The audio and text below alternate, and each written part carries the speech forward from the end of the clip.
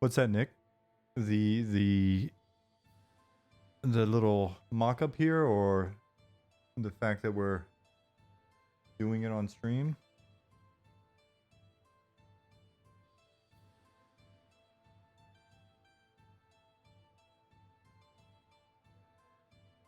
Mock-up. Oh, cool. Yeah, so it's funny because it was meant just to be like a just like a quick experiment with making terrain. And making the terrain was actually pretty damn quick. And then from there, extruding out, making the sort of the mountain walls. Again, I've got zero experience with Blender. So I've got the feeling that people that know what they're doing in Blender, aside from just Ollie, he's already been hugely helpful in nudging me in the right direction. But people that know what they're doing in Blender are probably going to come in and be like, what the hell? What's up, Pied? Thank you for the bits. I appreciate it. You're so generous.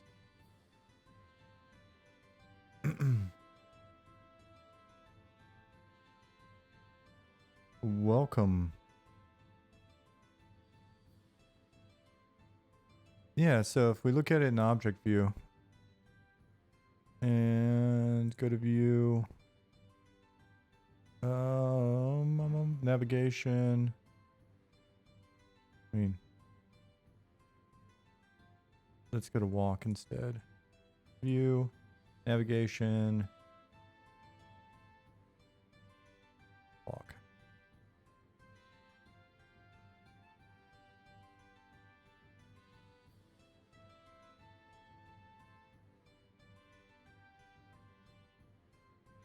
So I don't know if you saw the comment earlier, Nick. I was thinking, like,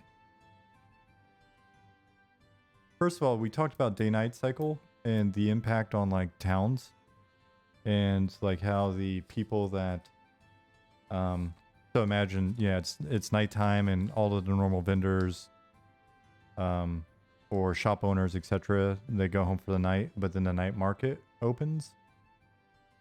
And so what I was thinking was, so imagine, yeah, okay, cool. So imagine your desert coastal town that is sort of the happening metropolitan sort of hub of all commerce and trade and travel through that region. The people that run it just have a preference for the night. So they prefer to walk around at night, not during the day. And, you know, it makes sense because the desert's very hot. We corroborated that today. That was cool. Ollie was like, yeah, it is very hot. And so I could picture a little Meong, Mistmore meets Freeport kind of setup. What's up, Scorn? This will be me playing around with learning how to model live.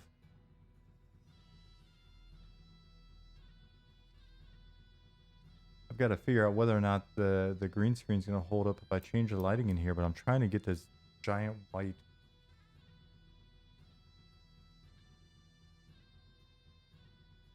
Does that affect the green screen? Cannot wait to have a new area.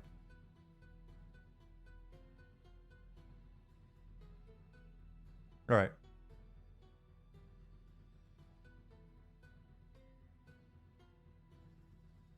Everything in here is just...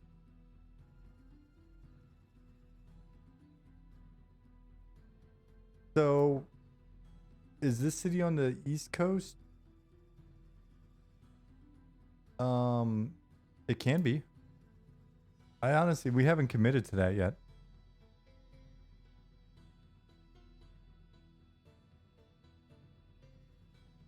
And what direction would the mountain pass be from that? So what I was thinking was, let's just start with East Coast. I would say, what if the mountain pass is west? So north would actually take us to the city.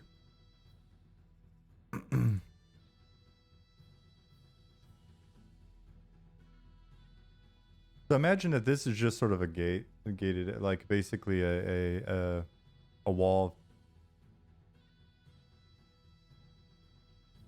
Yeah. So the mountain pass. So imagine going into like high keep, or I mean high hold pass, and then there would be like another. Basically, this mountain goes up quite a bit and has an overlook that overlooks the sea here.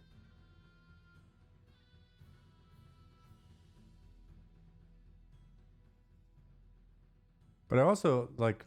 I actually need to sit down and like plop it down on a map and look at it. So you're thinking north or south of the city. So I mean, in theory, the shape of the area could be mountains here, beach, beach, beach, beach, beach, coast coming all the way around, all the way up, more city here.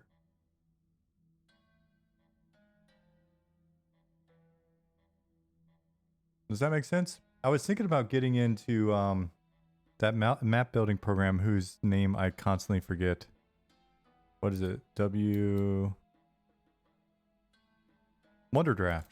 I was thinking about just plopping it down in Wonder Draft real quick on like a sort of a. We could actually do that right now, I guess. Why not?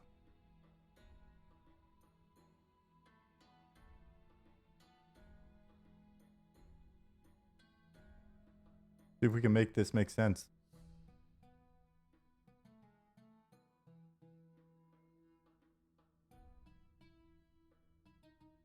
This is yet another program that I haven't really screwed with too much.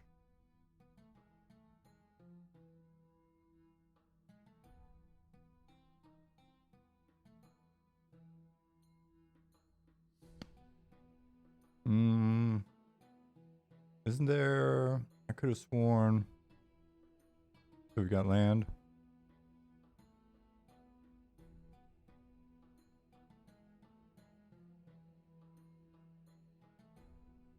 Because I was playing around, like I was playing around in this before. We'll discard this one for now. We'll see. One of these might be okay.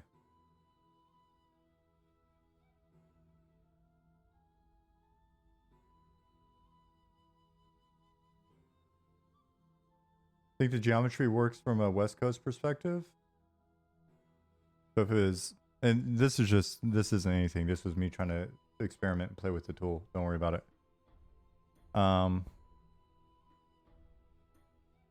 Because in theory, we could have something that's like,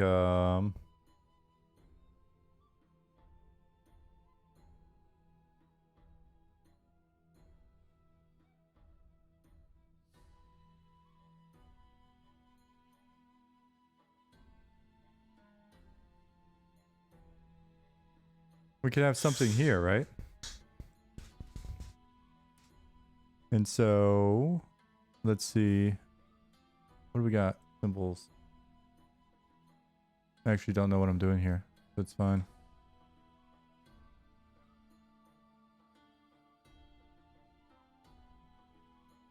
Imagine. I was trying to find if we can find just a really easy like wall. I wonder if I can just draw on this, right? I can draw, can't I?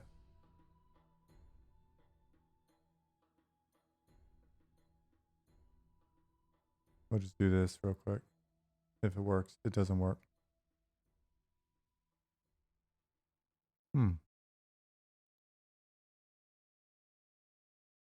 Anyway, let's pretend that. Oh, here we got some mountains.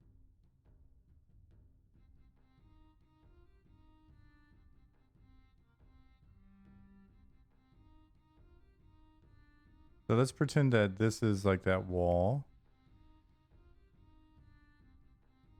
Okay. And then if we grab some mountains.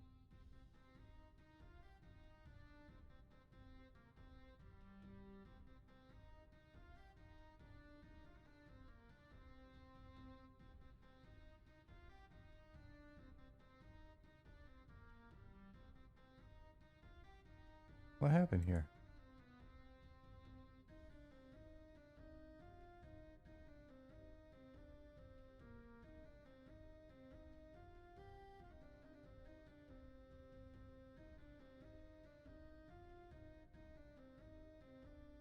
Hey, Boo Lee.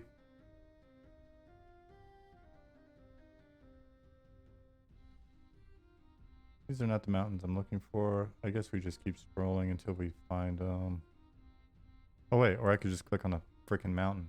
Jeez. Alright.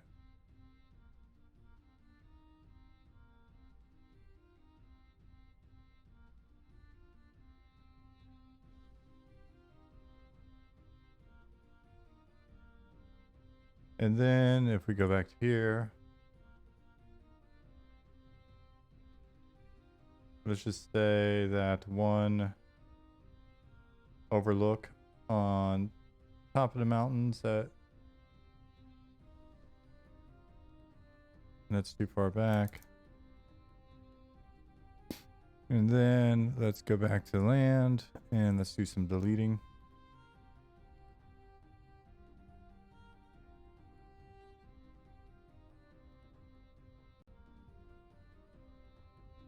Even though that could have...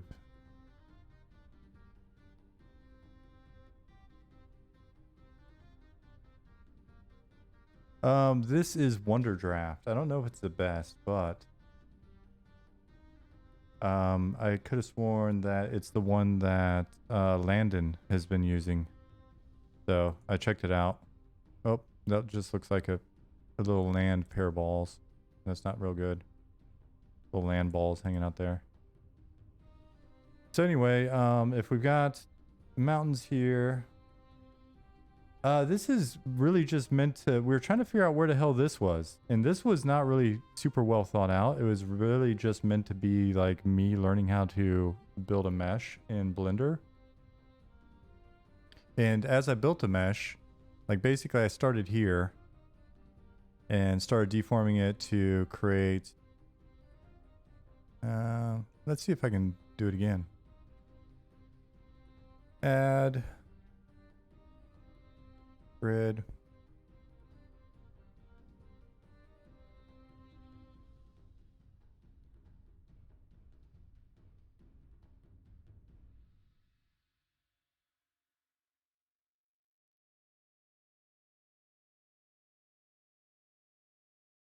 I think I had this and I just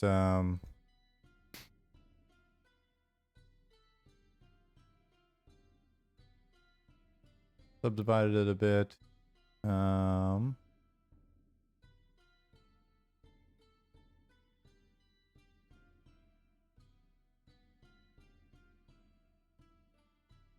And what did I do? I think I had this thing here. And it was much bigger. Not so big. And maybe we take this thing, we subdivide it again. And then I think when I first started out, I just did something about like this. Maybe not that crude.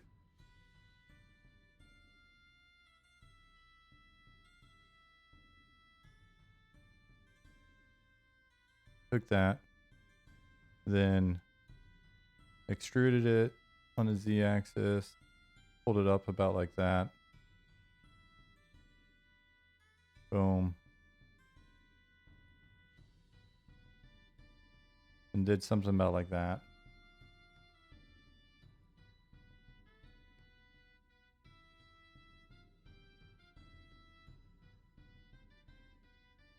Looks like they got a bit tilted.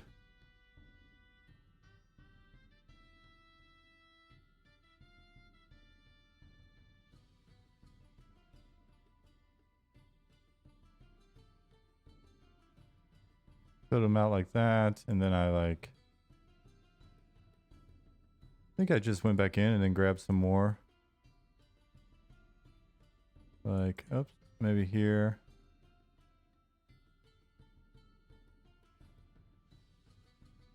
Screw it again. Oops.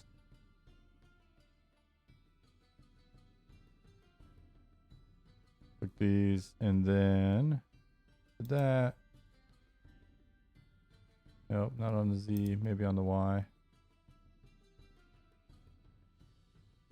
When you hit G to grab, you can also, yeah, so that's what I was doing. I was just trying to figure out which axis I actually need. Thank you, Finks. There's going to be more opportunity for you to help me figure this out. And so then at some point, I'm pretty sure that I just, I forget how I did it exactly. Like converted all these to triangles, went in, selected faces again, and just started pulling like crazy. And that's how I wound up here. Just sort of shaping it.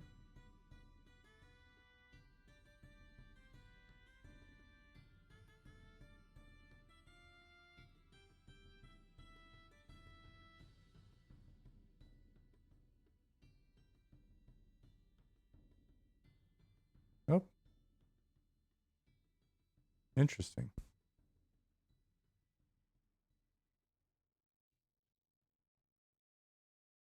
And I guess I'll do this.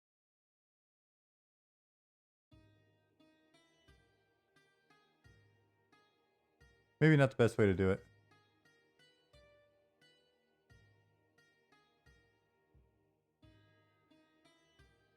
So, and that's how I got to this point, was just basically starting to pull around some stuff. But then it was like, all right, it wasn't enough just to have some sand naturally. The object's probably quicker, assuming Blender has that. It's weird because I'm sure there's a way to do that. Thinks, you know, like basically when I'm in object mode, like it seems like when I select object, it's like everything. Oh, Ollie. So notice when I added this in, like, so I added this water in as just sort of like placeholder to kind of give a visualization of water. When I add it into this scene, essentially, and I go into object mode and I select any part of it, it's all one object, essentially. Which I think, isn't that also the case? Like if I add a new whatever, easy fix, cool. Go to edit mode.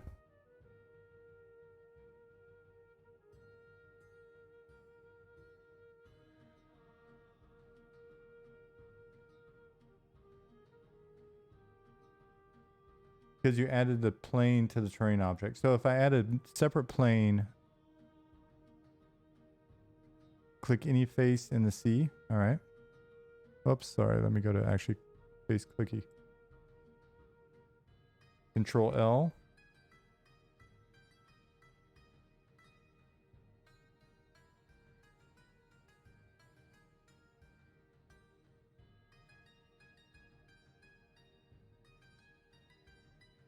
If you're in edit mode, when you add a new mesh, it automatically becomes part of the first object. Interesting. Now press P.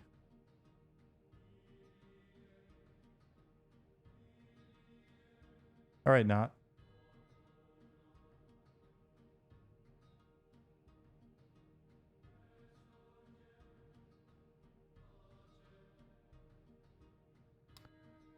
By selection or material.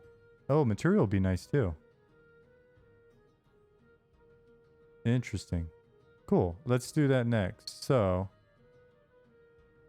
we clicked on a face. We hit Control L.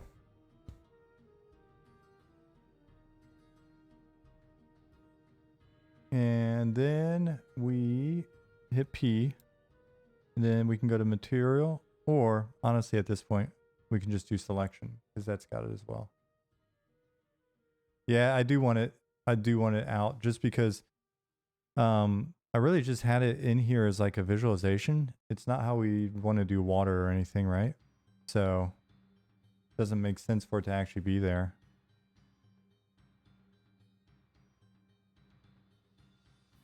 Now go back to object mode again.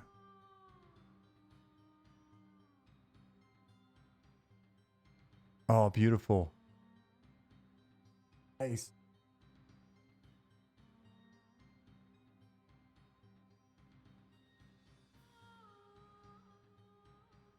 Oh, that's helpful too, right? That way I'm not accidentally clicking on shit. That's so good. That's so nice. Okay, cool. So that was one question. The other thing that I was researching today in between emails and phone calls, um, it was honestly, it was a great day. It's super productive. I had a bunch of emails, had some really cool chats, and then in between each one of those things, I would pop in here and poke at this a little bit more. This is, when did I start this? Yesterday? Was it yesterday or day before? I don't remember. Maybe not yesterday. I don't feel like I really had any time to do anything.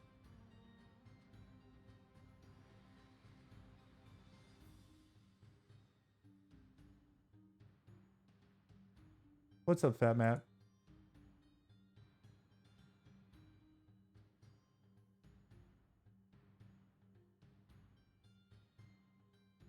All right. So we popped into Wonderdraft because we were curious about like where would this actually be situated in the world? Mainly messing with the program. We are working on the future, the project in the future. We're working on the future, but whether or not this actually is a thing that stays a part of it, or if it's just something I'm poking around with to learn the application, is yet to be seen. What's up, Bunny?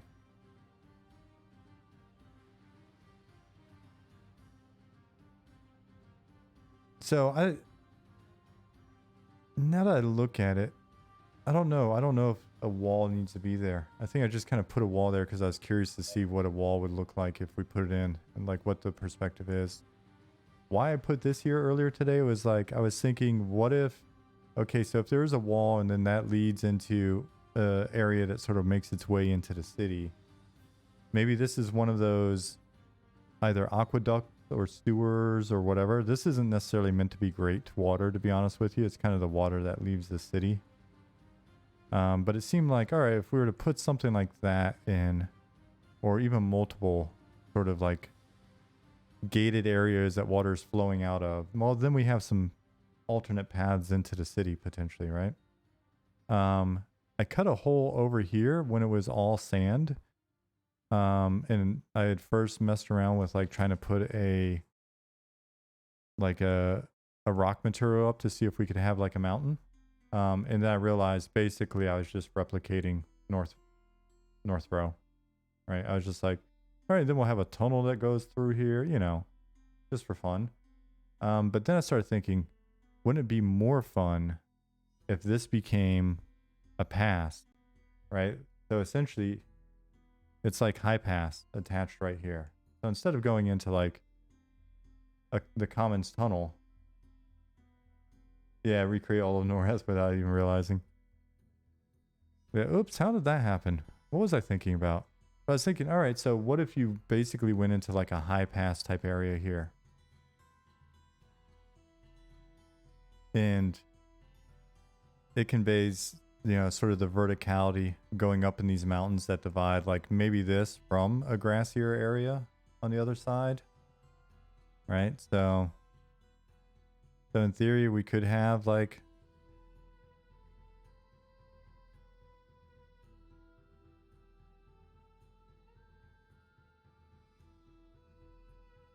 we could have some grass over here. Do you know how to extrude edge loop, Sean? I do not, and I think that's on my list of, well, I didn't know it was called that, but it's pretty much on my list of like, I need to figure this shit out. And I was looking it up.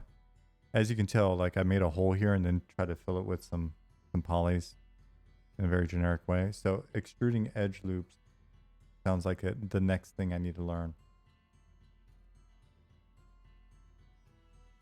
So I can extrude edges, but it doesn't, yeah, I just punched a hole in, man. Like, I'm telling you, I'm like a caveman working in this tool.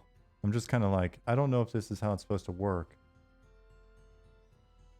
All right, go into edge mode. Perfect. It's gonna be too big of a hole to put a worm in. Turnip. Smart Alec. Alright, so alt click on one of the edges. Alright. Well, now you see where maybe I did some butchering earlier. This probably isn't supposed to be here, huh? How do we fix this? My musical note. Delete everything, start over. That was the original plan. This was not supposed to go this far. But then again, that's kind of the theme for what we've been doing here.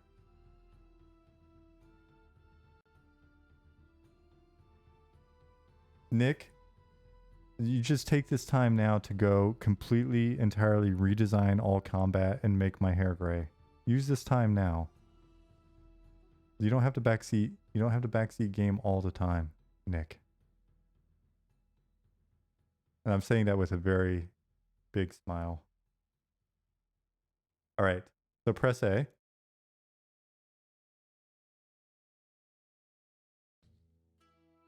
To highlight everything. Project in combat is now turn-based and uses cards. After Wizard 101, I kind of like that though. Project in 101. That is brilliant. Mesh cleanup. All right.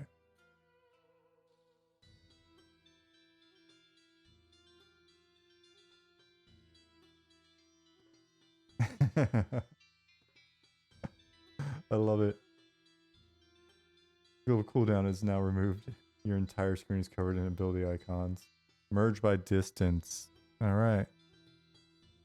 You guys, you realize though, if you teach me how to use this application, I'll probably will build some environments. All right. The meow. Ali, sir. Should be done. Do I need to hit return?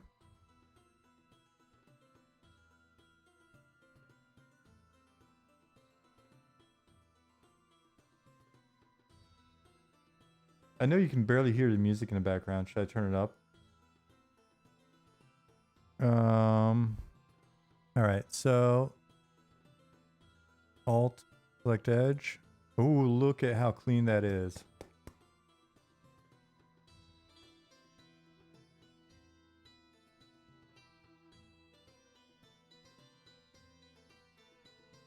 Nice. What do you not know, Ollie? Now tap E and drag it wherever you want. Oh, cool. So now I can extrude. Should I be extruding along? No.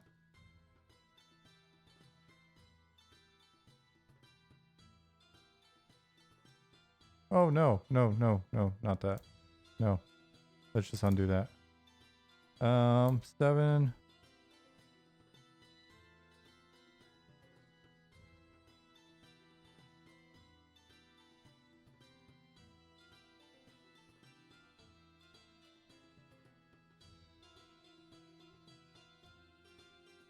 Do a small extrude and then scale it down a bit?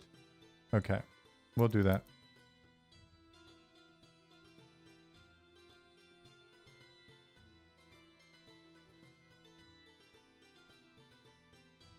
How small is the small extrude? Okay.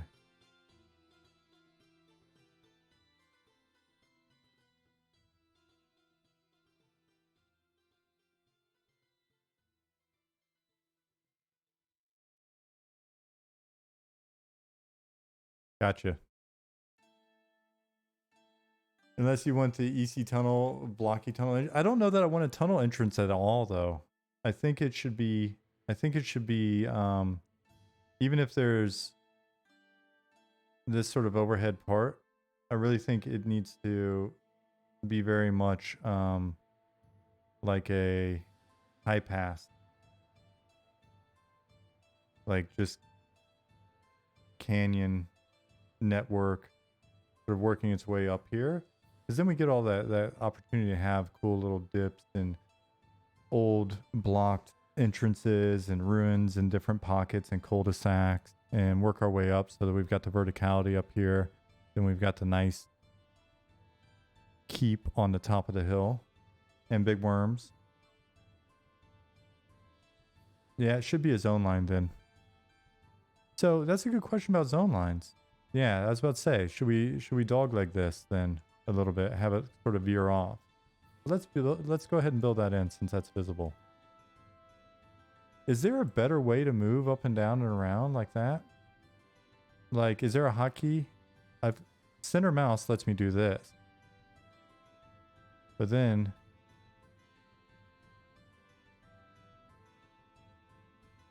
hold middle. That's what I'm doing here. But there's no easy way for me to like WASD around Unity style, right?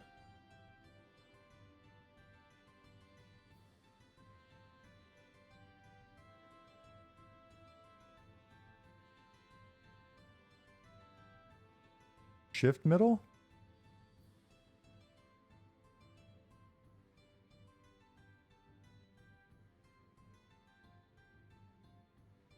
Oh, I see.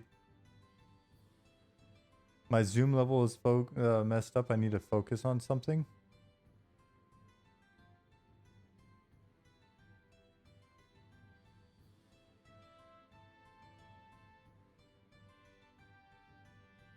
Alt and middle click, quick tap.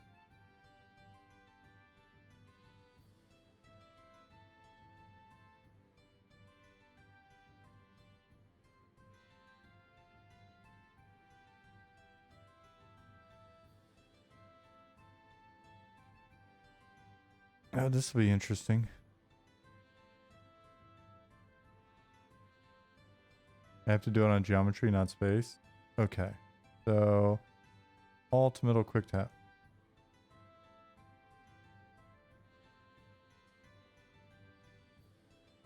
Mouse over part of the mesh. And then press alt, middle mouse. That resets the zoom.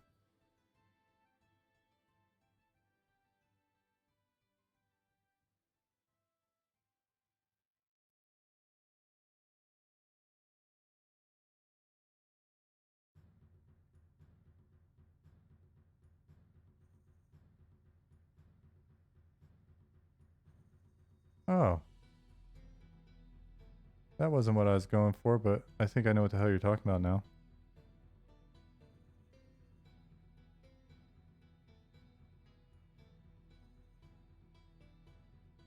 So if I have my mouse over this,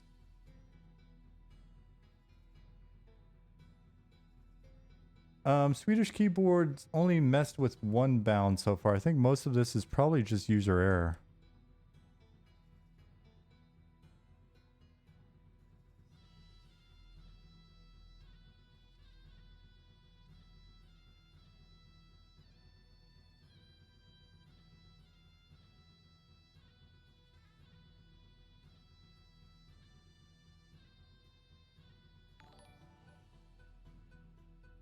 Kappa votes and Motag watch. Motag, sorry, I missed you 17 minutes ago. I should have said thank you for the follow. Kappa, thank you for the follow.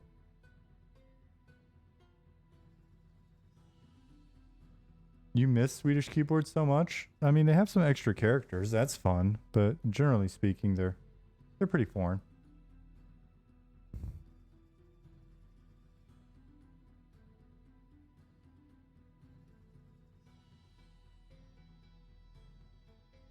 As a workflow, I tend to focus around to move often. Like I want to work on a tunnel, I'll focus on it and reset my zoom, and then shift tilde key takes you into fly mode. So I could not get, we set that up earlier and it just didn't. Oh, I guess I'm full of shit. Here it is. I was like, it just didn't work after we set it up. And then I do it and it works. Are we thinking of a zoneless or hard zone line to travel through areas? Aqueduct, we are very much believers in hard zone lines.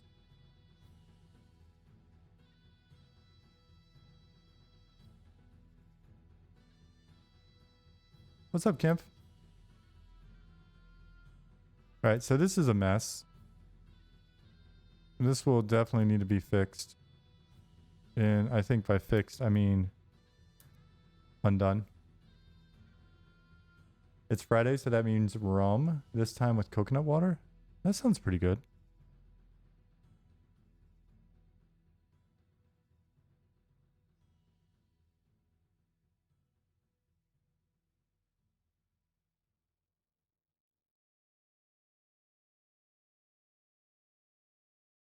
Excuse me. That's dinner. I apologize. All right. So, if I select faces here, it's funny, like one of the fun things about doing this live is so many of you that know this application or basically what you're doing are probably going to be like just driven crazy by the shit that I keep doing for whatever reason. I apologize in advance. I mean, part of it is just experimentation. Part of it is, yeah.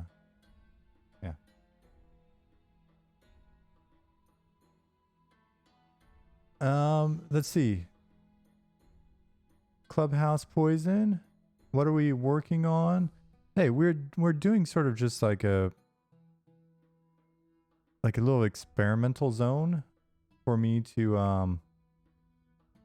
learn a little bit more about Blender. I don't really have any experience with Blender. This is like the third thing I've messed with. Eva, howdy. So the first thing I messed with was making like this little gnome. He's brilliant, but not usable. And this is really just like me going, all right, so can I make my goal was just to make some sand dunes and stuff, and it's gotten out of hand. So, all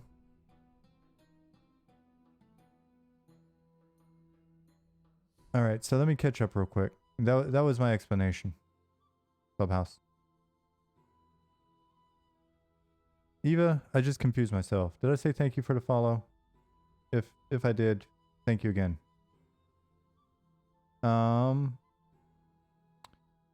Don't you think having hard zone lines creates a cramped space feeling? Although the effect is hardly noticeable, traveling through Final Fantasy 14 EQ, WoW seems quite different. Some of the cramped effect is good. But I like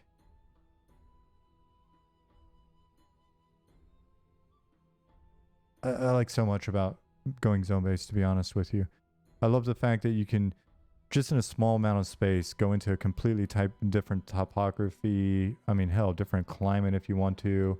When you enter a zone, you kind of know that there's a reset.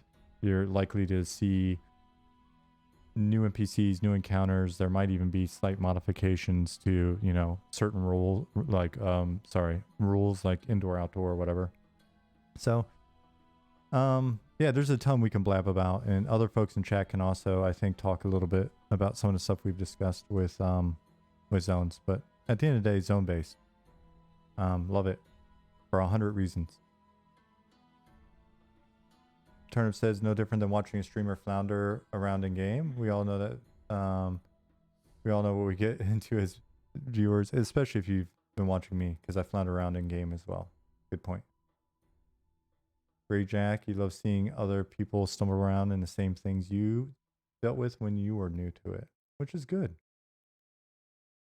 Nick grabbed a couple of high pass zone area reference shots. Cool. Let's put them on the screen.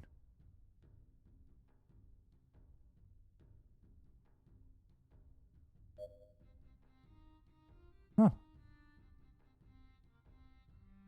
I like very simple little dog leg there that boom, blocks it, curves around. Cool. All right. We'll keep that reference. Let's see.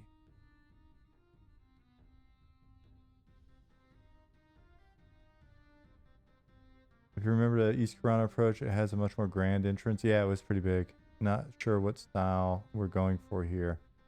I don't even know if we're going for a style here, to be honest. I'll probably have to go in and get more stylish when I'm not being watched. Like, that was the thing I was mentioning in Discord earlier, Ali, Nick. One of the things I'd like to figure out as part of my education here is figure out scale so that we can answer a mixed question.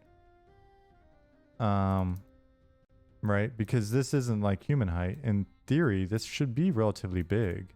Like that should be a big ass hole when we think about the scale I had in mind when I was first like setting this up.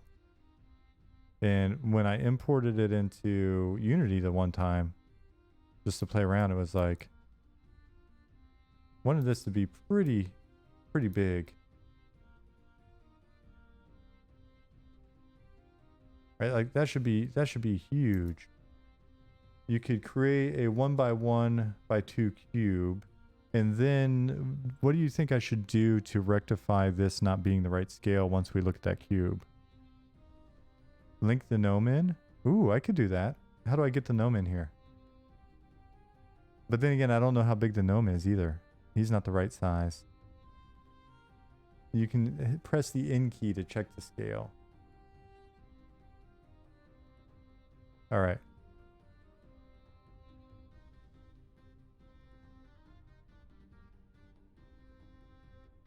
You should make a 2-meter tall thing, like they were saying with the Z cube.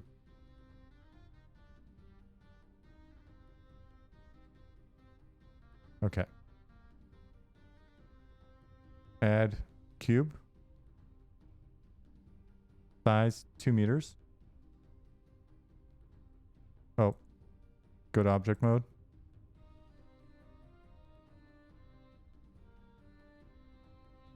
Shift A, add cube.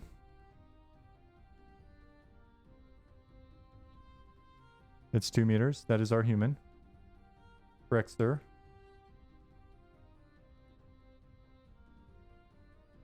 Bootly, this is free.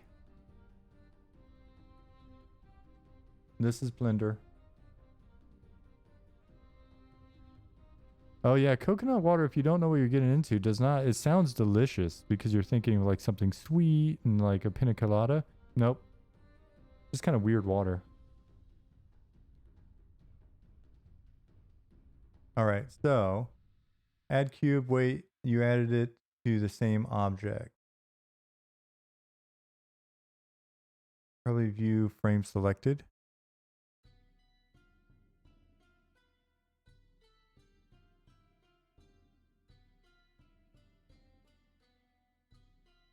All right, so my map is tiny. This is the smallest zone in the game, guys. To answer your earlier question, this zone is this is a fairly small zone. This is a zone for ants. This is a sand map on the table of Rallo's deck. He's planning a war, and he was like, "All right, we need like a sand table so we can." There is a cube. There's also another cube, but this cube is attached, so we need to undo. Undo is my favorite. All right, so let me go back. And should I be in object mode when I do this? Brownies. Yes, this is the brownie zone. You need a shrink potion to get into the zone, apparently.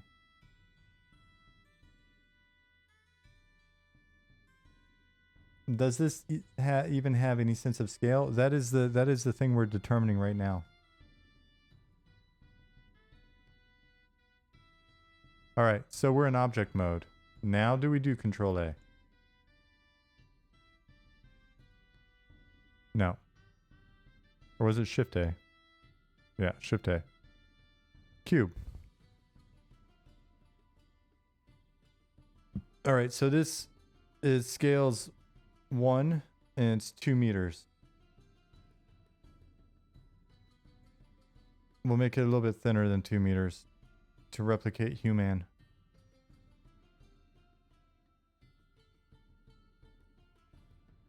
All right, so this is human. Human's huge.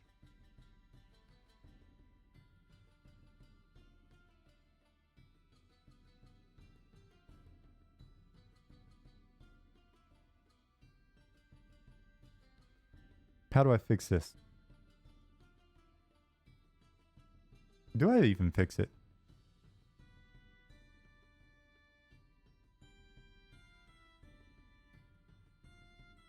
What we could also do is, so I don't get too attached to this thing that was meant as just strictly an exercise.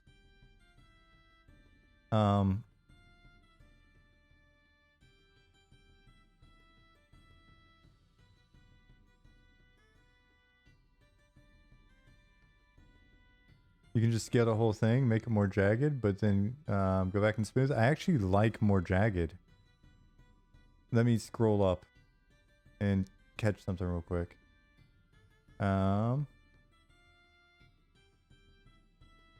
Aldadar. Off topic, watching your Steve Burke interview and heard you mention Ranadin and TDE. As someone from 7th Hammer, I knew everyone hated TDE, but didn't know they were infamous even at Sony. No, you missed the point on that one. That was actually Steve and my guild leader. We were TDE. We were probably hated, but that's just because you were all jealous.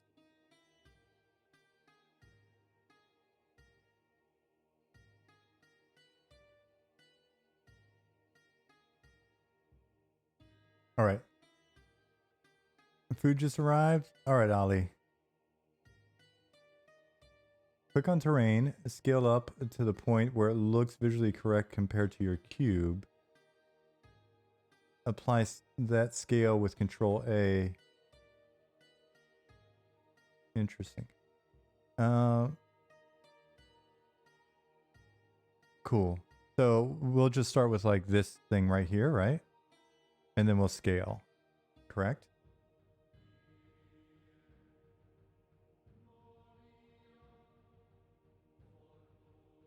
Yeah, a lot of people hated TDE. It's weird because we were talking about this yesterday. They were honestly some of the nicest people I've ever met.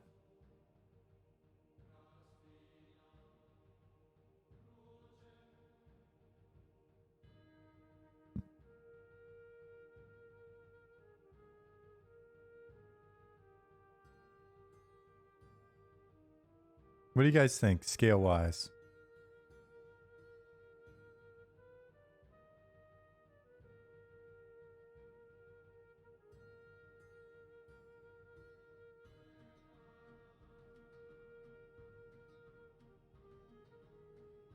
It's the tiniest ocean.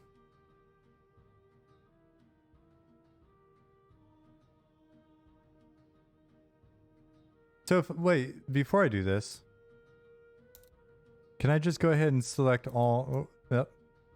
Select all now and unselect my human? Does that work?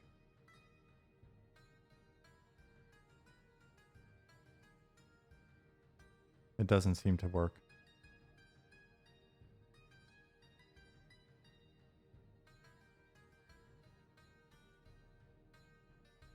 Wish I could inverse the selection.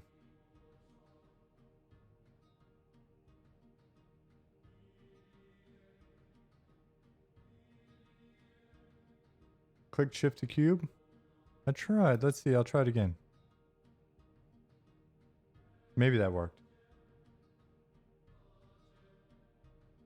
You have to control a double click to unselect the human. Ooh, all right. There is select inverse. Great. And now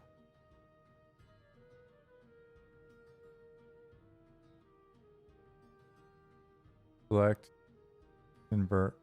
Beautiful. Now we can scale, which would be even better if my camera wasn't where it's at.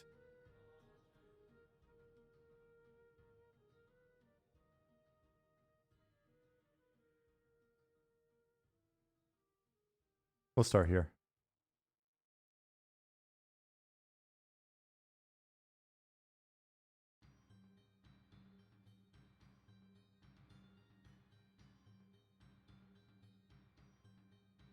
Can't see my human anymore.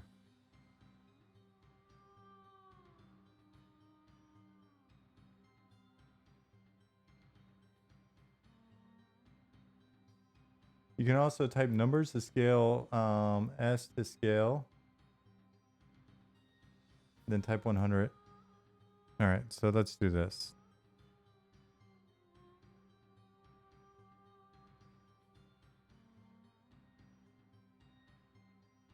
First of all, we should probably make sure the human is in the right location. Should he be at the 0, 0?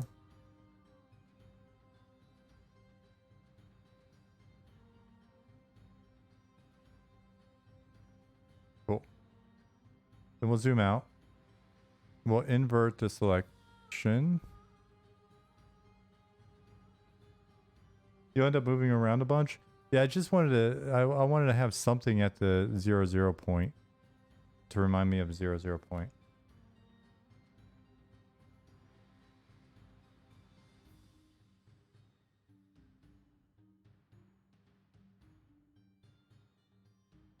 Oops, no.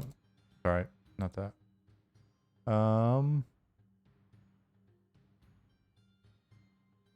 Zoom out, S, scale.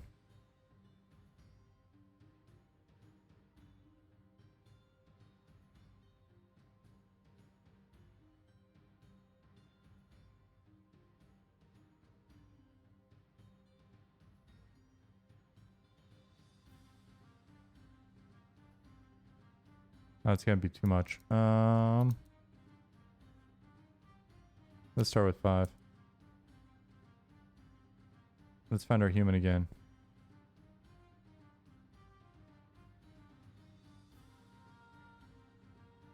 Which should be at 0, 0. All right, Ali, enjoy the food. All right, so there he is. There's the humans.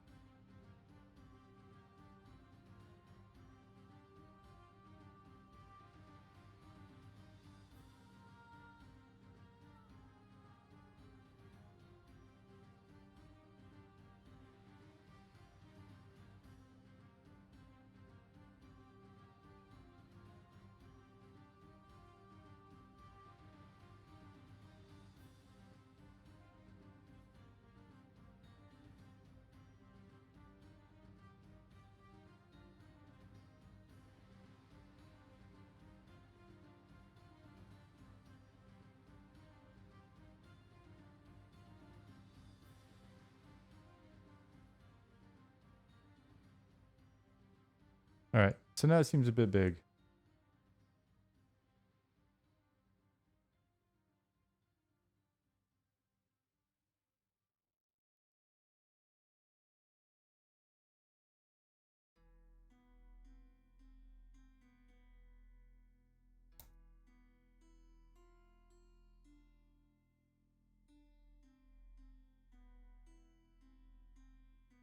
But that's not scaling, is it? Oh, it is.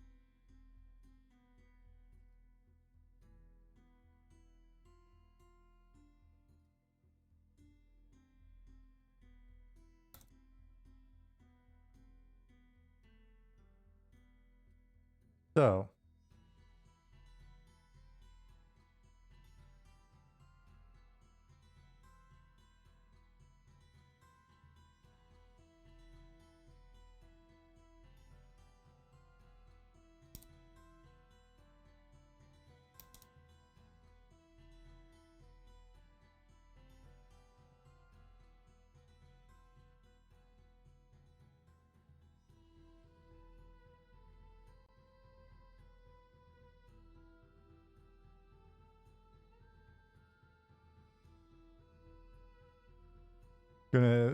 gonna go to the store and get some cola. Be right back. Yeah.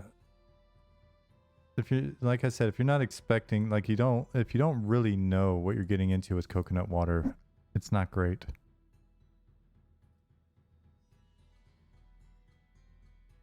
So when I scale this, does it retain, so is it the original object scaled by X%? Like, where do I see that value, right? And do I manipulate that, or does it change every time I scale the object? So when I scale the object, now that is its like new scale, and then I have to manipulate that scale again. You know what I'm asking? Does that make sense?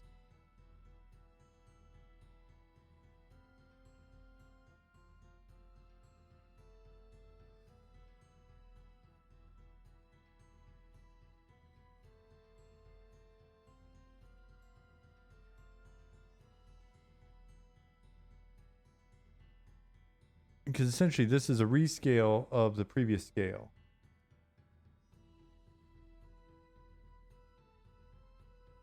Or at least that's what it seems like.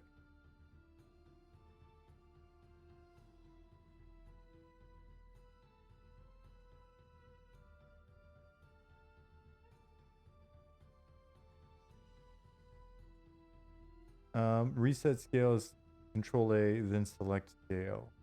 If you don't reset scale, then it keeps the original value percent. You will need to reset the scale before bringing it into Unity. Oh, that's a great point. Thank you, Grey Jack.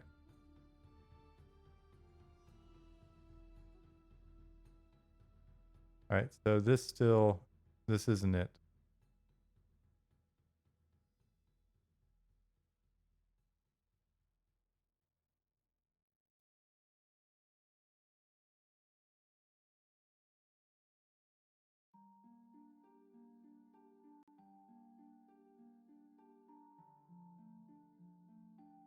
It's clearly not big enough.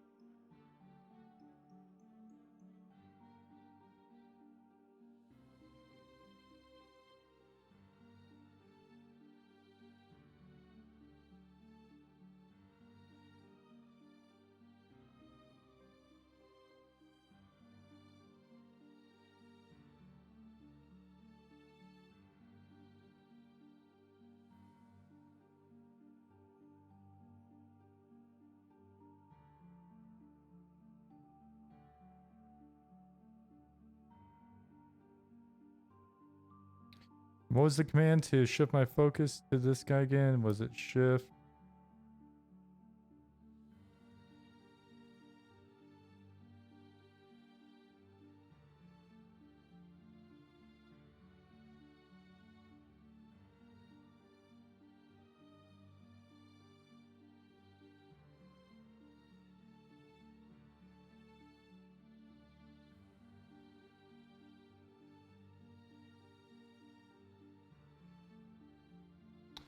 Period on a number pad will auto zoom to the selected object. Let's try that. See what happens.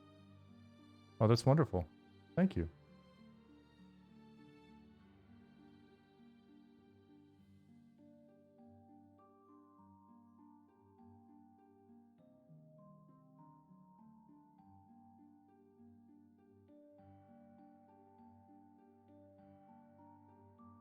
So another thing that I'd like to do real quick is the value on this light. Radius doesn't matter. I guess it's a power thing.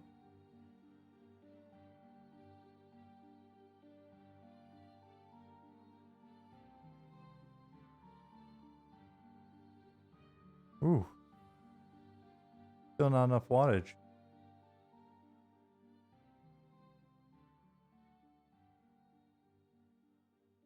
Do I want to light the entire zone? It won't be as moody. That might be a good thing to learn how to do, but if so, select sun type. All right, I'm sold. That's probably too much for the sun. Everything has just died.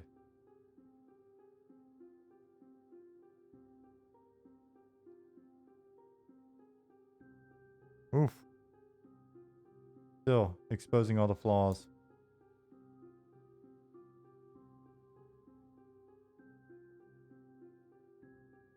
Nice moody lighting actually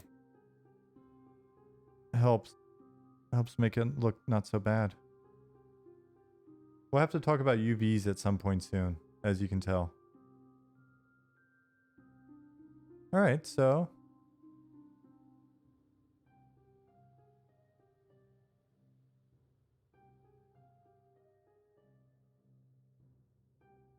Speaking of light, let me see if I can turn on the overhead light and turn this other one down a little bit.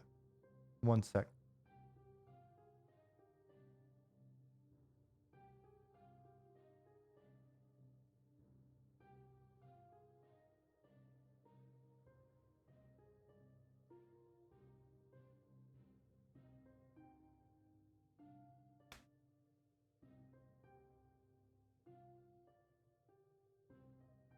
See if that works. Or is the green screen shining through now? You can auto UV for quick and dirty? That sounds good to me.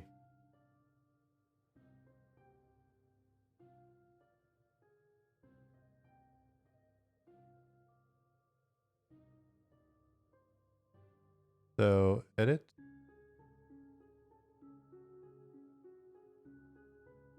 Oh, interesting. What? Oh, it's because... Is it because I've still got light selected? Okay, that makes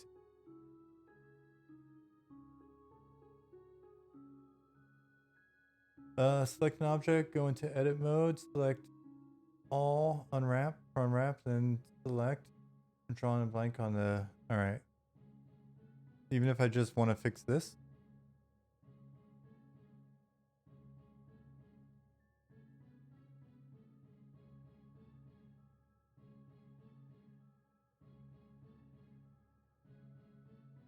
A for all. You're sure about that? Alright, we'll do it.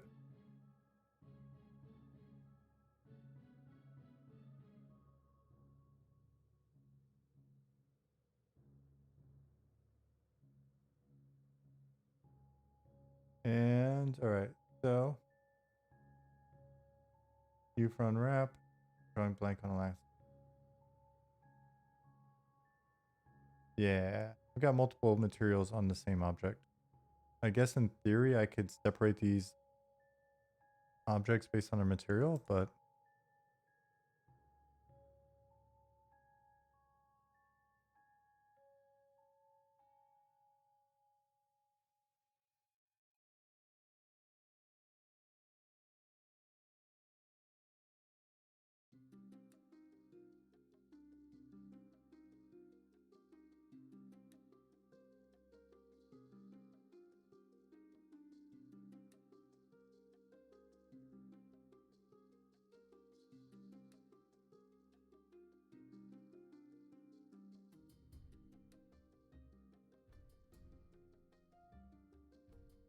We'll just leave it like that for now. I know it does not match the sand out here, but it looks pretty cool.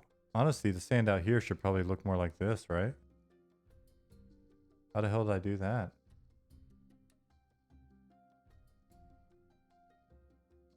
Is that in my material setup?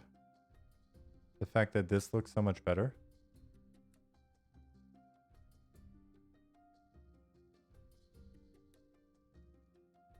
It does, right? Am I the only one that thinks that?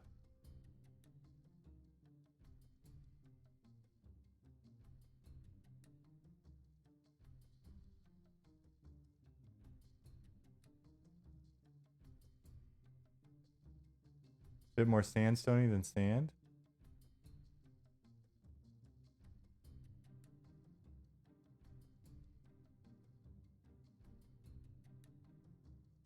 It's not like smooth blown sand, but it's more of a just been trampled on sand. You know what I mean?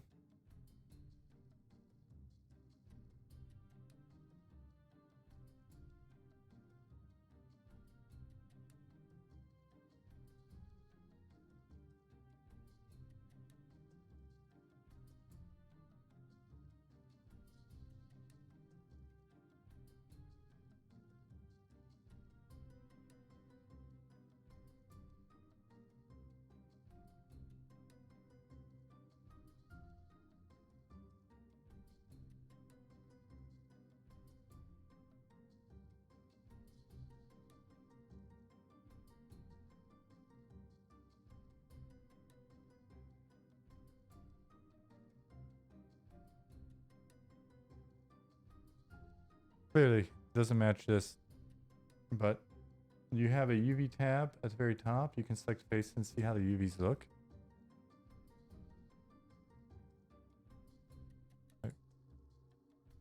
We'll start with the ones that we've just manipulated.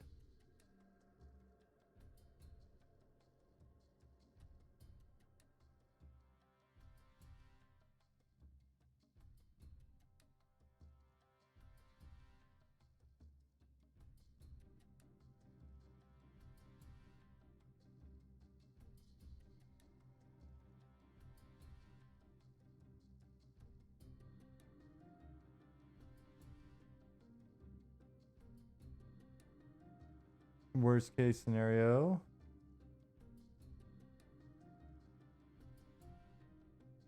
Control Z to undo. I mean, we can try it real quick and see what happens. I think things are going to look radically different on these rock faces. So remember this look. This nice blown out, giant textured, stretched out look before we fix it. Just in case we like it better. All right. So we'll go back to, I guess, modeling. And then we'll unwrap.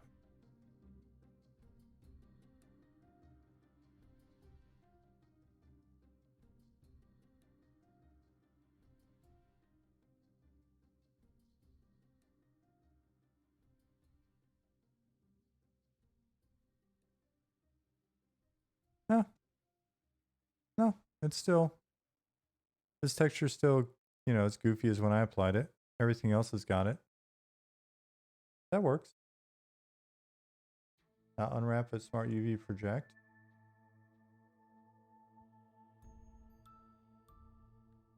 Cool. This is not final zone art by any means, guys. This was meant as just like an experiment slash let's play around and see if it can inspire some ideas and spawn some discussion kind of thing. All right, so how do I learn from what we've done here scaling wise? So let's just say we like this size. This is a pretty small zone to answer your earlier question. I think it was a Coidal or somebody who had asked. So this would actually be relatively small at this scale, right? That human's that big. What I would actually want to do then is just, I would kill this wall and keep building this zone out. Because there's no point in this zone being this small, but we can still have a choke point here, right? So that leads me to my next set of questions for y'all. Which is going through this sort of steps of expanding a mesh like this. And then also remembering how the hell I got these shapes in the first place. I can't remember. When I tried to show you guys a minute ago, it was fairly jacked in the approach.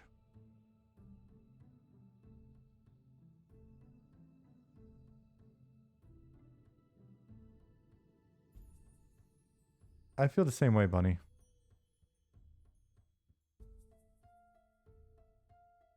What we could do is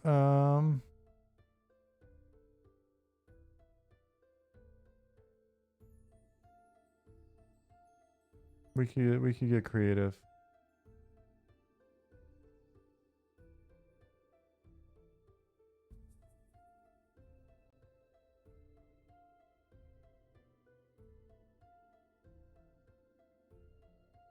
Oh, that was too creative.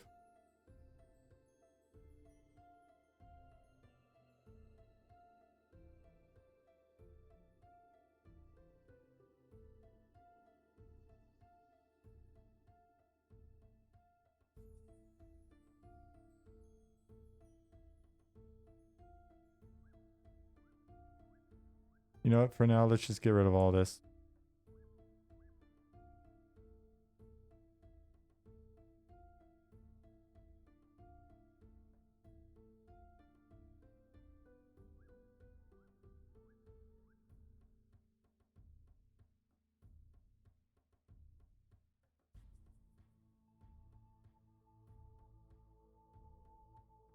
All right. So, what's the best way to basically expand this mesh?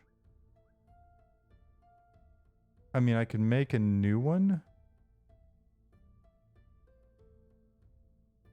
And I guess I could stitch them together, but that doesn't seem like the best way to do it.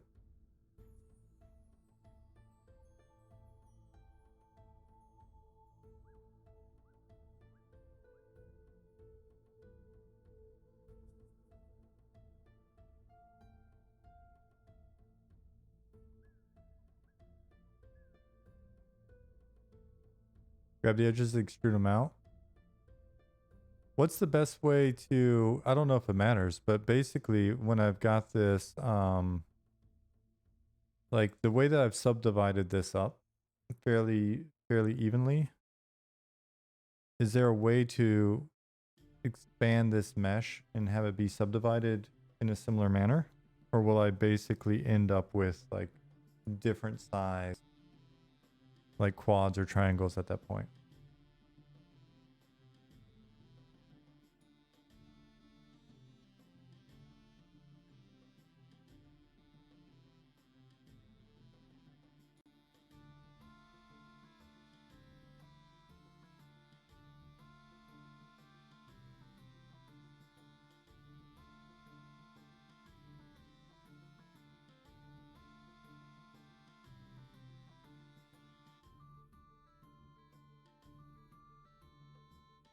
Okay, just a new plane. Cool. And then when I add a new plane,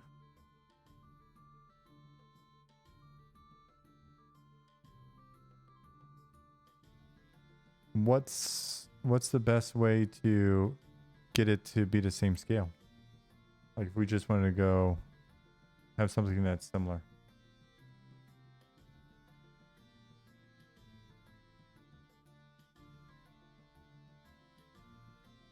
When you're in edit mode, when you add the plane, it will be part of the same mesh. Okay. I don't know that that's bad. That's where it's heading eventually anyway. So then size. How do I find out the size of this thing?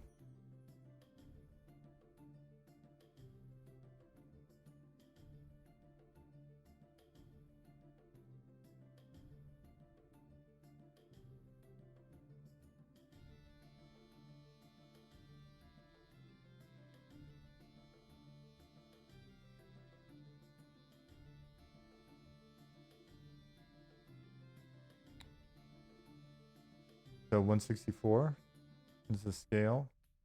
Dimensions are here.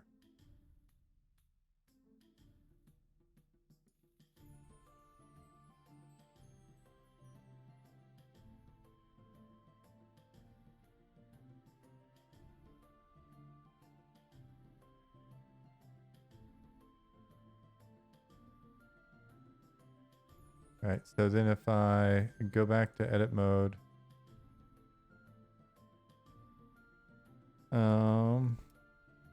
Shift A, plane, size.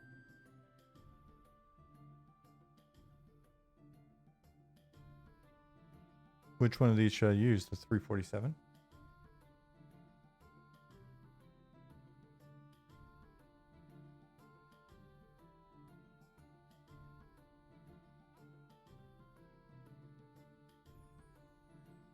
That's about right?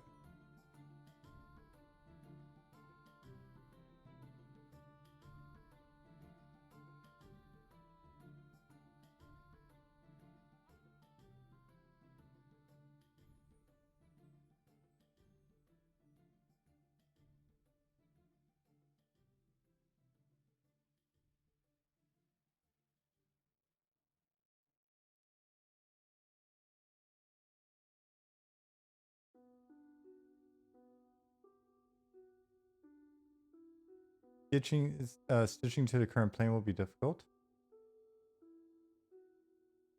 A lot of little steps.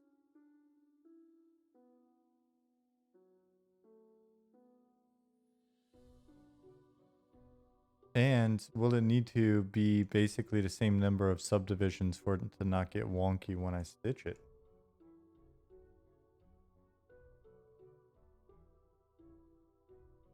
And more importantly, can you guys still hear the music?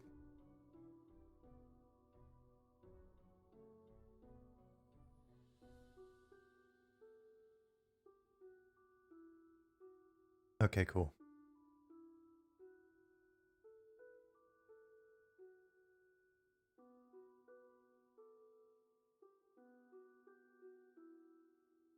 Because I guess in theory, the other thing I could do is... let's not do that yet. Start by looking at subdivide.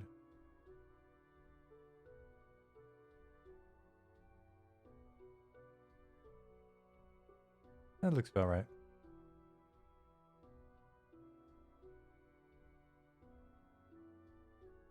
You can stitch it vertex to vertex, and you will need the same for that to be perfect. You could have them go through each other from the top and still look okay.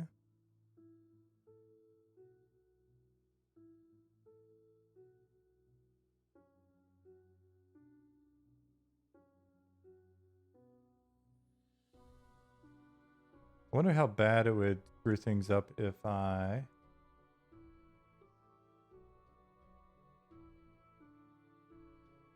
If I come in here, I go to vertex. Let me, oops, go start here. And if I merge them at the center,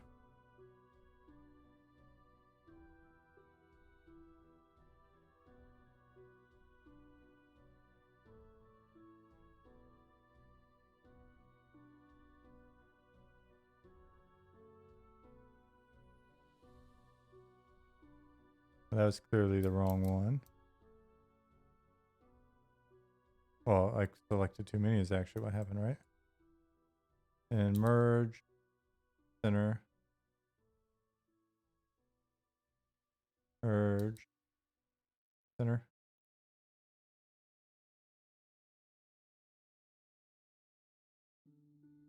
You have snaps. Do you see the button at the top of your screen that looks like a magnet? Yep. Click that on.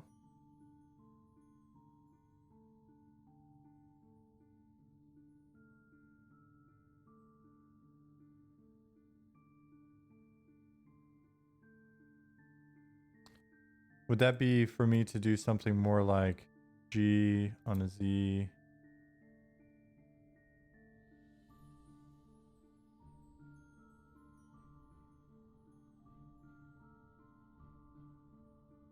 And so, closest, snap with closest.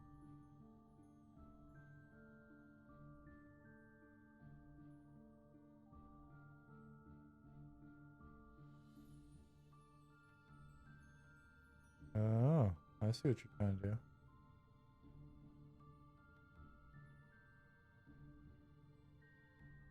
Oh, weird.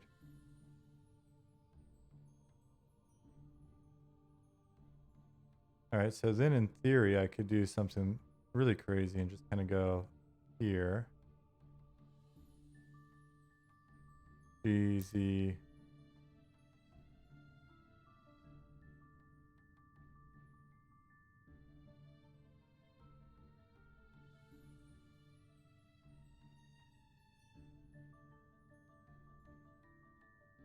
Oh, that's funny.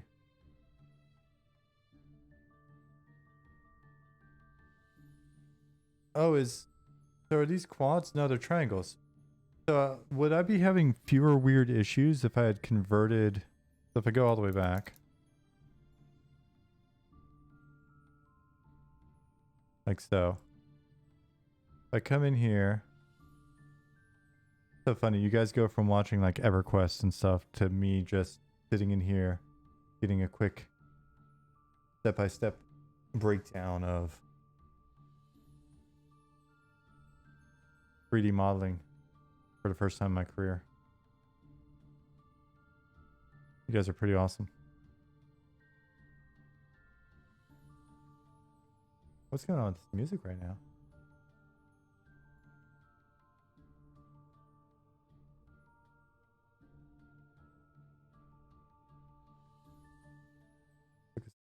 Slightly different.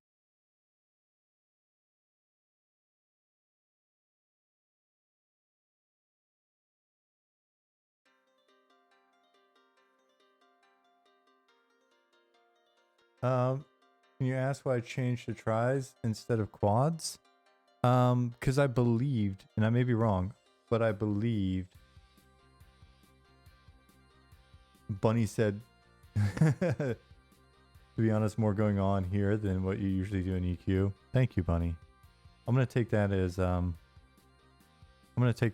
positive, and in no means a reflection on my ever questing. So, Great Jack, the reason why I changed to tries instead of quads was to try to replicate that old EverQuest feel. I could have sworn it was always just like tries. Less rounded feeling and more spiky.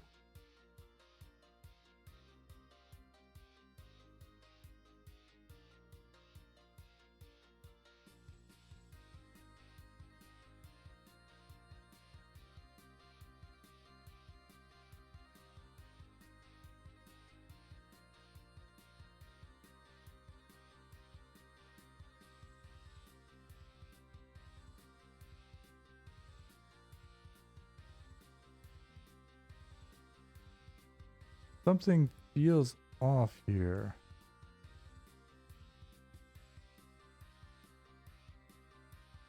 Like at some point something scaled and it's just kind of weird, but it'll be good enough for now.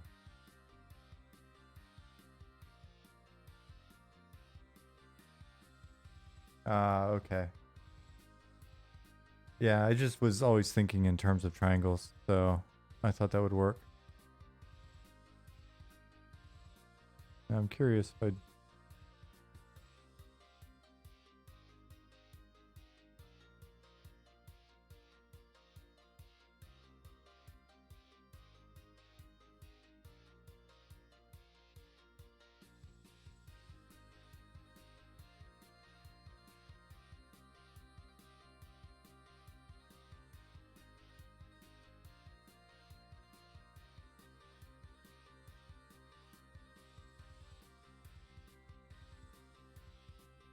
Nope.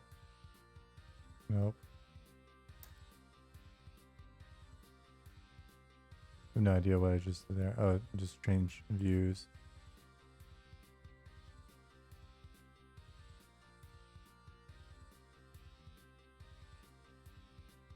G on the Z-axis, bring them up.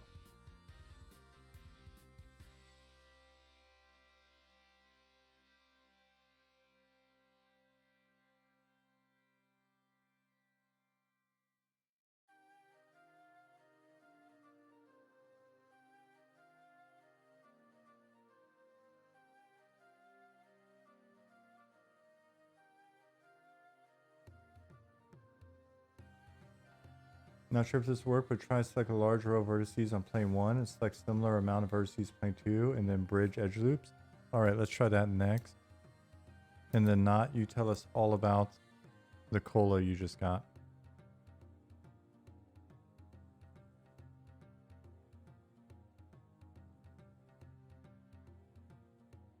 Oh, we got to kill this snapping for now.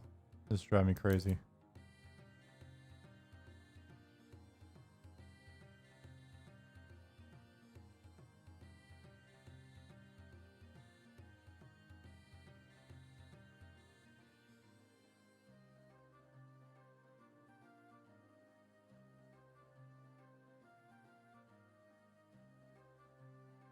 All right, so right click, bridge edge loop.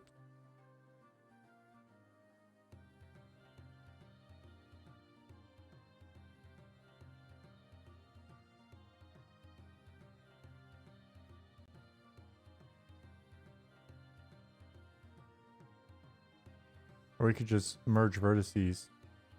Will they all merge into one? That'd be crazy.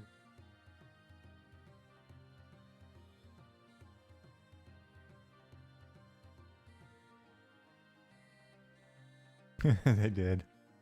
That's funny. All right. What if I go to edge?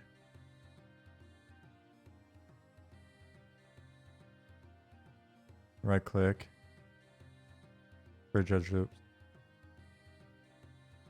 Ah, not vertices, edges.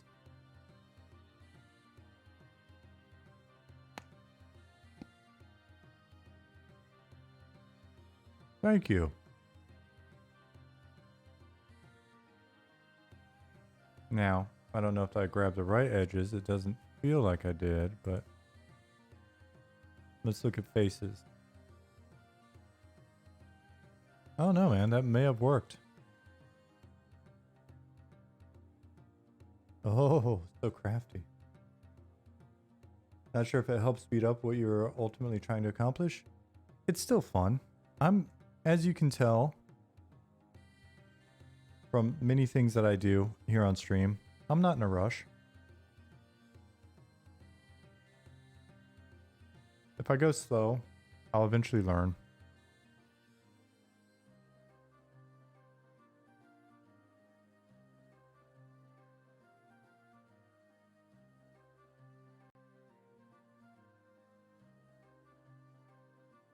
I'm curious what'll happen here.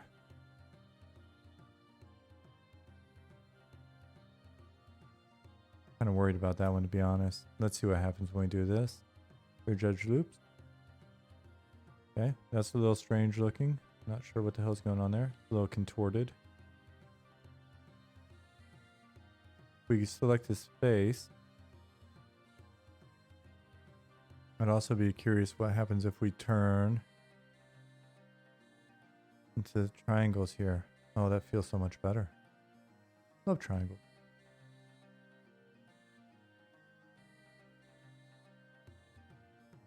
This gappy area feels like I need to do some extrusion. T-Hole said, speaking of learning, that's one thing I need to get over. Trying to min-max the quality of learning I do rather than doing that. Just learn. Yeah. I mean, yeah, I agree with you.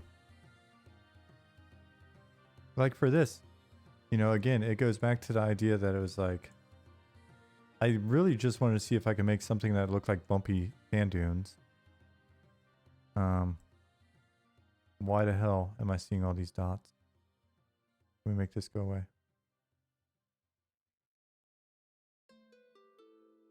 What mode have I entered that these dots are things I need to see?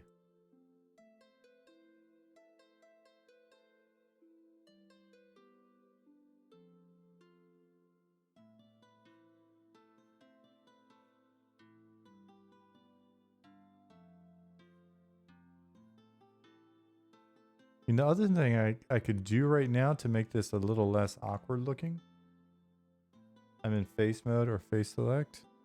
Oh, thank you. That makes sense then. What I could also do is come in here like I did before. First of all, just for giggles, we'll take this. We'll do a nice big box select. We'll add the rest of this on here real quick.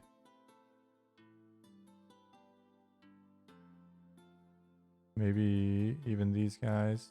Cool. And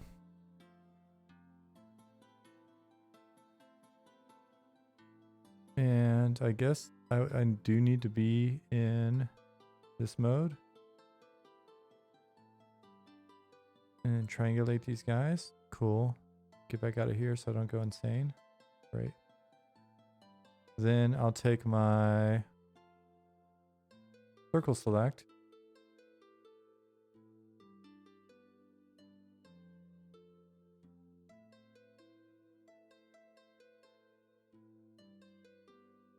Maybe add a little bit here. Maybe even some of these over here, I guess. And then we'll go back into G, Z, bring it up a little bit. Blue Bodo, thank you for the follow.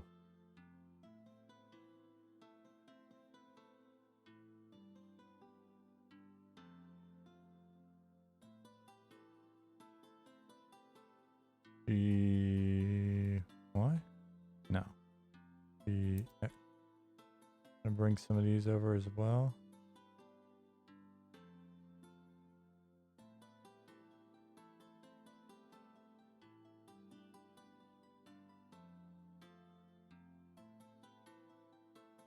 Hmm.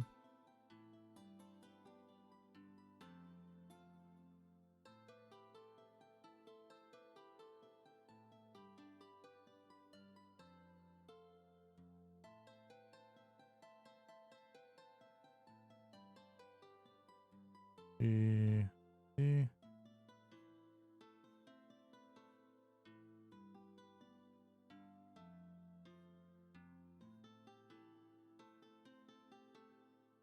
Then see if we can do our face stitching crap over here. Maybe tweak this a little bit first. Is this one of those games you've been hearing so much about? Yeah. I'm playing World of Warcraft right now.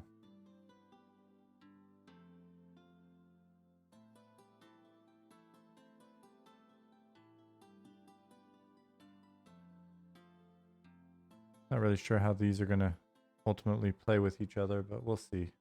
We'll see what this looks like. It's all about experimentation.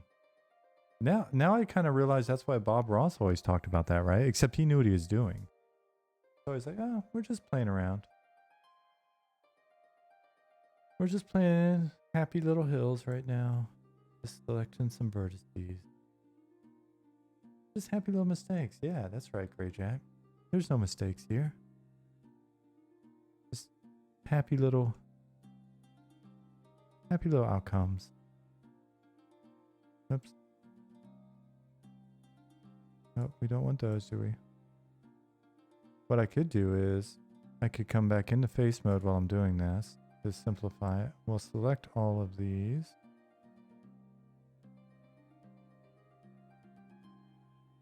Well then, in order to have less shit to deal with, we'll convert them back.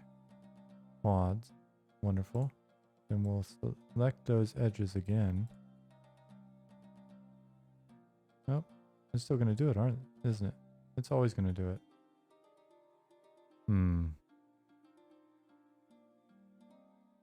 How did we do this before without running into that problem? Did we start here? Go here. And then switch. Well, that seemed to work a little bit.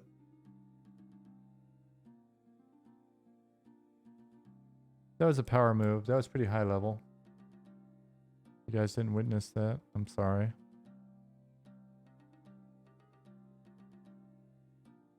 Do you have to paint select in Blender? Nah, I just happen to have it from a selection earlier. I could lasso or whatever.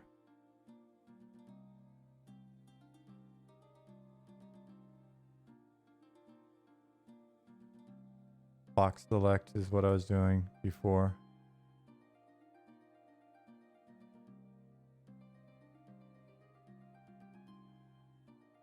Now what happens if we bridge edge loop? Oh my goodness. Some of this gets a little too broken.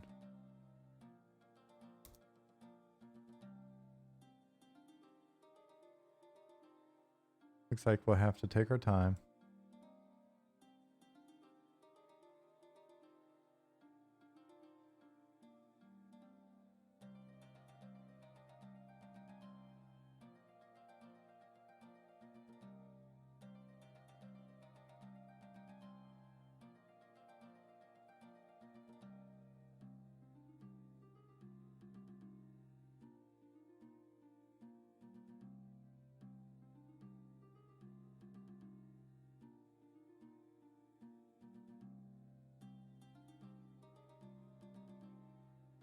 You can select one and then go to the opposite end and select control click the last one. It'll select everything in between. Really? Let's try that out then. So we select one. Control click. Not all the way to the end because it gets weird over there.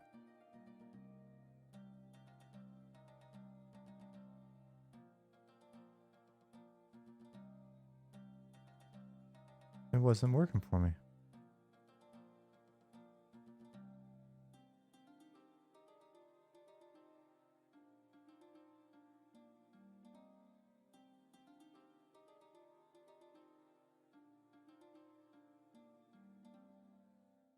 Holding and clicking isn't working? No.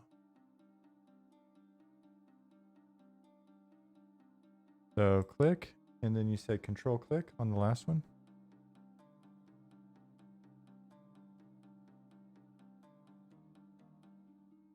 No. What about shift? Nope, that just adds. What about shift control? Shift control. Let's try it over here and see if that's true. Boom. Oh, it got a little too crazy.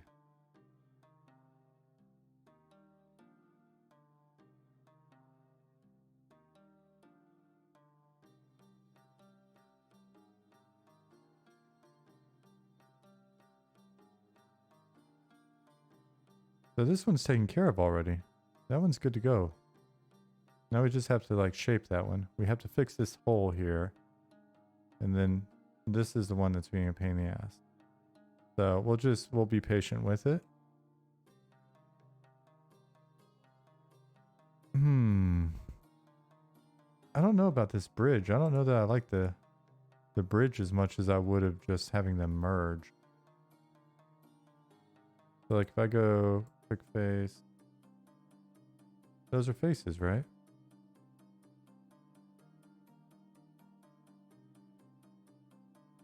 Yeah. Can I get rid of these guys? How far back were they?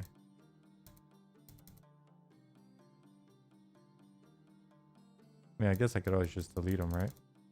All right, let's delete these faces.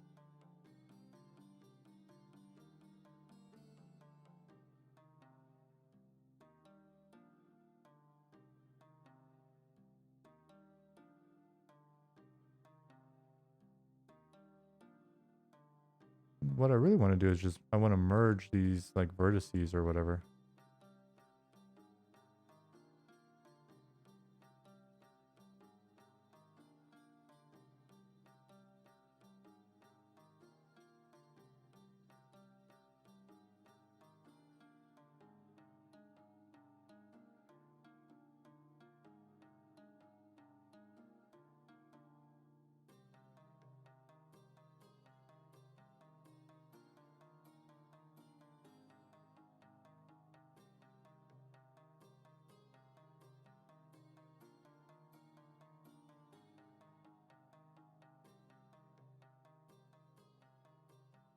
So if you haven't done this before, and you're the type of person that actually kind of gets nice and relaxed by doing a lot of little clicking and shit.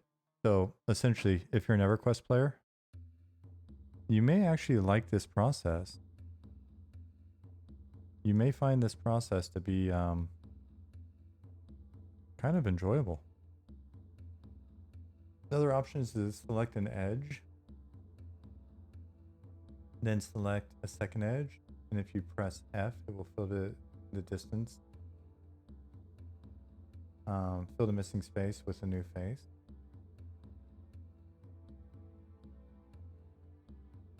Oh, okay. Then that is super quick.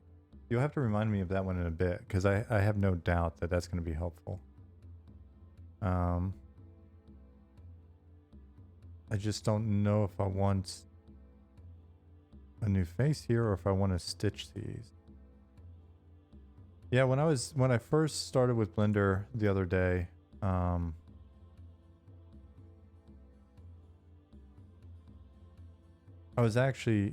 was immediately jealous of artists that I remember over the years.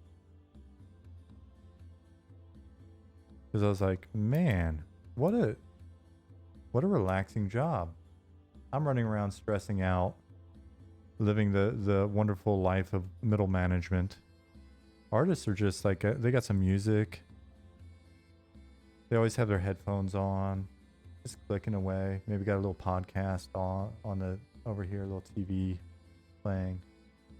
I call it TV because I'm old, but you know what I mean, like YouTube or whatever.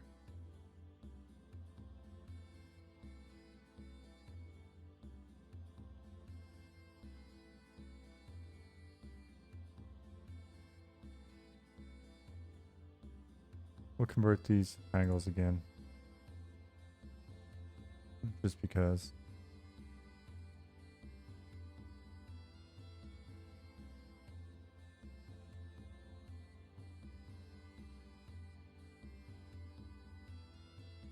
Don't take offense if you're an artist and you're like, you know what, dude, my life's not that relaxed. Work is still work. It's hard work. I get it.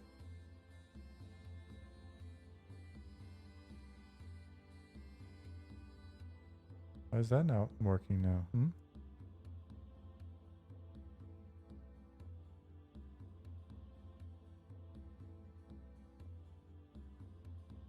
Is Blender crashing maybe?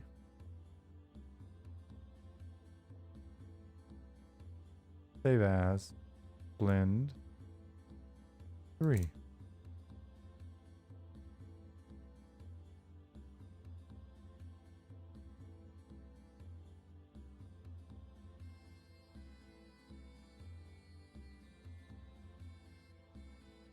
But it's still pretty great working as an artist.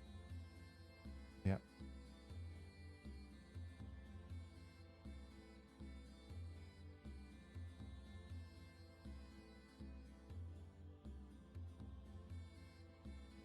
Oh, it wants me to go over the dot. I get it now.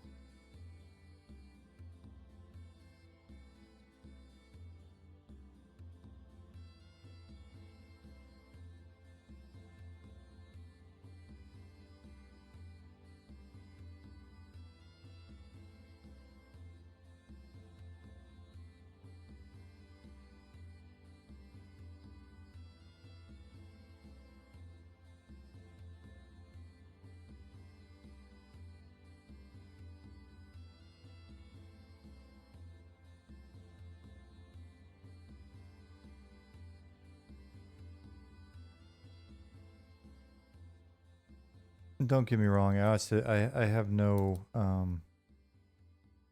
pretenses or belief that what I'm doing here in any way resembles what a professional artist does with their time during the day or at a quality level that they would be expected to achieve.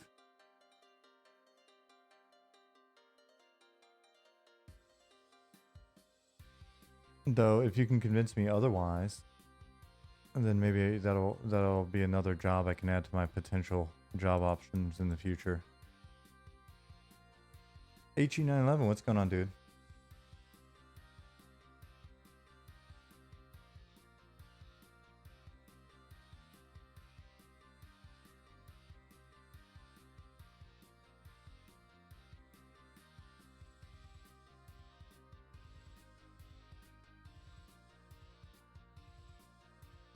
What's this point just doing off in the middle of nowhere here?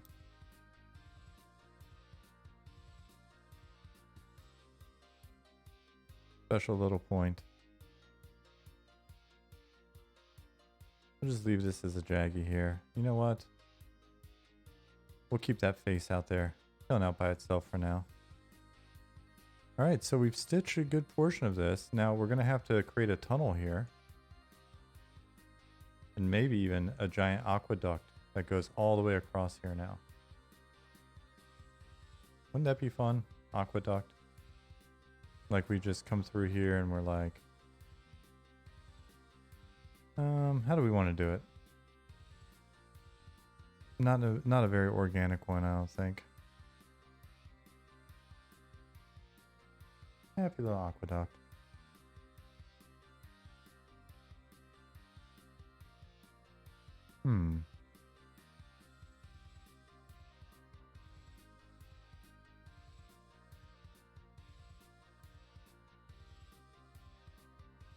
Oh, we want faces. That's what's going on.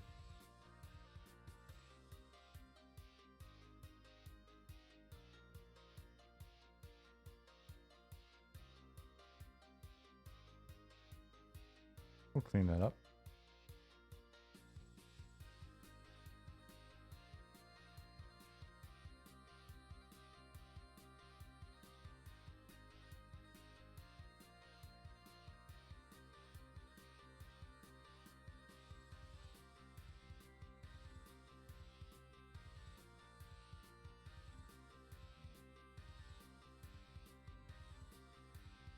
We'll just do it like this for now. Because what I was thinking was we just extrude.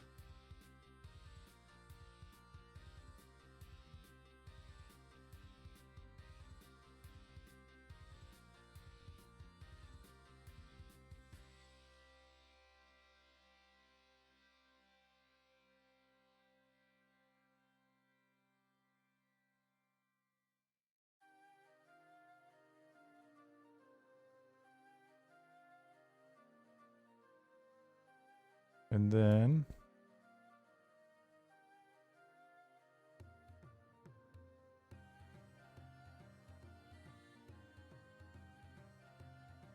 so in theory it could start higher and then go down as we get closer to the have like some little aqueduct waterfalls going down.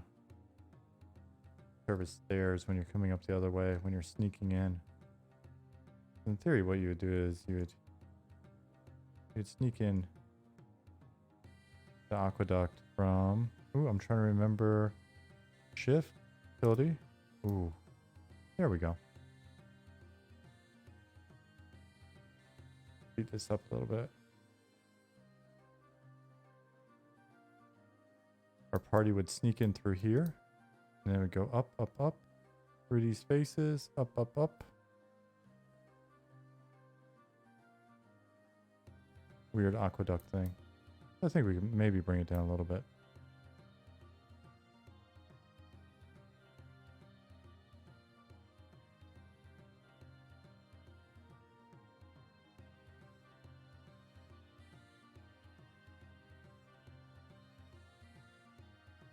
B, Z, and down. And then we'll go through here and we'll just cut some holes in this, I guess.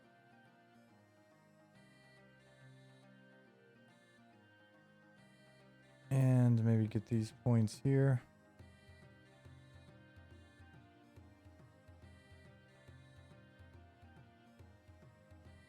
Z.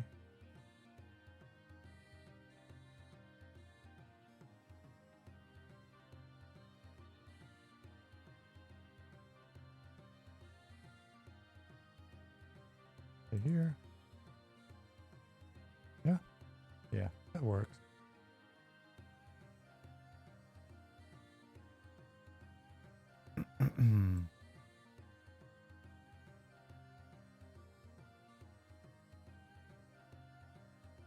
So box select. Merge. Center.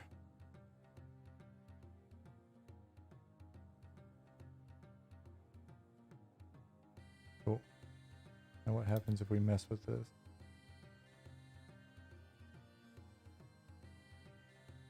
Cool. All right, that's pretty cool. Now we can grab some of these other guys here.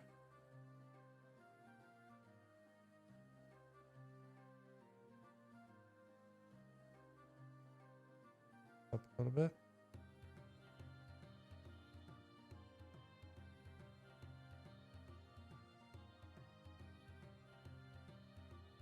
And lasso these two as well. See what that does when we mess with it. I make it a little more organic feeling, I guess, by having some imperfection. Also sounds like some Bob Ross shit.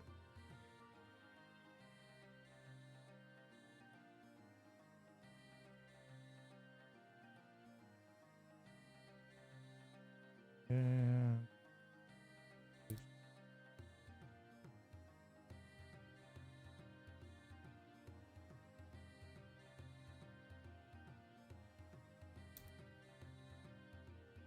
good. Pull you guys up a little bit.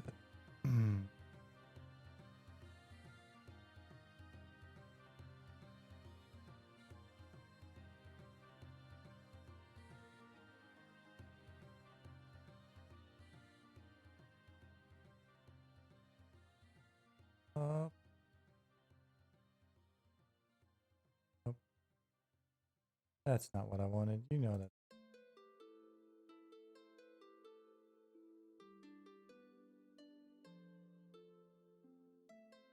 Again.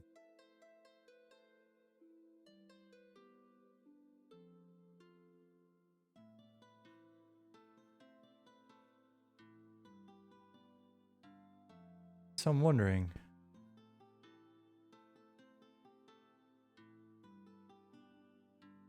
Guess if I look at these faces,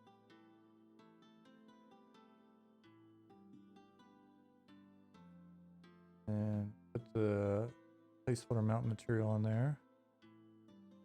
Not too bad. I think if we got these faces, then I think they need to be subdivided. They're a bit much. Oof, that's so many subdivisions though.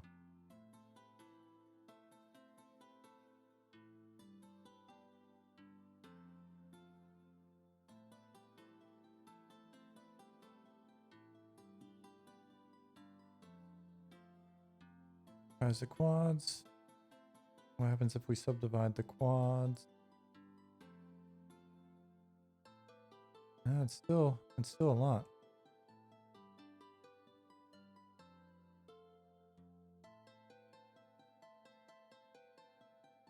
Wonder if there's a better way to do that.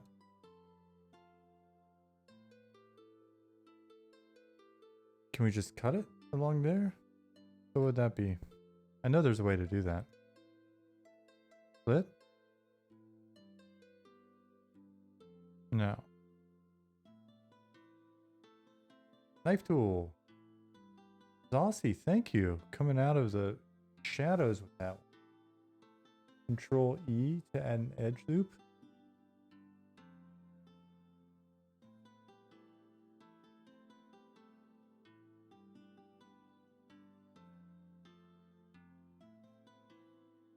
Let me get this edge on here first. K for knife. Tiny Eevee, thank you. All right, so K or Knief, as my barber says. I love it. He's the best dude. Did that do it, guys? How do I get out of knife? I'm afraid. I'm running around with a knife now. Enter to finish the knifing. Thank you. I just had this knife running around. Thought I was gonna damage everything. Alright, so that's good. That's better, I think. Oh, but I knifed more than I wanted to knife. So we'll have to redo that knifing. And let me see. HE911 asks, hey robot, for the longest time I've been meaning to ask EQ dev history. Is it correct the maps were generated using a 3D mapping GIS related system to make the levels? I remember asking myself this back in the early days of EQ. Why am I blanking on GIS at the moment? It's like common terminology.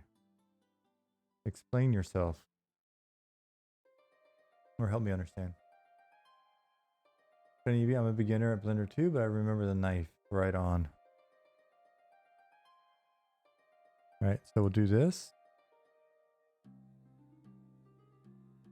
Well, it gives you so much nice control too. Like, because I can kind of picture where I want that sand to be.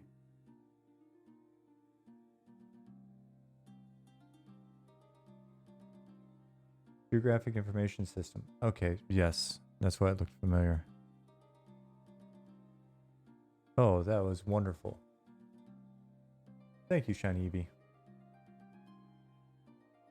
One thing to keep in mind when using the knife tool is that you may end up with some ingons. What are ingons? They sound like something I should be avoiding, but probably have not avoided to date. HE911. I don't know the answer to that. A face with more than 4 sides. Ah, okay. I wonder if I have any of those yet. I think most of my faces have 3 sides. Hexagon, octagon, ingon. That makes a lot of sense. Thank you, Zossie. In Greyjack.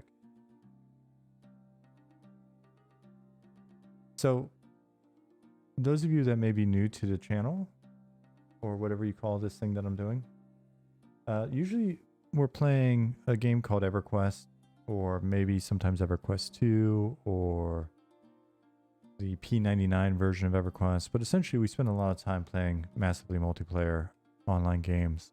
especially old ones or independent ones. So this is the first day that I've done something like this. When we're not playing, we also have interviews with game developers who worked on the original EverQuest when I was working on it back in the day. If you're interested in something like that here, we've got about 35 hours or so of interviews, VODs in that collection. You can check that out.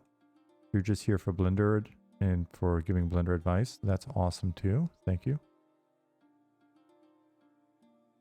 So 18911, I honestly I don't know if that was true. It may be.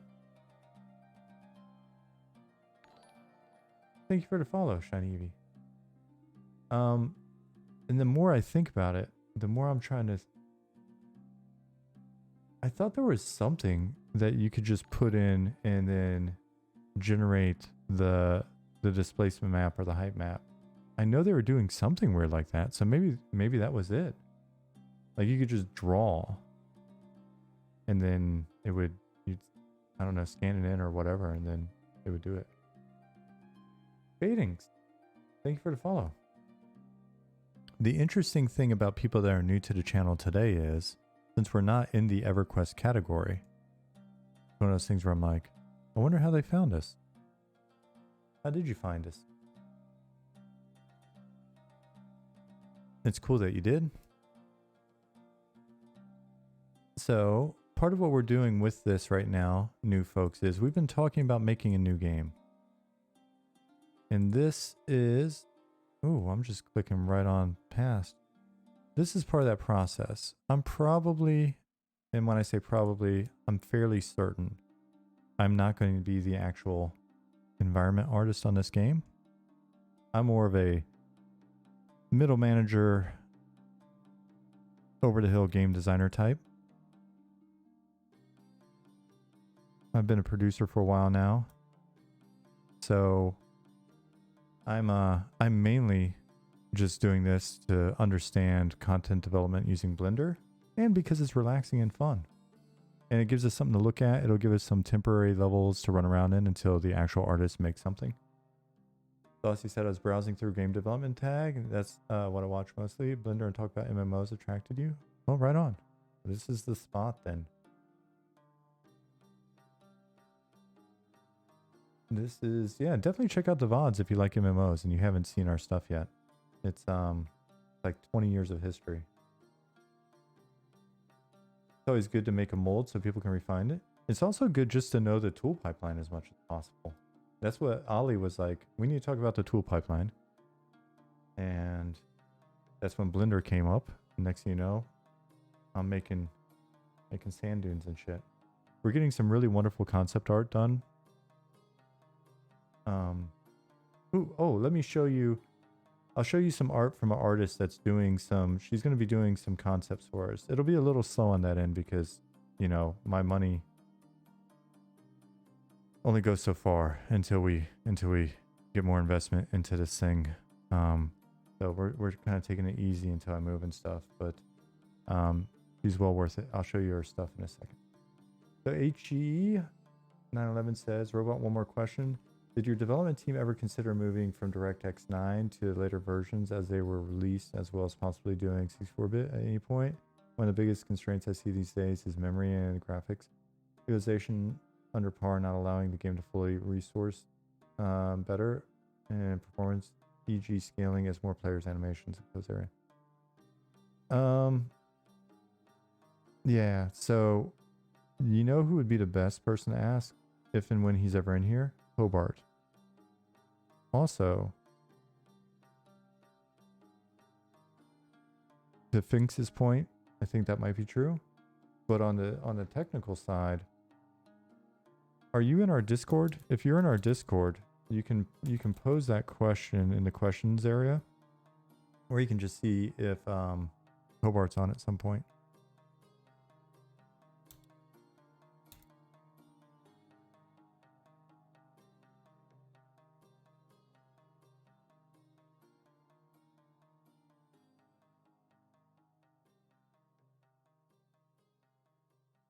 Here, let me show you. Let me show you.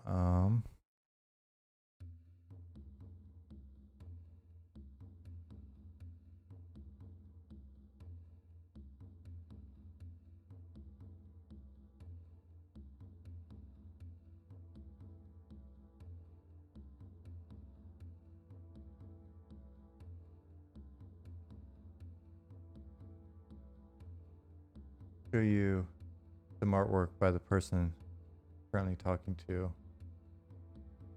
see if she'd be interested in doing some concept stuff for us. So she's kind of looking into stuff now, but I've liked her work for years.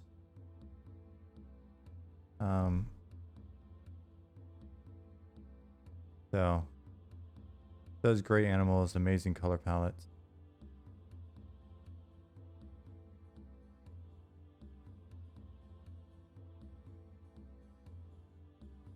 So this, think of this meets classic fantasy. Like the old Elmore era Dungeons and Dragons art, etc. Just kind of with this a little bit, I don't know, softer, a little bit. There's like a certain emotional resonance here that's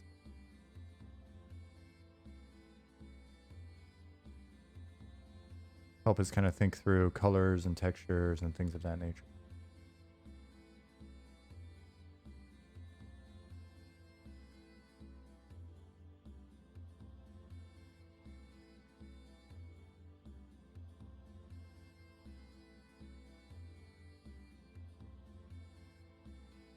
You joined Discord? Awesome.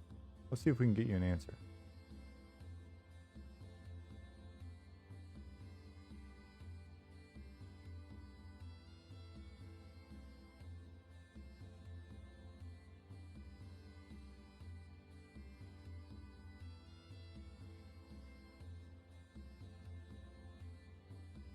Oops, no.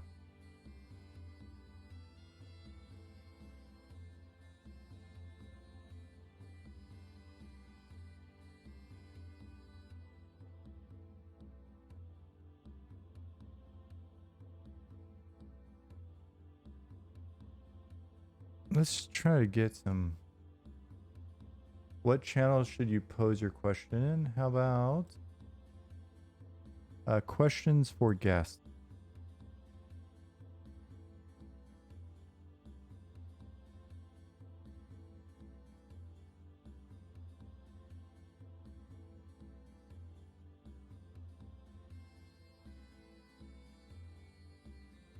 And then we'll see if it doesn't get answered, let me know.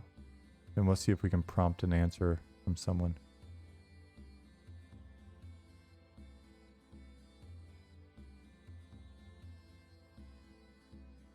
See if we can kindly ask for a little bit of help.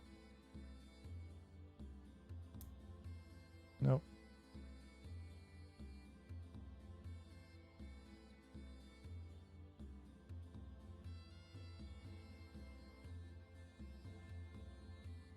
What happened to the dunes? What dunes?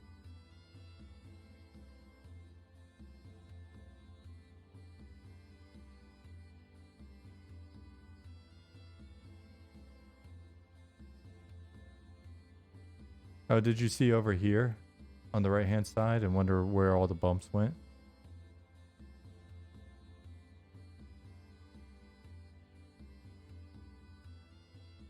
What am I looking for?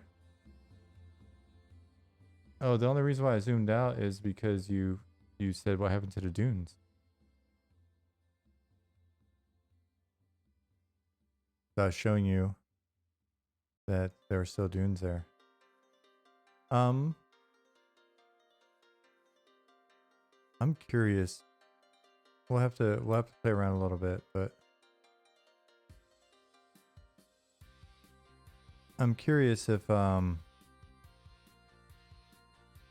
mountains should really come over, or if it should just be like giant sand dunes and stuff over here on the right hand side.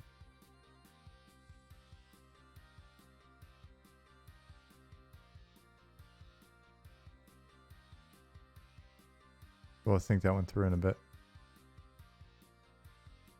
Story of your life, where did all the bumps go? I keep finding more bumps as I get older.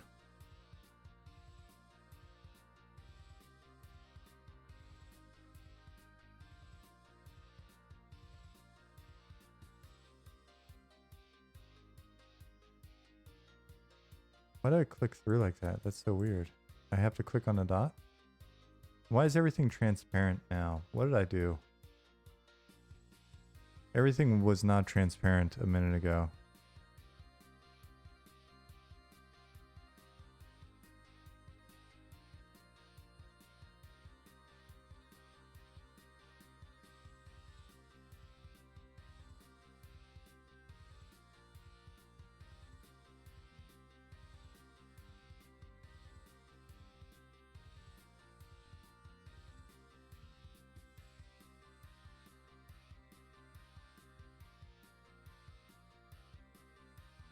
Top right?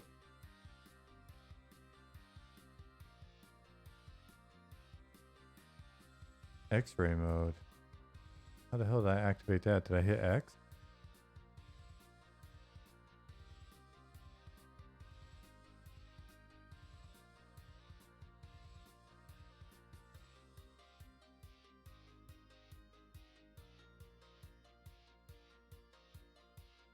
The delay is brutal. Yeah, sorry about that, dude. Gotta be frustrating.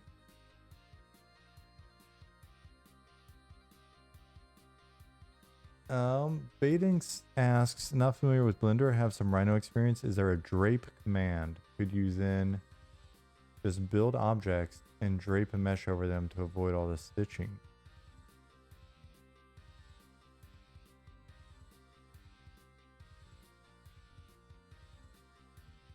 See where shader buttons are?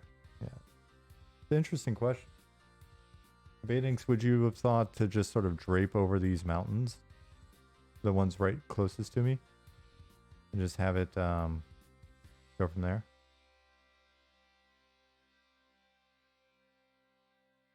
See where the shader buttons are. There's a shading button up here. There is...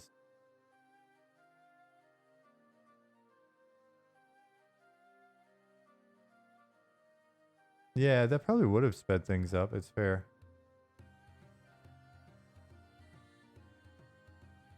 Got it. Now I know. Thank you, Ollie.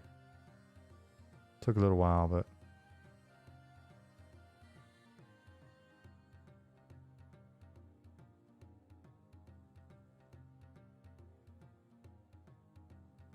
Alright. So no more X-ray. Then what we'll do is... Guess make it a quad. Subdivide it? Oh, that's too many. I guess I can use my knife again.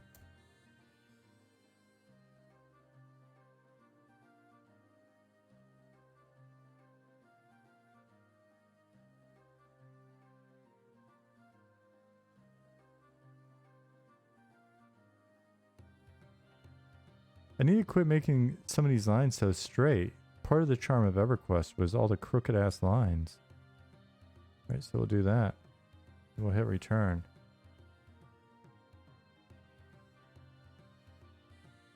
More crooked lines. Don't let me forget that one. Then we're going to delete this face. Now we have a hole. Shift ability. Aqueduct comes down. Water comes down. And then comes down into here. So we need to do some extrusion, I guess. We're going to grab these faces. Is there a click shift for multiple modes? Micro crunch of work completed. You're back until team meeting in 12 minutes. Right on. What have you missed, Nick? Did you miss us expanding the zone to twice as big? And do you want to extrude that square Yeah, I'm thinking extruding that square in there to make a tunnel. And we've got an aqueduct that comes from the city proper that we're going to work on. Aqueduct is where all this funky water comes from. This is going to be kind of a funky area. And then you can sneak in through the aqueduct.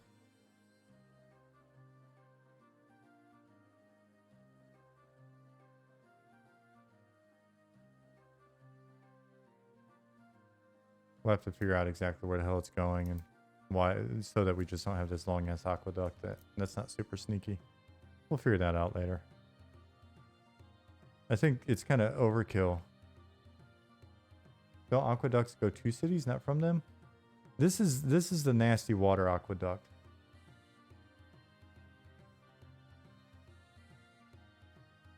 I think the Romans had plumbing. They had running water plumbing, right? Or do you mean there's technically a different name for aqueduct if it's got like poop water?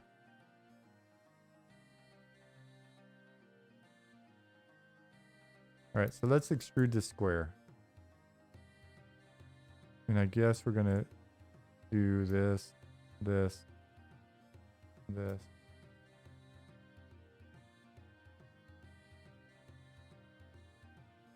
We did something. Oh my goodness. I need to calm this down. Wasn't there a different thing that we did though? There's a better way to do this. Okay.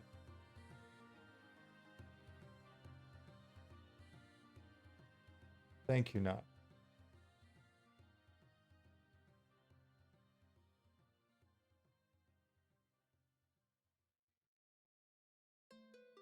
Meanwhile, I need to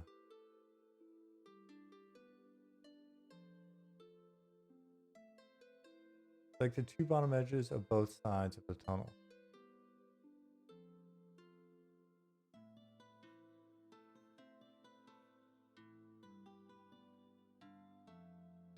Okay. And press F.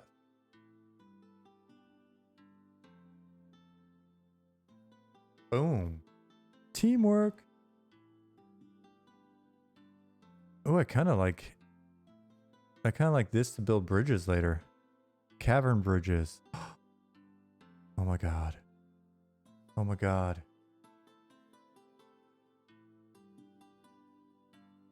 Paid respect. F's in chat for the aqueduct. Thank you. It's not appropriate for what we're doing here, but I so want a bridge in a cave right now. With water. That's not the intent of what we're doing here. But all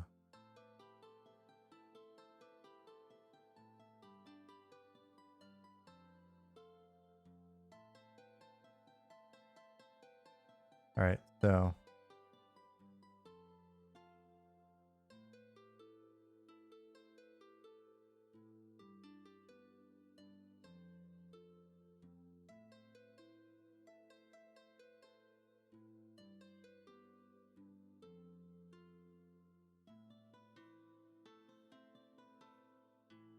then we can just do this as well. A glimpse of the underworld. Fadings, exactly. Eventually.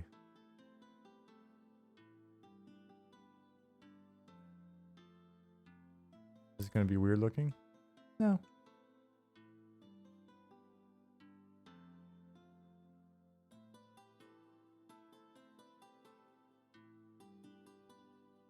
I almost feel like we can leave it kind of open like this, though. I need some advice on why is my scroll wheel weird again? Okay, we got it.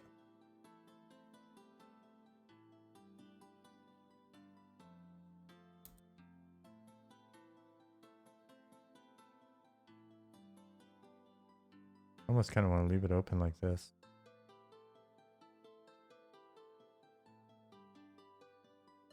Once we get these textures right.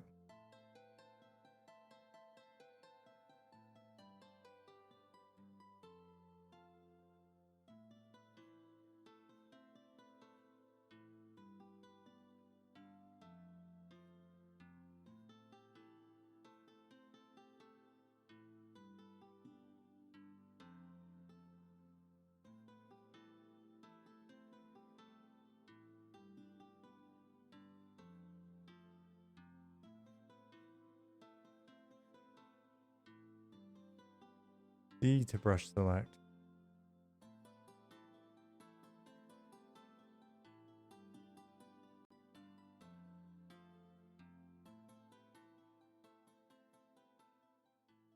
Unless I've crashed.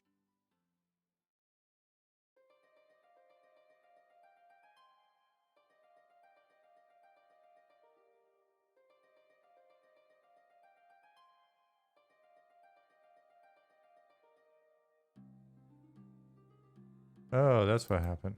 It's still on brush select. Then, how about box select? It's not B, is it? It's not.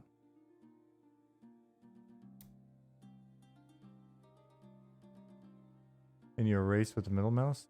Whoa, that is badass. Oh, and you can make it bigger with the wheel. Oh my goodness, this is so good. It's so funny. So when I first started streaming again, I was playing EverQuest, a game I worked on a long time ago.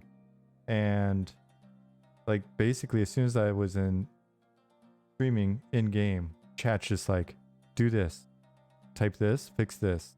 This is how this works. It was just like, boom. So this feels a lot like that.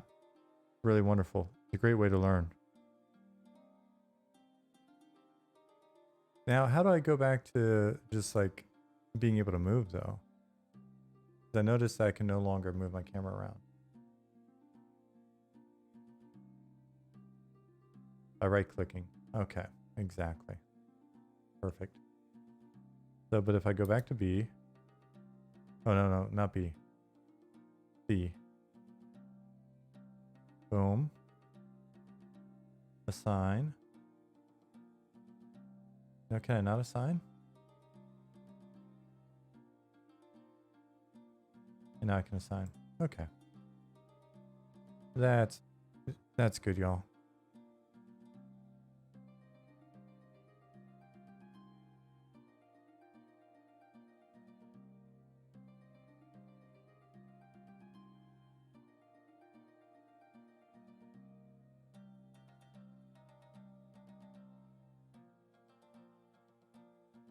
I know that's not how it's going to work, but hey, having a free class in this program is very nice. I know, right? So then if we go here, go here.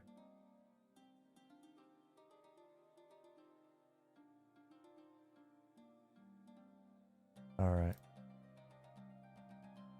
There's a lot that needs to happen to make that suitable for prime time, but look at this dude. He's just hanging out here.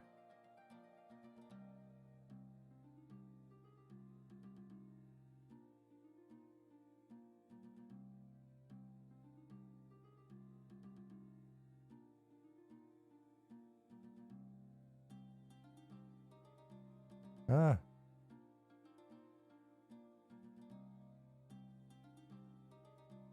All right, so this is our human.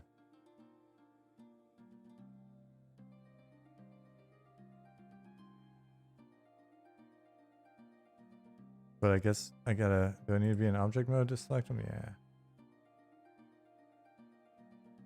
How does he feel about the aqueduct?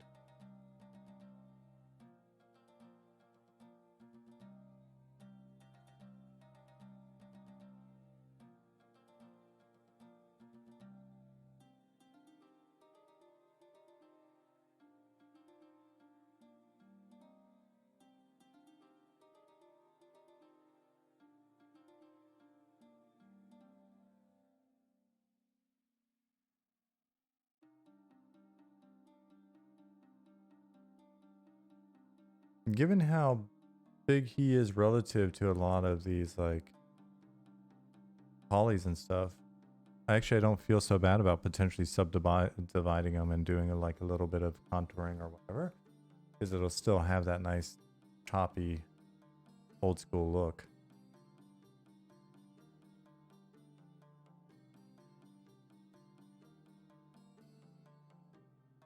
Like here we could bucket the edges a little bit up, little angles, and it still would look nice and blocky.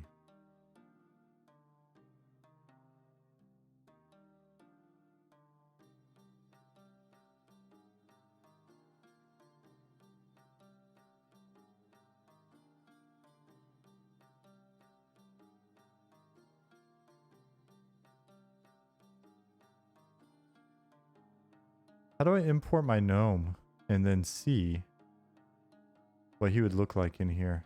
Like scale him properly.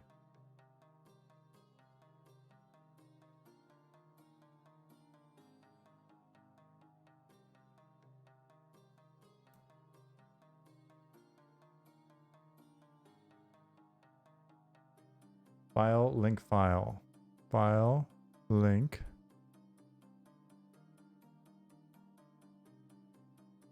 Gnomers. And what do I may actually work on the gnome a little bit more now that I'm learning all these wonderful skills from y'all. Go to collections.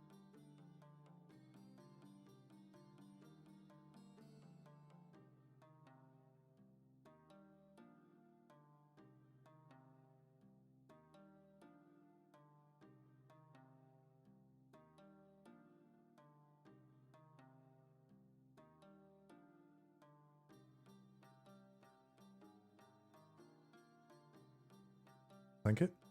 That's it. Normally you would prep the file for linking by naming this stuff in the source file, but it's all right. Yeah, this is just kind of giant gnome.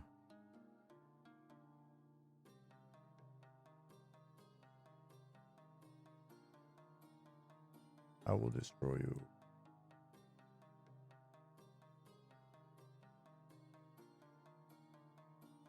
The way linking works is you link portions of the blend file, not the whole thing.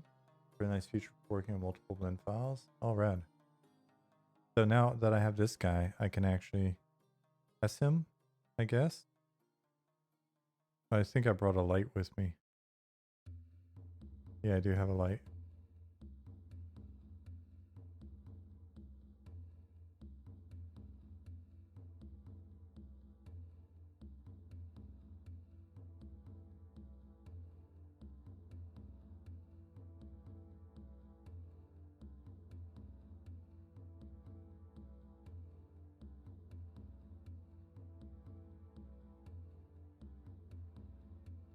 So he should be like 1 meter.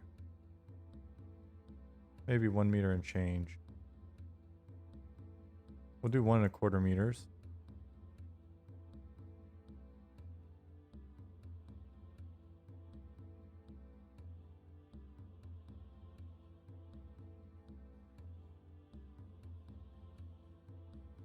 So I can delete him now and or in a minute or whenever, and then I can just get it set up properly for the next time we do this.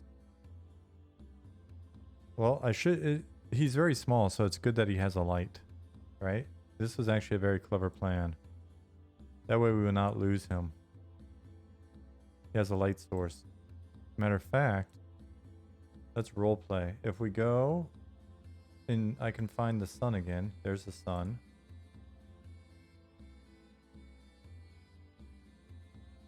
A gnome would have a good light source. Oh, there we go.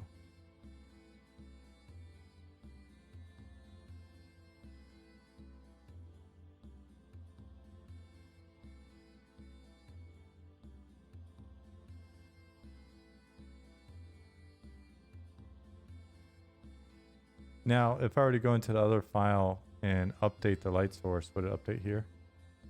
Dude, Gnomes on Adventure. Look. That's awesome.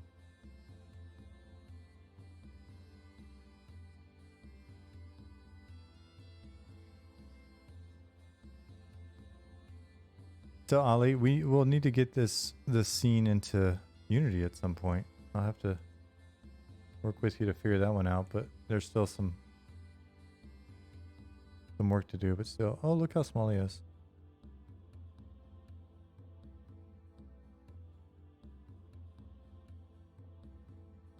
Yeah, I was about to say, I just built the whole game in Blender. That'll work, right? MMO in Blender.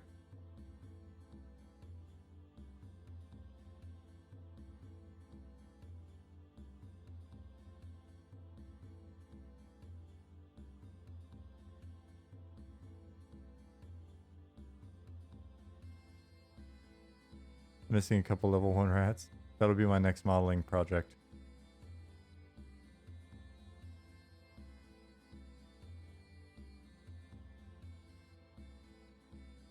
Gnome off in the distance. The human needs a light now. Dang.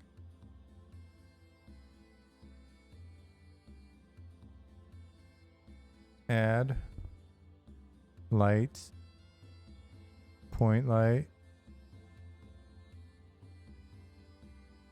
Yeah, we can clean it up and optimize it off stream. Boring work. Not as exciting as this. Less exciting than this. Interesting. That'll be fun. That's my kind of work. So while I'm in object mode, should I add this point light or when I'm in edit mode?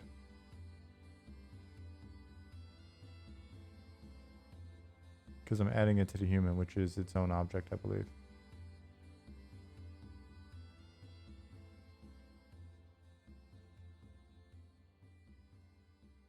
Object, okay.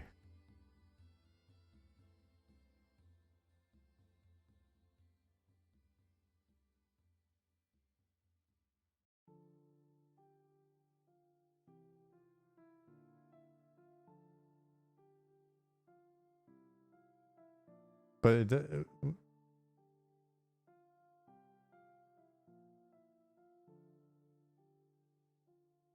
so I add this light and then I parent it to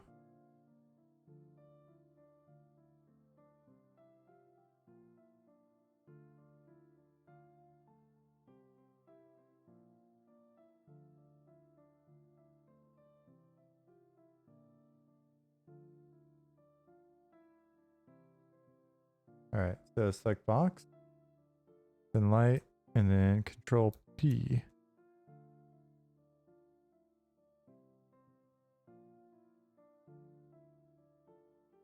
Oh, light and then box. Right. The last thing is the parent, right?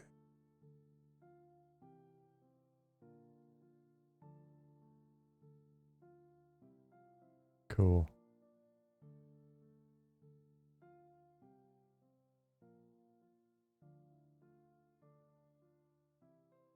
We're gonna give this guy a torch or something.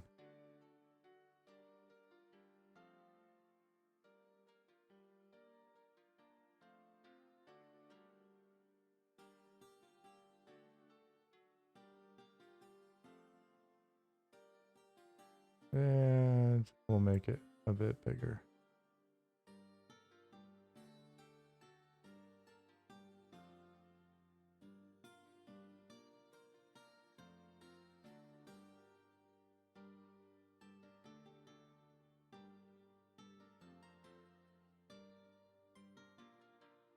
$70. Like the light bulb.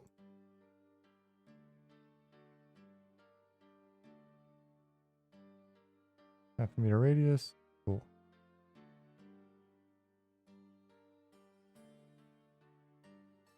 Nope.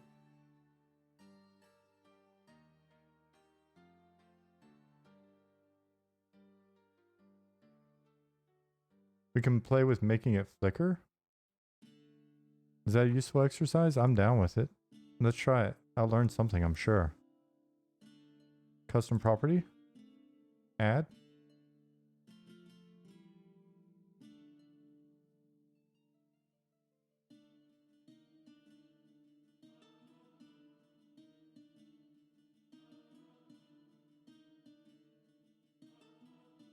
Yeah, because we'll be doing all that in Unity, right?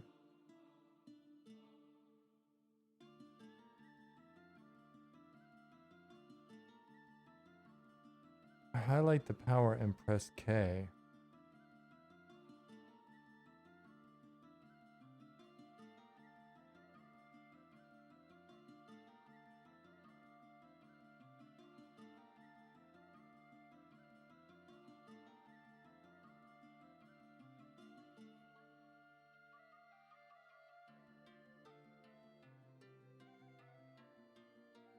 Hey, for custom.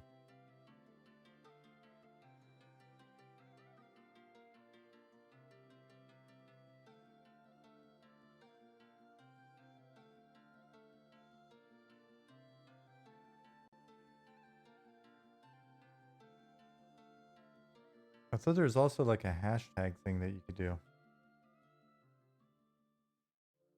I was watching some tutorial that mentioned hashtags. I for keyframe.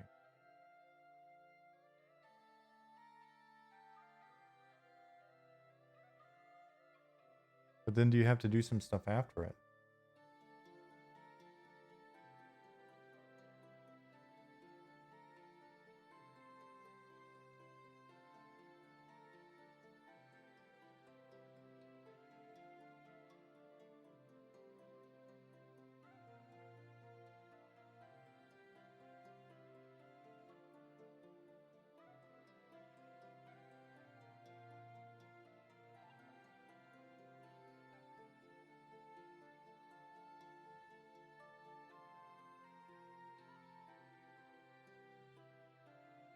Animation in Blender, yeah. It's inevitable that something like that happens. I've got the feeling that the meow is going to take us, me in particular, down many roads.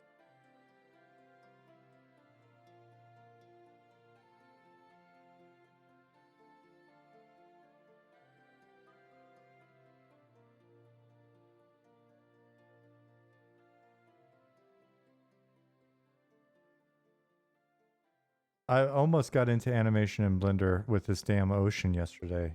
It was like I got done streaming. It was already 11 something. I really needed to go to bed so we could get up and go to the gym this morning. And I was sitting here watching tutorials on how to make an animated ocean, which is totally nothing that we actually need. Send me the link in Discord. Thank you.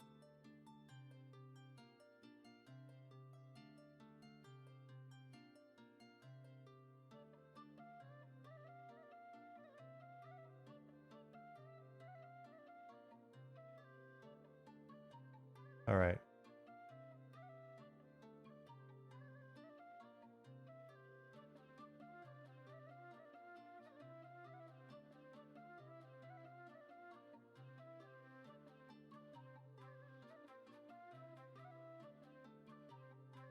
You get it yellow by hovering and then pressing I. Okay. Now what?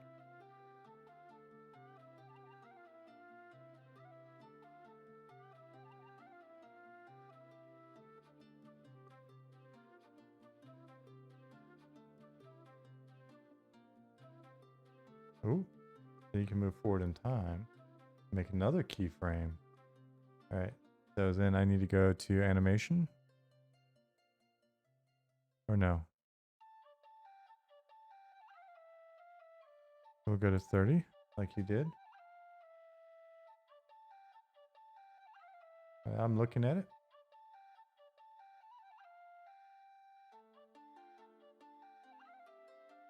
I see them.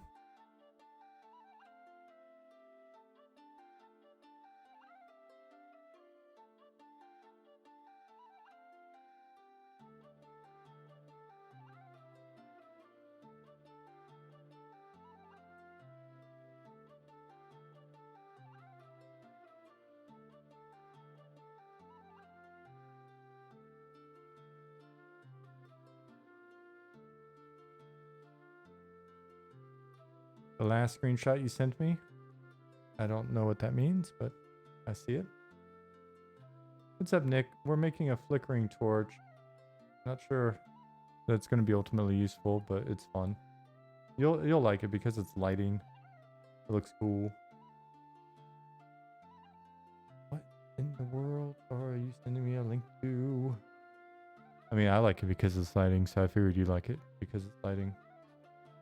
And it's a big deal to us, guys.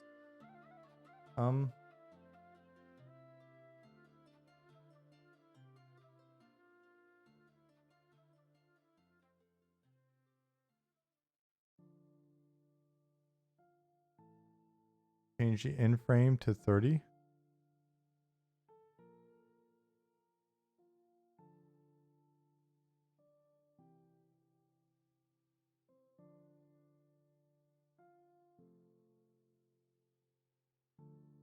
How do I do that? Oh, I feel like there's a step missing. Wait, in frame. 30. Oops. 30. Start is 1.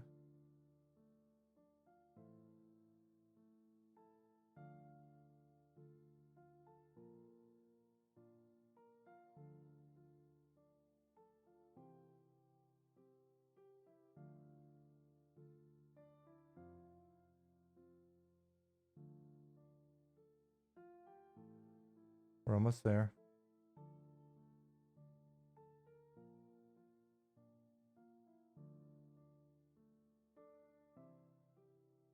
Go to the second to last screenshot. It's just showing me like, oh, wait.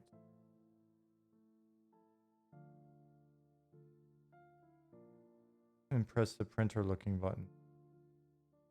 Okay, got it now.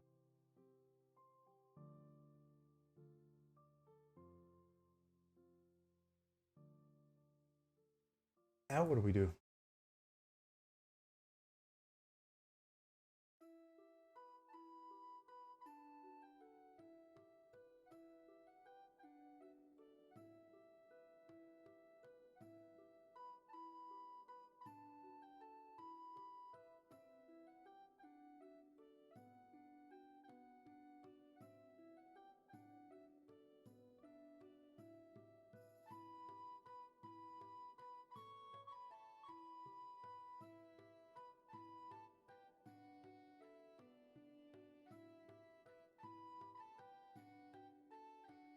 Press space.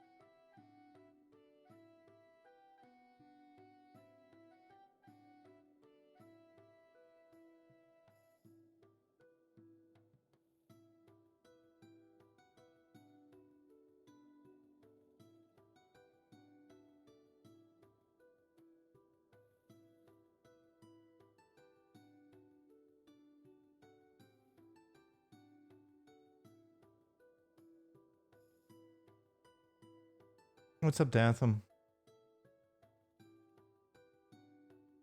A very, very smart friend of mine and we were talking earlier today, and he made a good point that not the next EverQuest, it's the brother of EverQuest.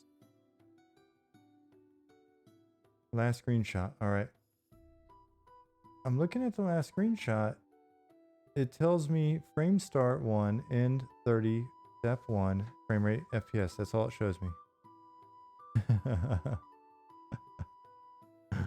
I was like, I'm confused.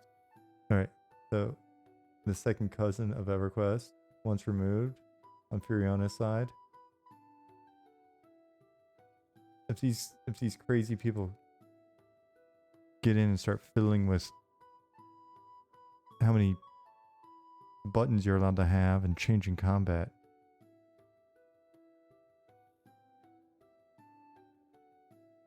DQ's brothers more jacked and tan. I think that is good. Okay, back to layout. Back to layout. Layout, here we go. But why? Because I can then point on the light. No, that's not that light.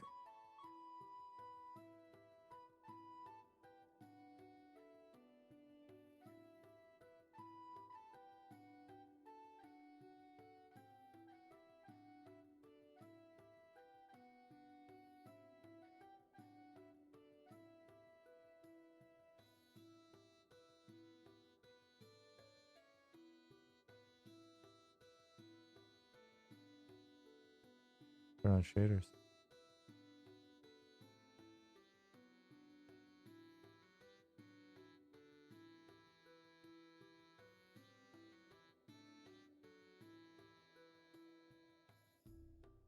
But I didn't manipulate any light properties, so I don't know why it would flicker yet.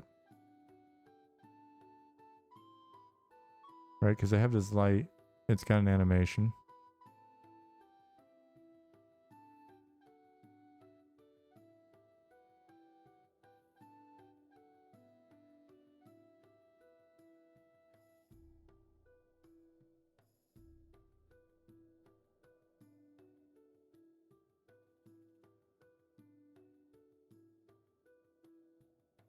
Yeah, my last keyframe is not drastically different. That's what I was wondering. All right. Now, can I go into keyframe properties? I'm going to hit pause. So essentially, this keyframe should be keyframing off a change in the properties in the light, right? So if the light is the thing that I'm messing with.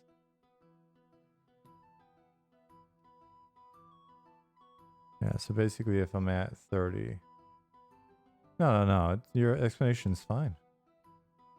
You're trying, I have the benefit of, I have a microphone. You're having to type stuff and there's a delay. So we're good. That's the wrong thing. This is my dude right here. Okay, so at 30, something about this needs to change.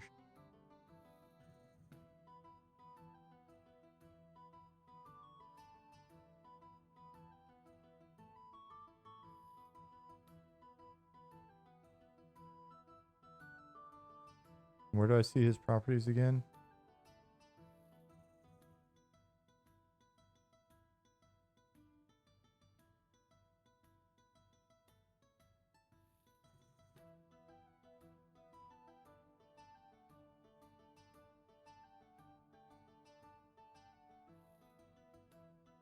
Like just the basic light properties.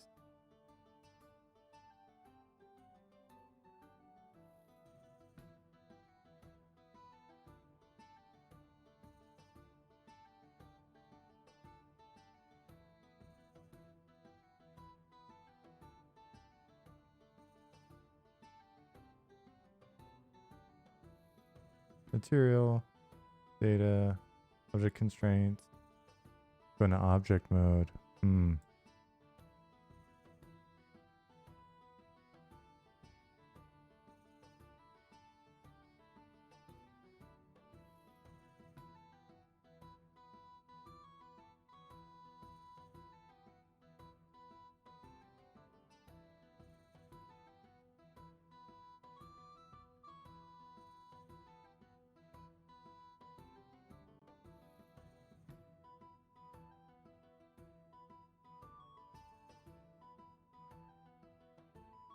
No, that's world.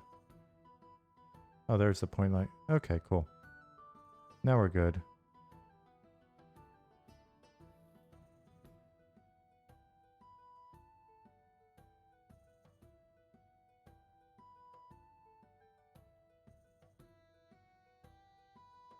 And we'll do power of like.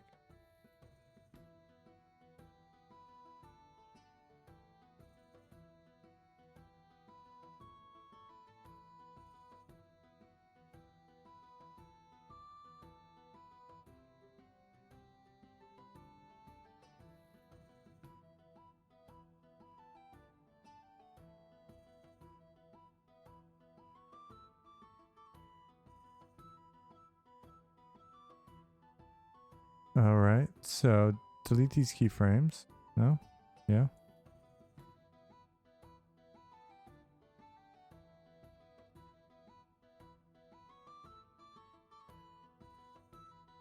Does it have that much delay to post things? Yeah, it's weird. Sometimes you gotta refresh to...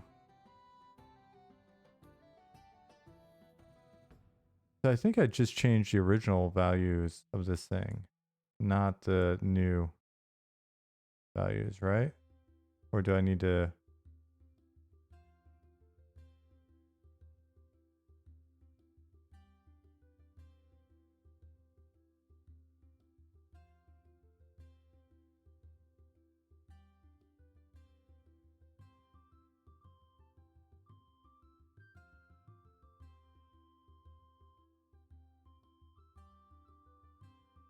So if these have these values, these...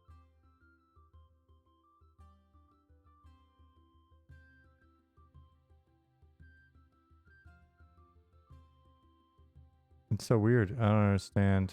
I don't understand keyframing in here anywhere near as easily as like keyframing in Unreal or something. So I have an original value. C. Goodman. Thank you for the 2nd month of Prime. I appreciate it. Good to see you. Not says model's done. Textured pose set up in Sketchfab. Now I have to wait until October 3rd because I don't subscribe to Sketchfab. Would it be okay for you to post a result? Absolutely. You can post it here. You can post it in Discord. Post it everywhere. Here, what's going on? Good to see you.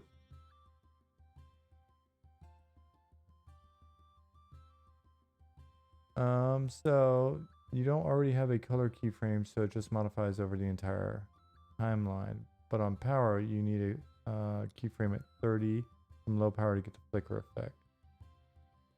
Good to hear that you survived the hurricane.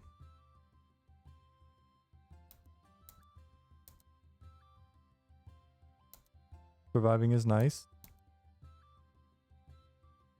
All right. So this keyframe is 1 power. Yeah, you missed a couple good streams, but you can watch the VODs. It'll be all right. If I say so myself.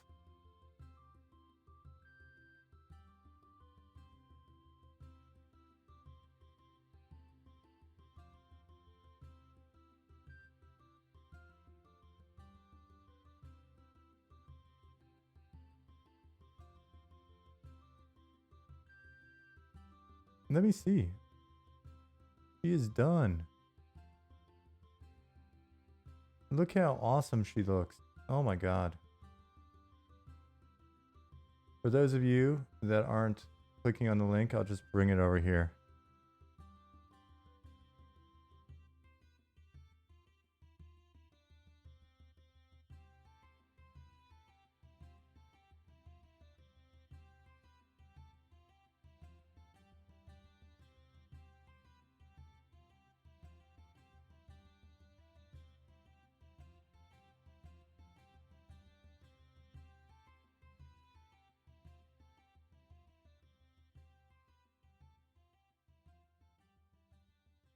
Ooh, that is a blood-filled chalice.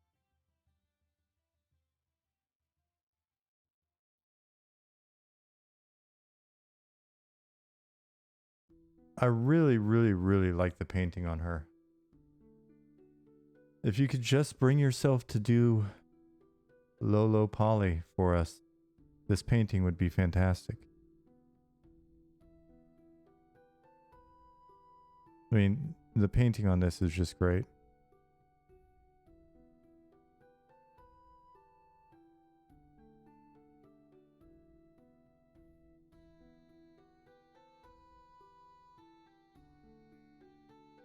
Every little rivet, every little tooth, the shading in her hair. I mean, the face is just wonderful. And truly a talented person. And the effect, right? Like, even the way you've got it posed and set up.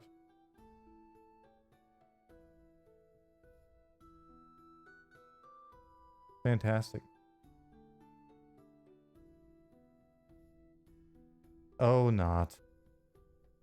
You're gonna be one of those people in my life for months. We're gonna be so close. I'm gonna be like, maybe this will be the day. Are we sharing Blender Works? If you got something you want to share, well, I'll definitely put it up here. This wasn't Blender though, was it? This was Maya, I believe. That was the person right above you, Evie. I am not Twitch. Did that. Okay, I am really shocked that I haven't been able to like figure this out. Well, okay, I'm not shocked that I haven't been able to figure out. I guess I'm just bothered by the fact that I haven't figured this out.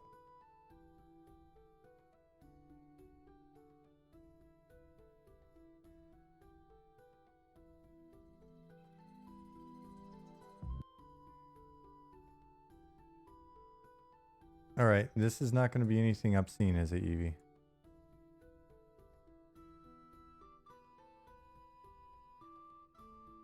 Follow the steps. Go to time to... I can't follow the steps. That's not how I operate.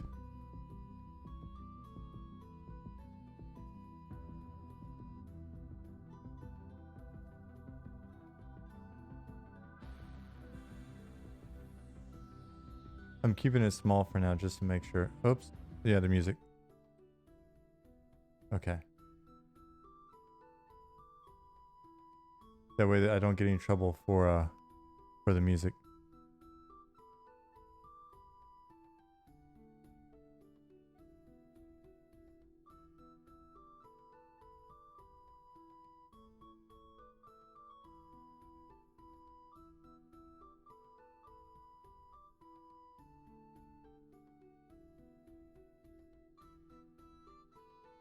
Thanks for the music, but copyright.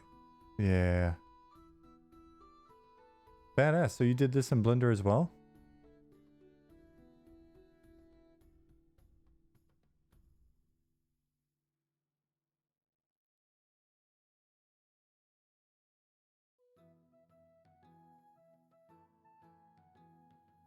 I saw nice lighting pop up. I was like, is that you, Nick?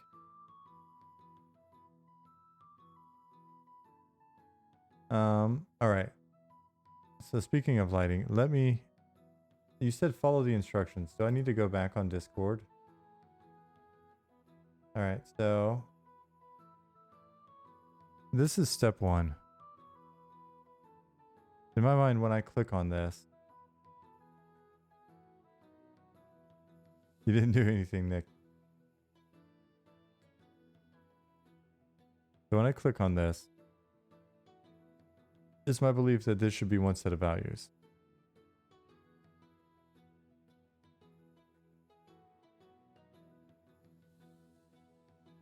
And then at 30, if I change this value,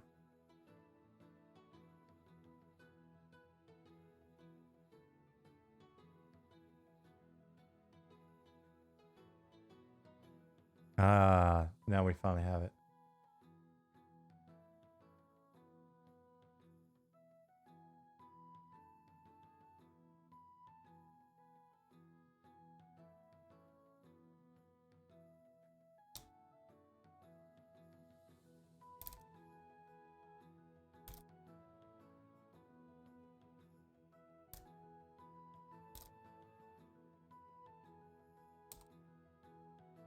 All right, so here we go.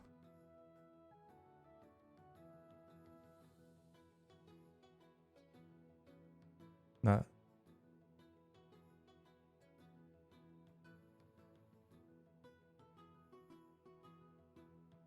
So let's take this light first of all. Here, no, this is Blender. This is, so the plan was to basically make a little mesh. The thing you see back here, this landscape, to bring into Unity for us to play around with. Yeah, I need to move this light around.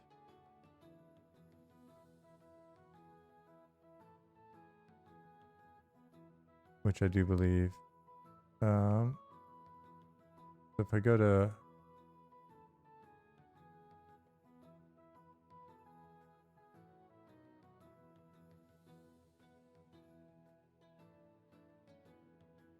What's the light for? We just wanted a light, and then we kind of got a little bit distracted, folks. Got a little bit distracted playing with the torch. Not object mode, edit mode, click on, oh my.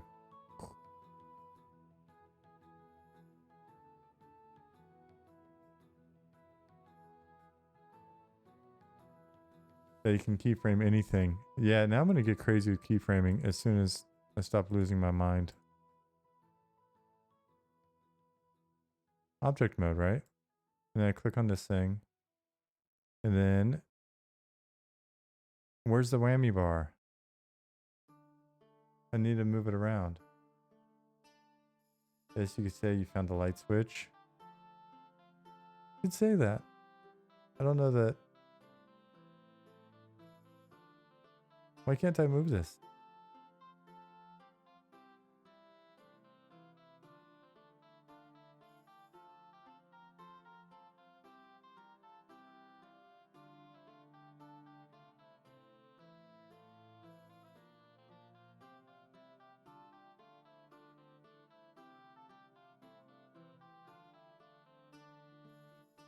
I no longer see the widget.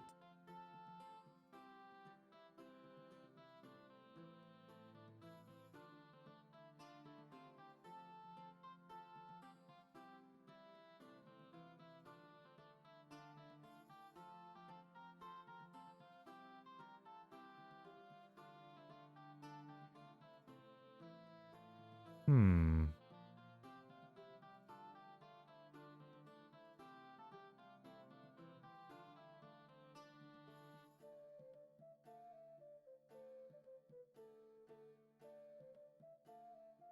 I'm in modeling object mode.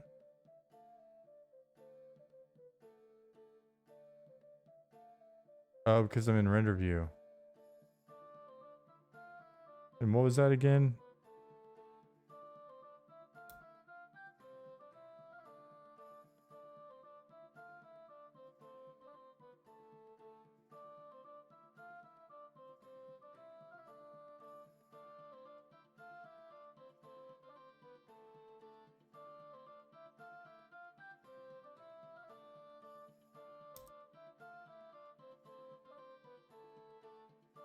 But I could have sworn I had the ability to move stuff around.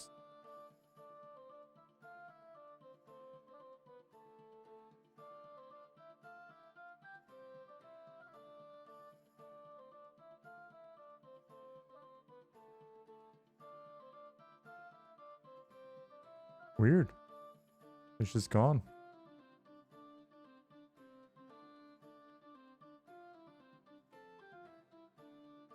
This is probably pretty obvious to some of you, so.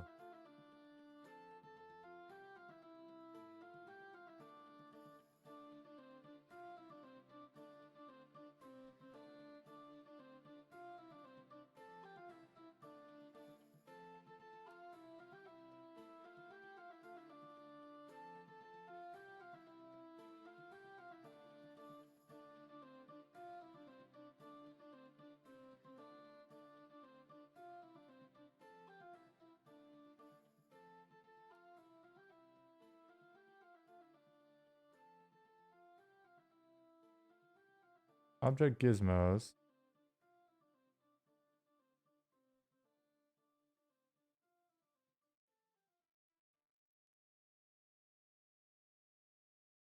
Click to default.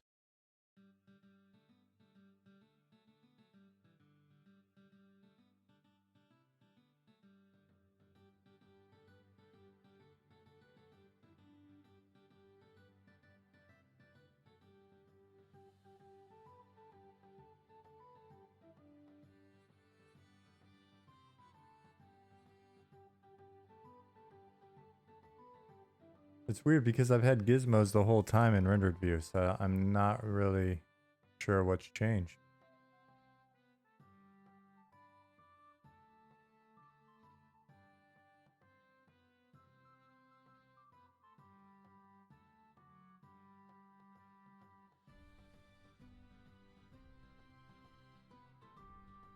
Then again, I also have this going on too, this animation.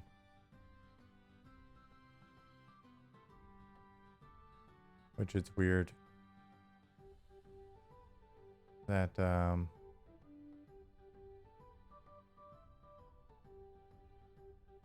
alright, so.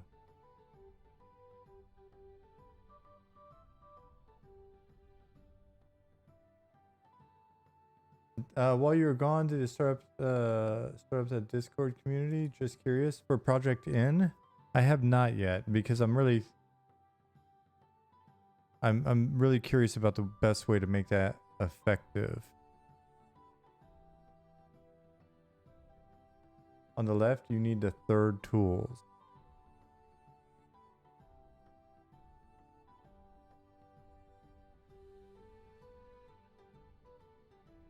Or 3D tools.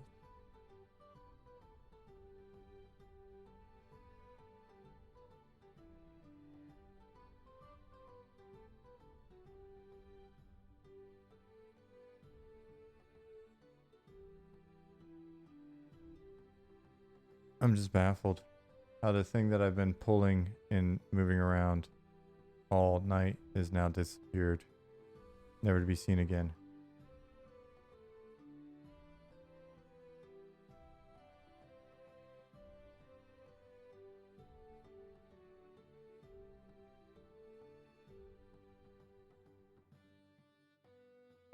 I've got tools on the left. They're the ones that I've been using, such as the various means of selecting.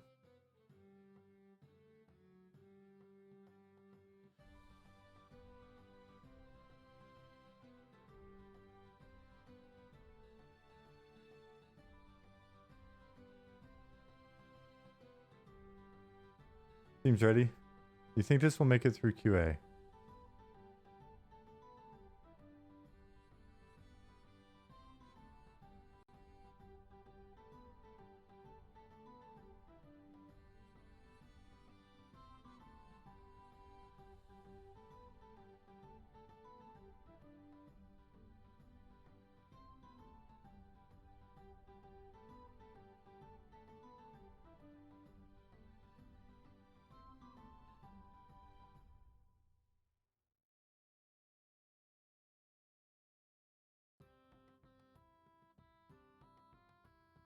All right, so we'll hit S to save.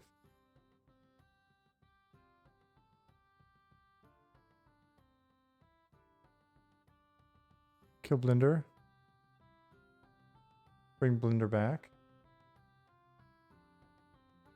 And we'll open recent.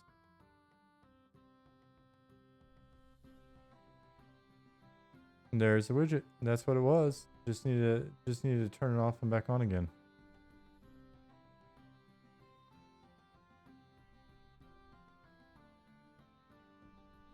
All right.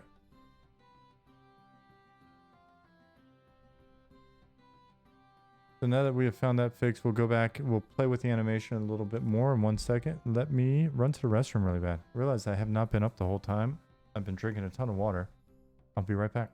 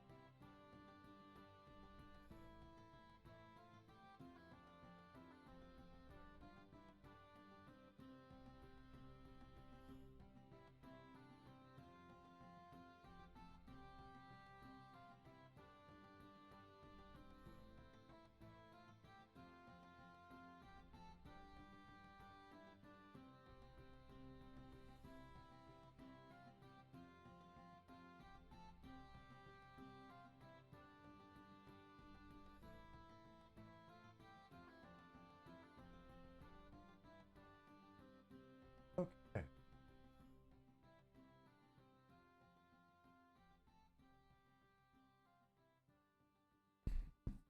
Oh man, I really do need to fix the light.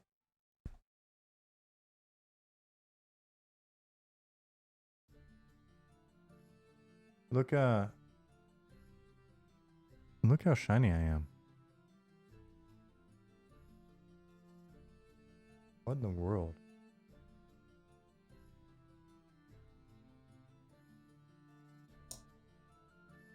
Does the green screen get funky? Not really. Cool.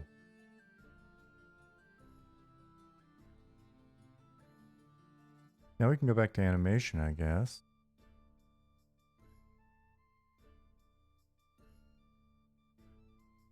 And in the animation properties, essentially, if we look at like this animation, somewhere in here,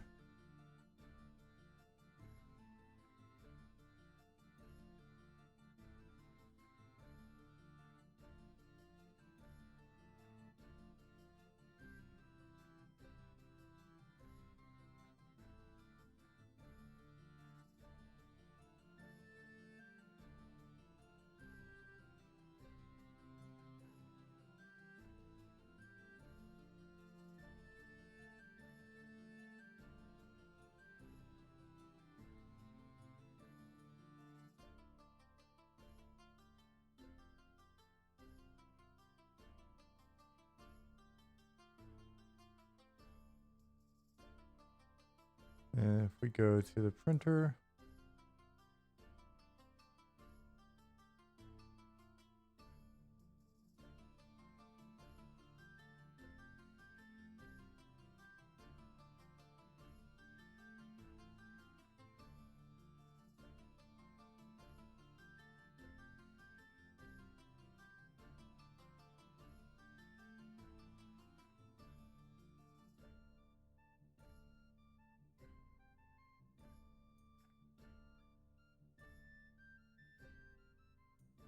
and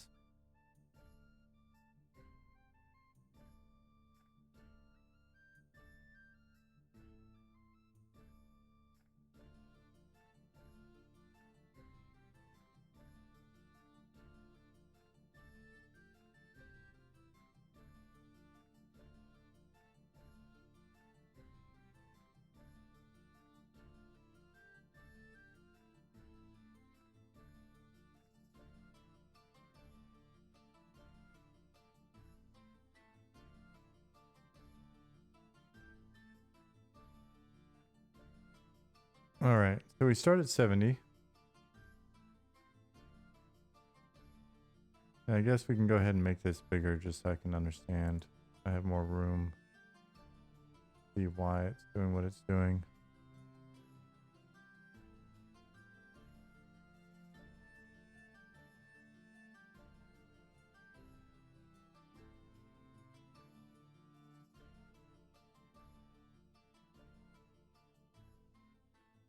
Come back over to light. Here, 70.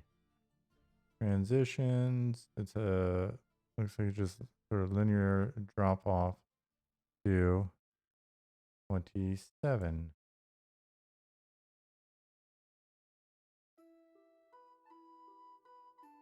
If we turn that to 50,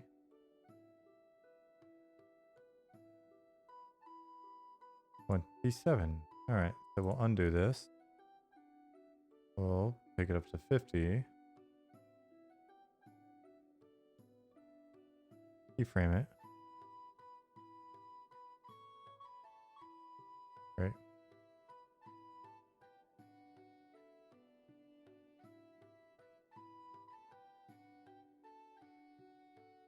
We'll take these keyframes to mid. Then we'll take this back up to like 60. Keyframe it.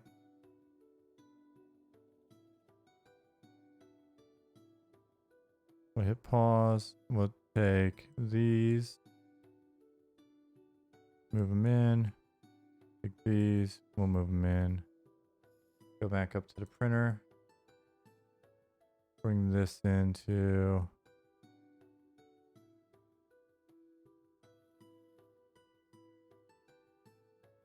Oh, you know what? Maybe we have the opposite problem.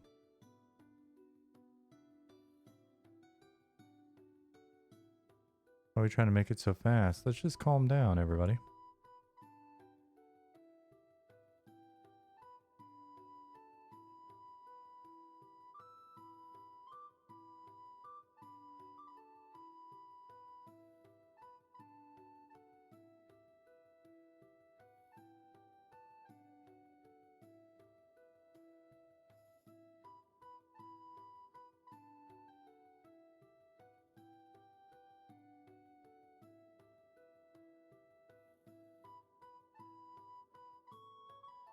way it resets is kind of weird too.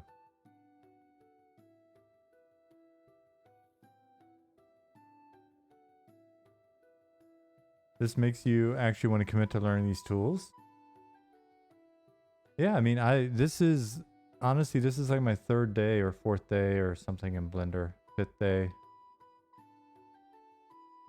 I don't want to forget about the gnome. I did poke at the gnome for a couple days, and then I did make a little weird sand mesh, and then this thing just sort of came out of nowhere. So, all right. So the popping is probably because if we look at, if this is 58.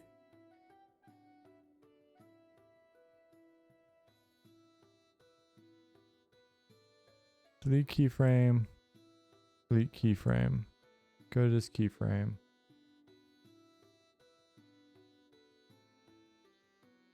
$70. And that's where we're at here. We'll also end on 70. Then we'll come in here and we'll reduce it down to 58. We'll come in here.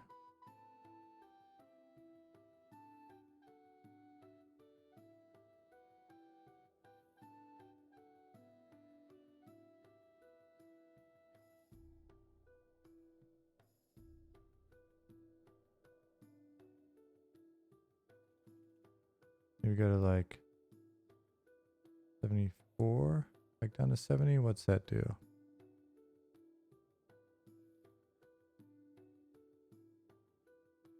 It still feels so.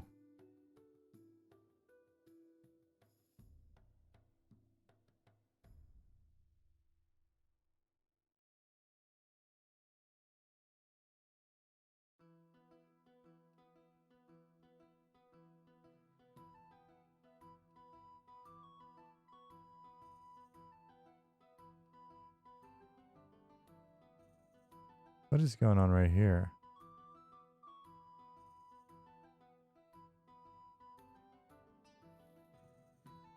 Why does it just disappear there?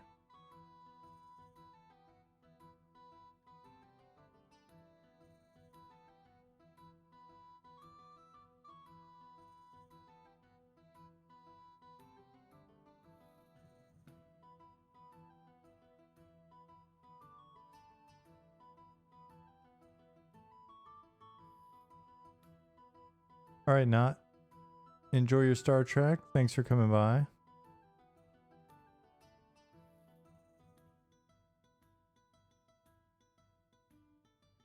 Beautiful model. Thank you for showing us.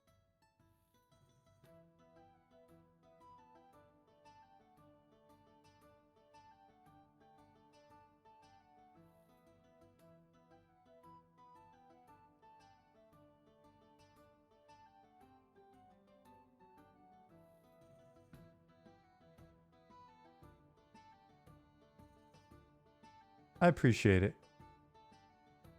See you soon. All right, I'm going to hit pause on animation for now. I'm going to take a little break on animation. And go back to looking at the model.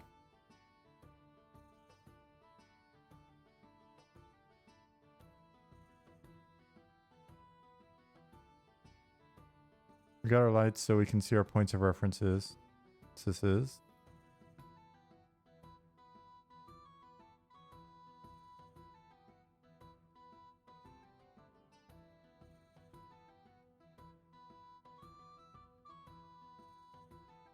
It's so bright when we do it that way.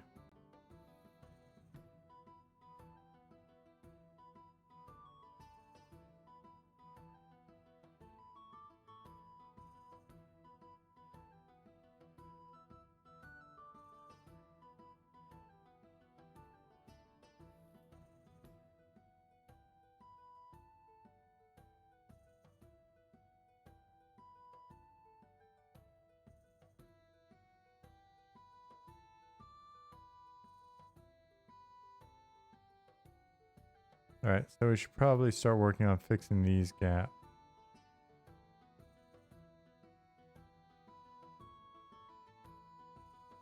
Go to edit mode. I guess in theory I could also increase the sunlight again. Make it a little less dramatic, but also...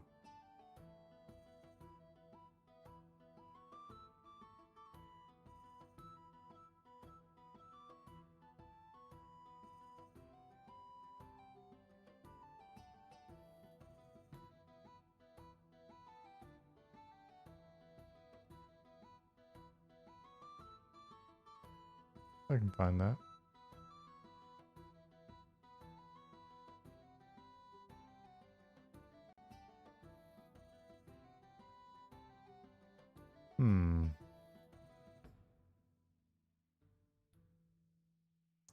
This zone making an EQ, scoop them cookies. Oh, we're just building a little placeholder zone for our conceptual new game idea.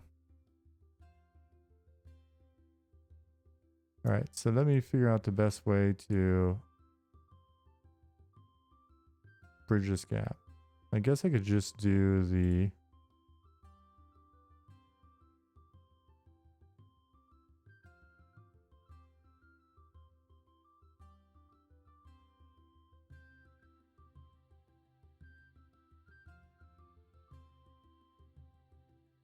We're in edit mode, got this, and now I'm seeing the widget all the time.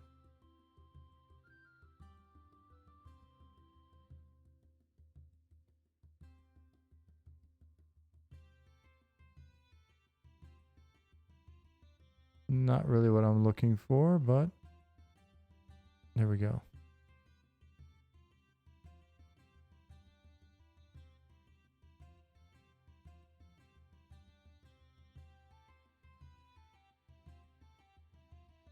Wow, that's so much easier. Thank you to the people earlier, Evie and others, that were all cluing me in on the F trick.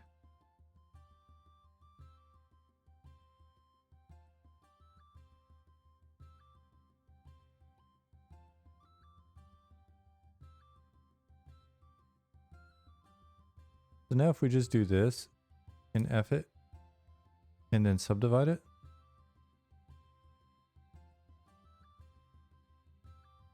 Nah, it's not really the subdivisions I'd be hoping for. Control Z.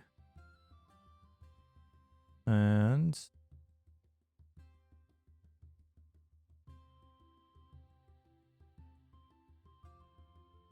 I don't like the way that looks. I think instead we do this. Nope, don't subdivide it. Guess we could always just knife it.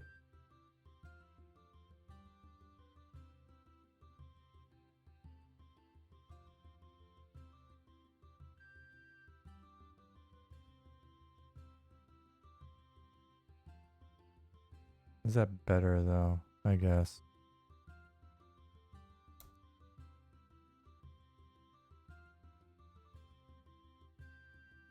Don't really need to subdivide it. I would love for this ground mesh to have a fairly consistent. Is there a particular reason you're worrying about what the polys look like? Other than just sort of like a weird personal tick? No, not really. I don't know that there's an actual reason for me to be worried about it. I just like things to be fairly consistent if possible.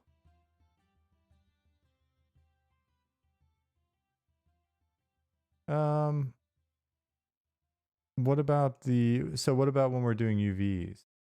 If we've got like weird polys here, will it affect the UVs?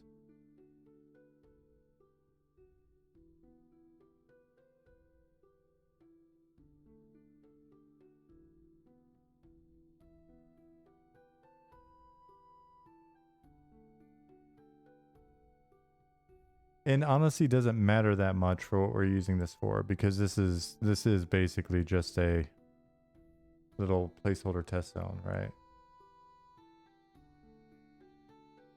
Good point.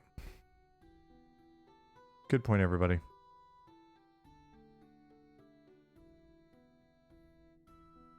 I got up to go to the restroom, looked over, and Jasmine looked so bummed. I was like, oh my god, what's going on? I realized she's watching TV. It's just a very sad moment in the movie or show.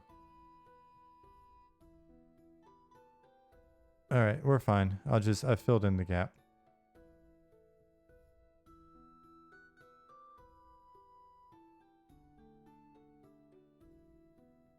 Since all the deformation we're doing is just kind of random at this point, just to give it a little bit of texture, we'll do that.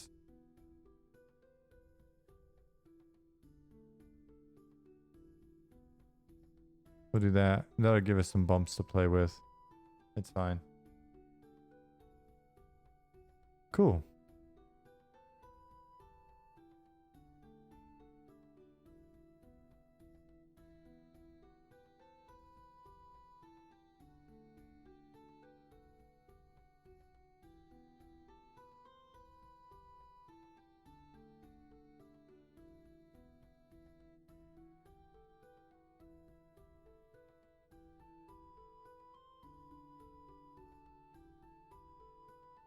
Oh man, I forgot to deselect that poly over there.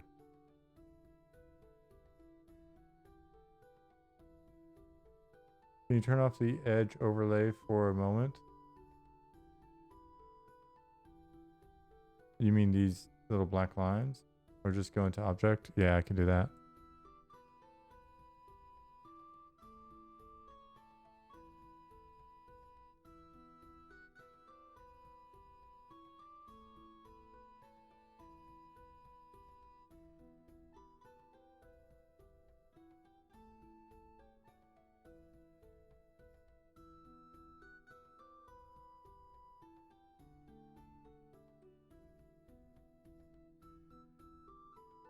You can middle click to deselect with the selection brush.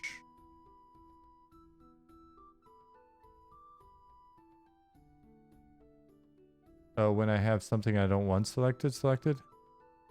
Or you mean instead of just clicking off the object and left clicking every time?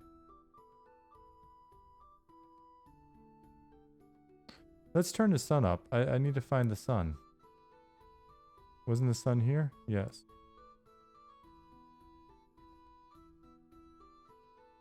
Oh, it's morning time. Oh, yeah, okay. That makes sense.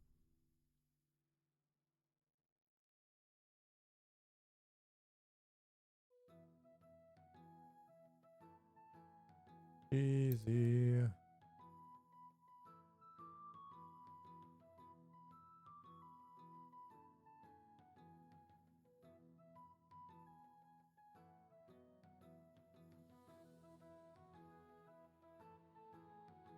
Easy.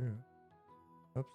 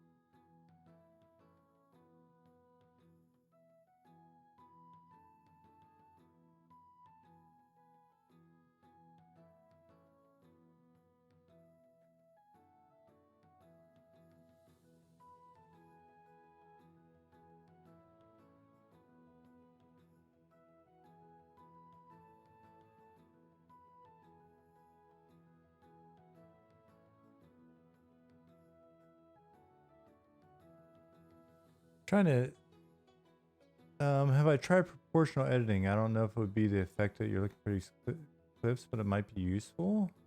I don't know what that is.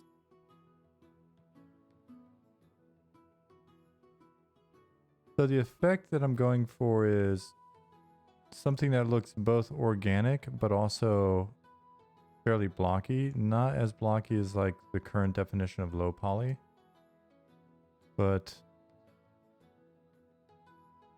still kind of like if you were playing an adventure game from the late 90s, early 2000s.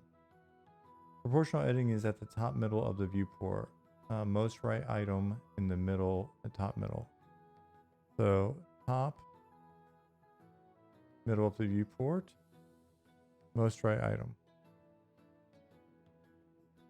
Aha. Interesting. Would I want that or would I want linear? We can try it. Let's see what it does.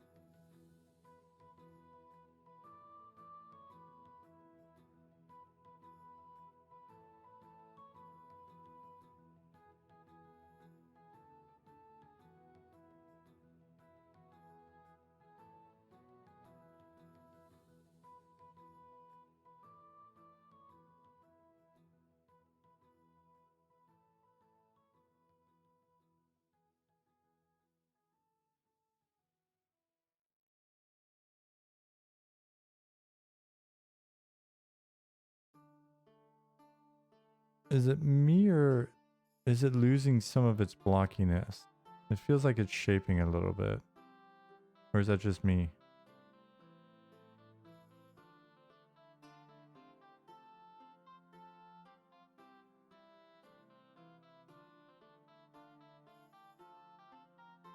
So if we do Control Z and I turn it off and I do it again, I don't know.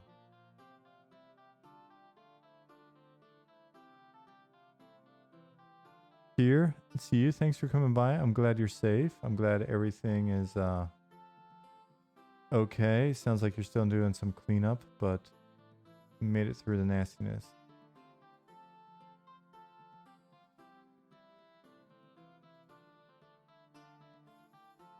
Thanks for coming back. All right, so let's look at random.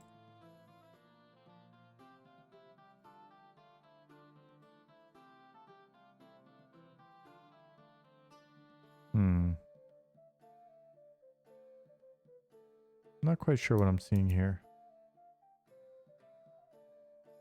Let me turn this back off again.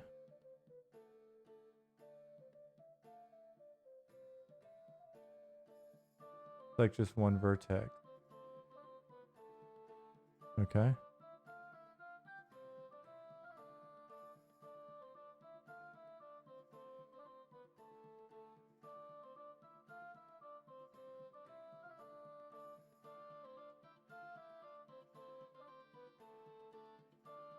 And increase the influence size.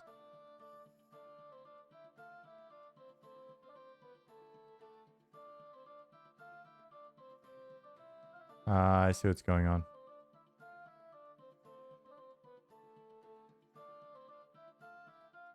All right, so that's good if I just want to insert some like randomness.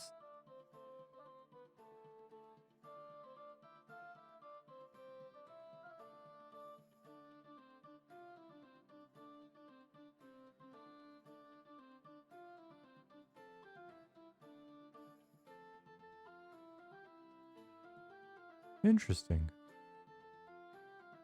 Oh no.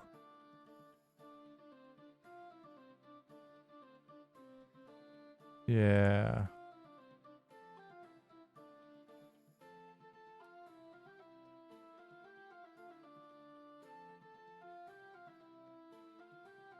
So like even here, the stuff that I've been doing manually, like I'm going to be cognizant of the shape.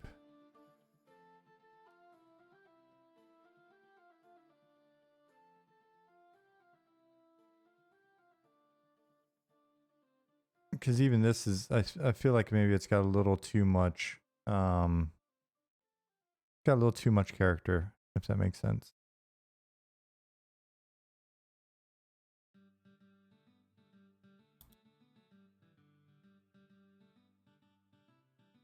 things tend to go up to point. I think the biggest thing is your grid is still quite small compared to normal EQ size. Yeah. It's a fair point.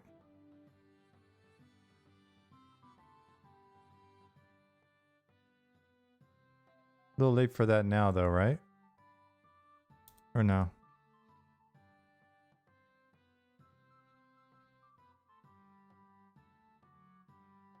So Zossi, if you're wanting to smooth a smooth hill, then smooth follow works well.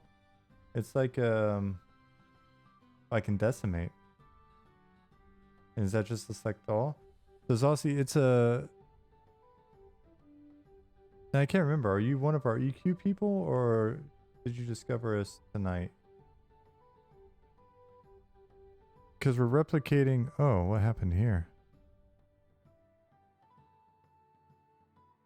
We're replicating a fairly old specific style. All right, so I can just decimate. Oh, you're just random? Cool. So basically there's this game that most of us have met each other because through discussion of the game more recently, but like a lot of the folks here started playing the game back in 1999. And so we've been looking at the idea of what could we do to potentially sort of tap into that old nostalgic feeling in a modern environment using modern tools. All right, so blue wrench, add modifier, decimate. So that's kind of the challenge. What we're hoping to do is use better lighting, things like that to... Yes, I happen to have worked on the game for a few years back in the day. That is a fair point, Turnip.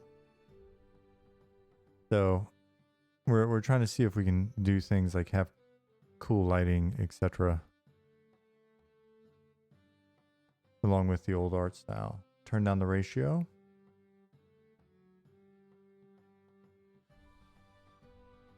Oh, it just reduces the face count all the way across.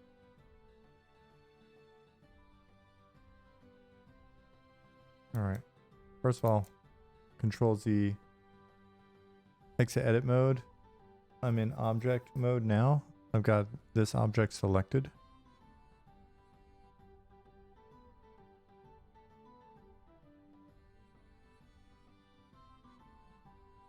Our face count is still less than the glove on a modern character.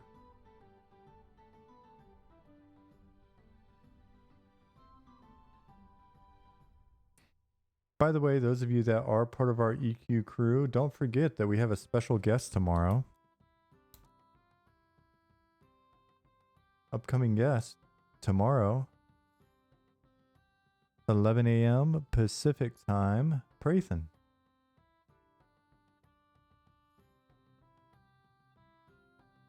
Watch out, you may lose some detail on your tunnel and stuff. I guess we could recreate it. If it breaks something, but it's better. So that's a good question. Before we do this, Turnip, Ali, other EQ people.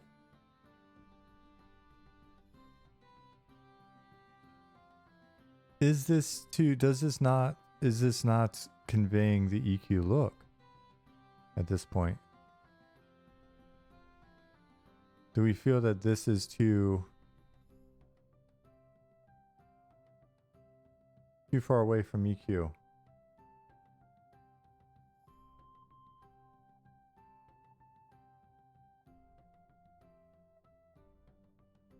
Before we alter it drastically. That's like, I was like, oh, let's do that. But then I'm like, oh, wait a second. But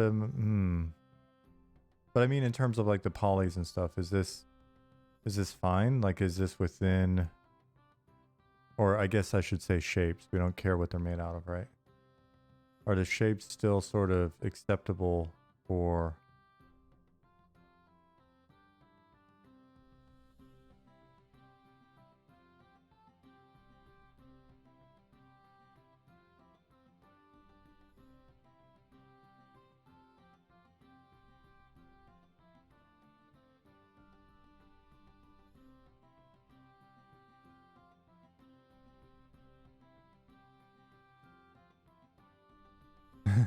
You can do like what I do, spend 10 years perfecting, or you can say, this is exactly like Northrow, which it is. Well, not exactly. We don't want to get sued, but you can ship it. Cool. I'm going to remind you of what you just said here, Ollie, at some point soon when we're talking about other things like spells and abilities, combat, UI. Oh, just you wait.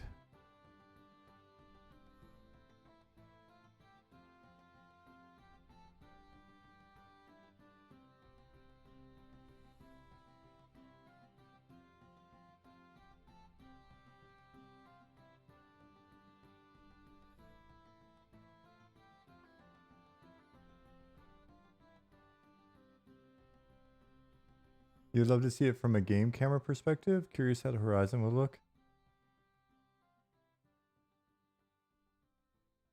Ollie, if you did not have so many wise words, people would not be able to throw them in your face.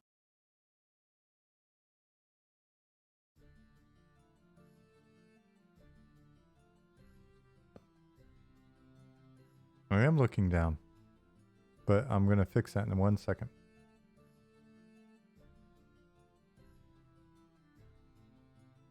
Let me see if I can get us back into flight mode.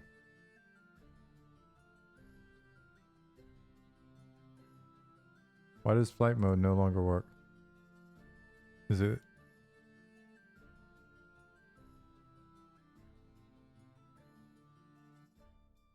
There it goes. I just need to switch my keyboard to a different country.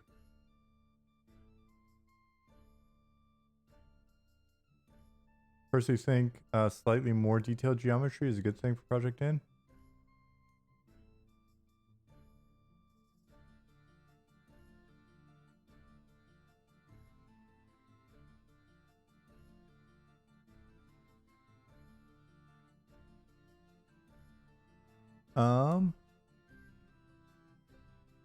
So yeah, I just realized what's happening with the shift tilde not working is depending on where I rest my fingers or keystrokes, I keep switching between Swedish and English keyboard. All right, turnip. Yeah, I'm kind of feeling that way too at the moment. A little bit more detail is not too bad here. Oops. Need to fix this ocean. This is looking like the lake near my house in the winter when the ice bulges up. Yeah, let's see. Think you're within the range of being EQ-like without being EQ clone. I think that's a fair point. Project N Maze. Is our little... Can we build a niche MMO experiment that just keeps evolving?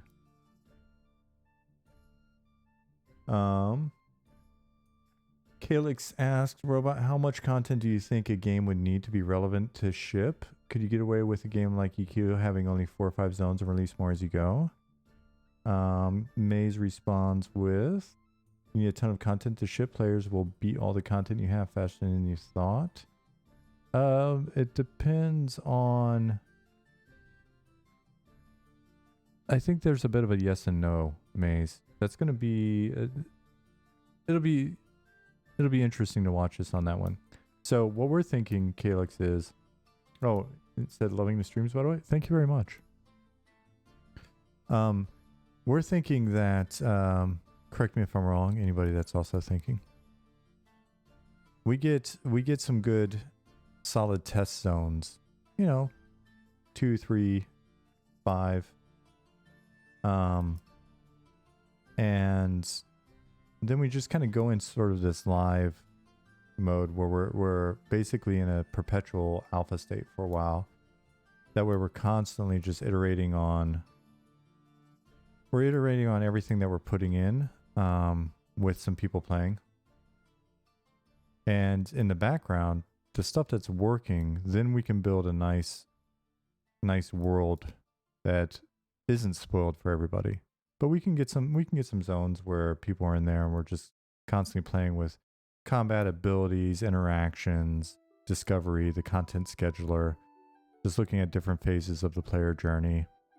And we'll just keep going. And we'll look and see sort of what the response to that is and what sort of excitement we can build up, whether or not the plan's working for us. Are we continuing to learn? Are we making forward progress with iterations? And then, if those things are going well, then we'll produce content in the background. And we'll hit a point where, you know, based on budget and also feel for how people are, how the community's growing, how much support there is, then we'll pick our start date. But our plan is also, it's less about number of zones and it's more about depth of content, because our goal is not to sort of recreate the situation that at least I found myself in as a you know, a member of the EQ team, where we have this ever expanding world where then people kind of never come back to like free ports and to the starting cities, and the world sort of empties as there's this generational segmentation, right? So the world will always feel dense and relevant. It just will be deeper. You'll find more ruins. You'll find all sorts of stuff. Procedural generation, no firm plans for procedural generation, but we may find opportunities to do interesting things here and there. Speaking of which, I've got a message from someone who's been doing some really interesting stuff with textures procedurally. Follow up on that one. Zossi, thank you for the follow. So Zossi, one of the things that we're doing here, and anybody else, Maze even, like the thing that we're doing is kind of just like a very open game development, like you see on some of the other streamers here in this category. We're just doing it with an MMO, and it just, you know, so happens that I have a history in working on MMOs. I've worked on a variety of different MMOs over the last 20 years and decided to do something crazy here. Both from via the encouragement in chat and through meeting some rad like-minded people. I mean, it's interesting. So running along these dunes, just with this little bit of lighting, right? And this texture is not even what we're going to be shooting for. So better textures for sure.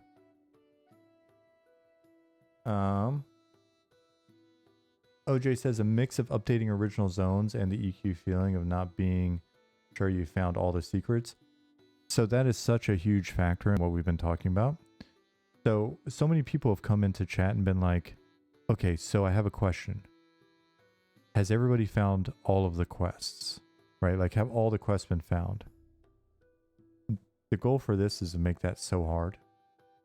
So hard to find all the content. Like, we want to do things like have the content scheduler not only feed off things like, so not only do you have like faction to consider or relationships with NPCs to consider, or did you do the prerequisite steps? It's, did you happen to find that one thing that the only way that you're even going to see that there's a magical door that illuminates here in the sand is when it's a certain season and the moon cycle is correct. And then boom, go in.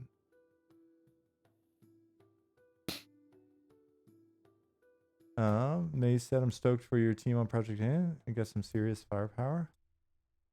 Yes, we've been fortunate to have a lot of good input from folks, some of which are currently in chat. And I think I mean, we're really just getting started, so it'll be interesting to see this one evolve over the next few months. Ollie, did I cover it?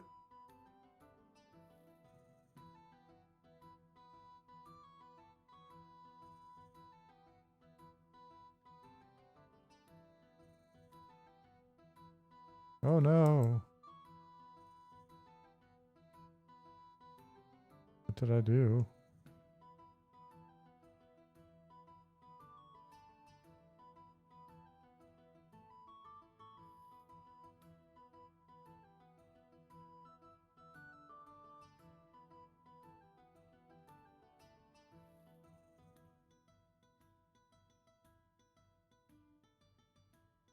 All right, so let's get back to pulling some points before bed.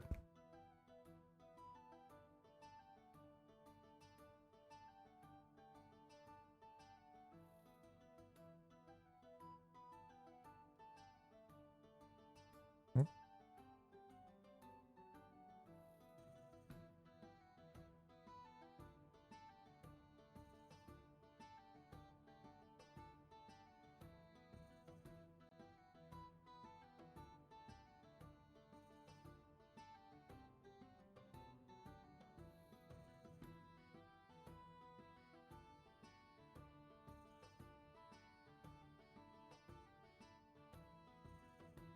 All right, so.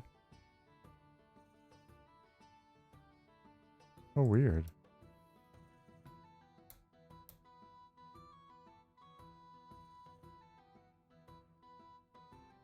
The tweak. I've never seen that before. I'm in edit mode. Did I change the tools?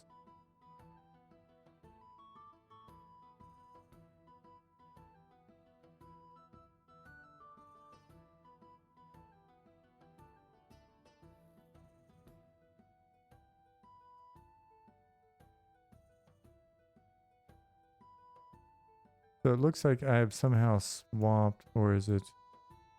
Yeah, I have. I somehow hit some random keys that have swapped my usual selection tool options for tweak. Oh, W.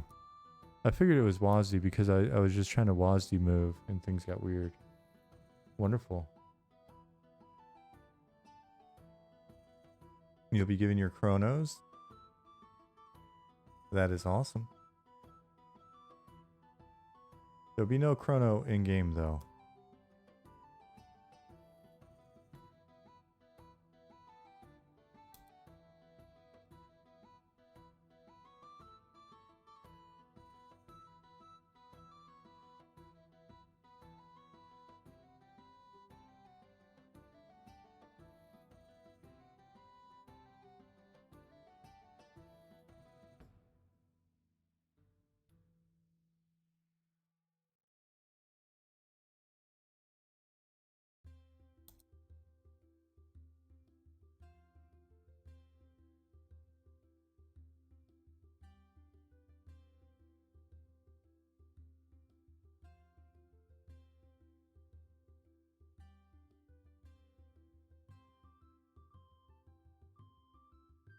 Let's see if we can.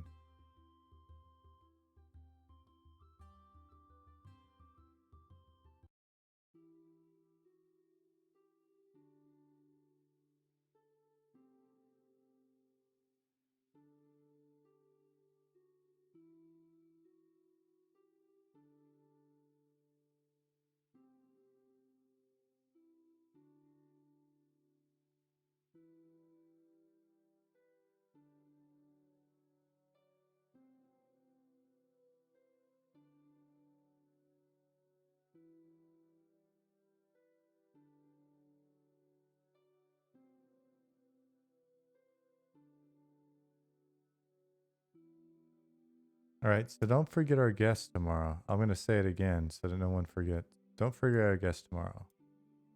Should be a good one. Prathan. For those of you that don't know who he is, he was game designer, lead game designer on EverQuest for 18 years. And now he works at Blizzard. I believe he's on WoW. Is he on WoW? I know he's at Blizzard. So that'll be fun tomorrow. I haven't seen him in quite a while.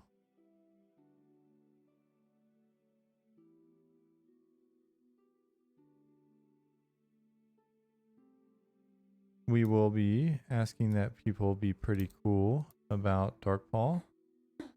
He's still close to the team. Wants people to be respectful. So we'll be looking at that. Making sure people are cool. Our chat's been pretty cool, so I'm hoping we don't run into any weirdness. Yeah, it is a long tenure. 18 years on a game.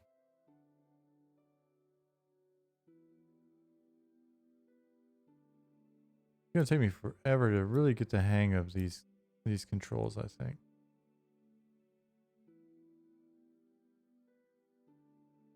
I feel like Unity is a little more intuitive on that front. And I don't know why this happens, but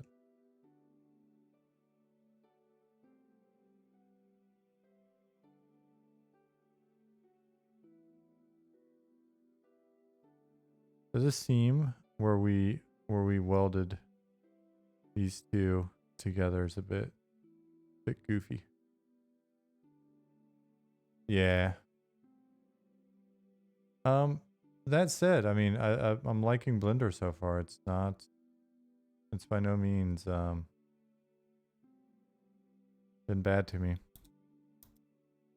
And I feel like it's been, you know, easier to learn than I would have expected. That looks a little artificial and flat. We'll have to fix that.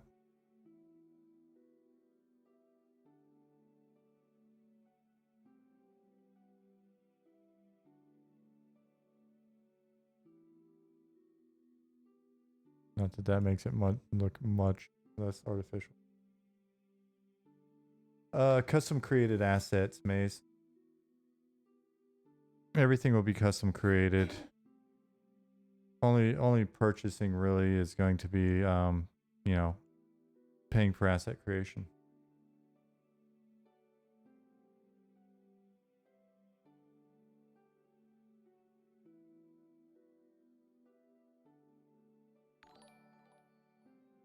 Dekaj. I think that's how you pronounce it. Let me know if that's not it. Thank you for the follow.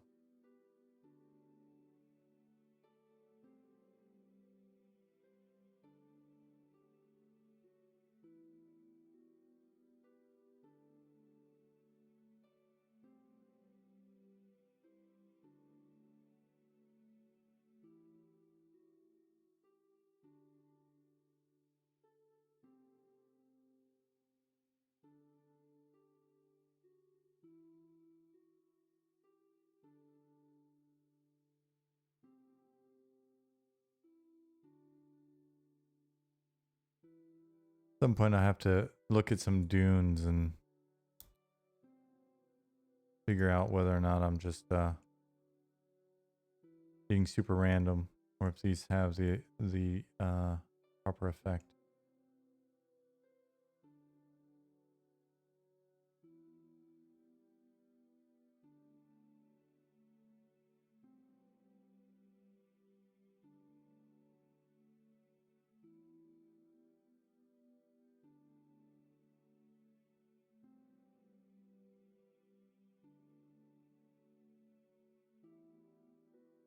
Any ideas how rating high-end content is going to function? Will it be proper instance and no open world competition?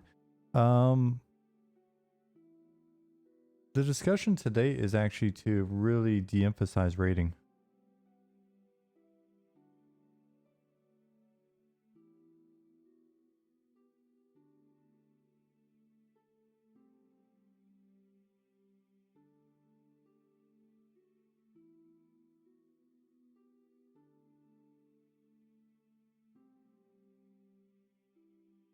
The core focus of the game, and it's meant to be a very focused game, is on really group content, group adventuring,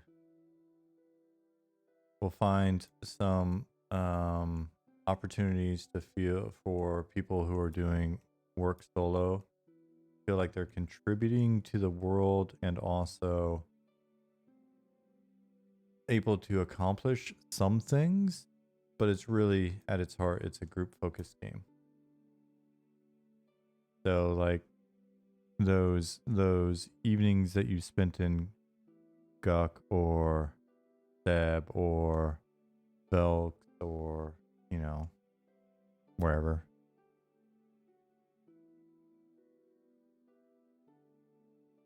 Now some of the discussion, you know, talking about the difference between camping and crawling, yeah, but again, focus more on camping as a default. I like camping.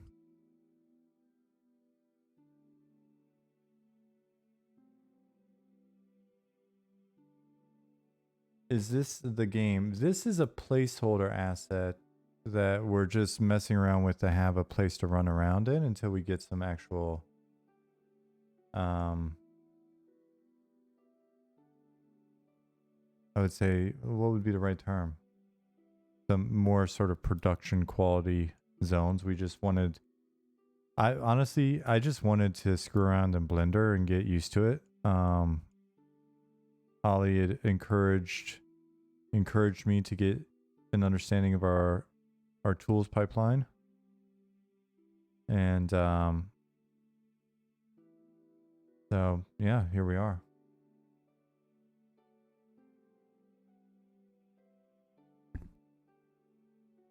And the game itself though, I tell you what, we'll send out more info, or now that you're following, thank you again for that.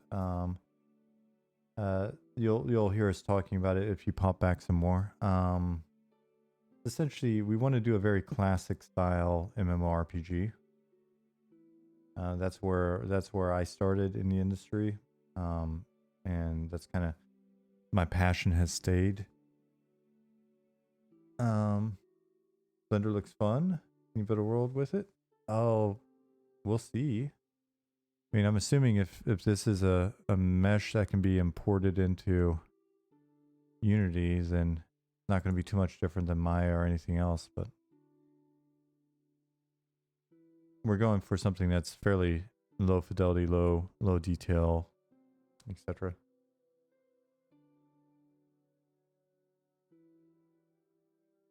Thanks. We've been talking a lot about like camps. That's an area where I know Nick and I have talked a bunch, and we're sort of working through what we can do with like actual camps as a mechanic.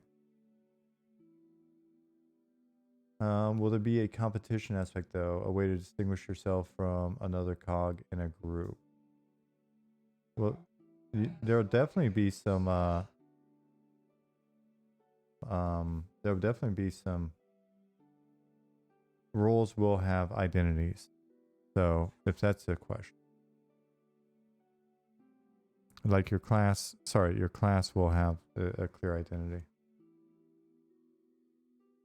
Yeah, I think you've got to restrict where you can drop them. I can't imagine us having a world where you could just drop them anywhere. I think that'd be a little much. But do this. UV.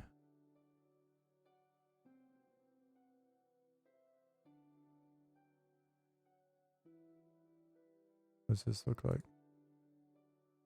A little bit better.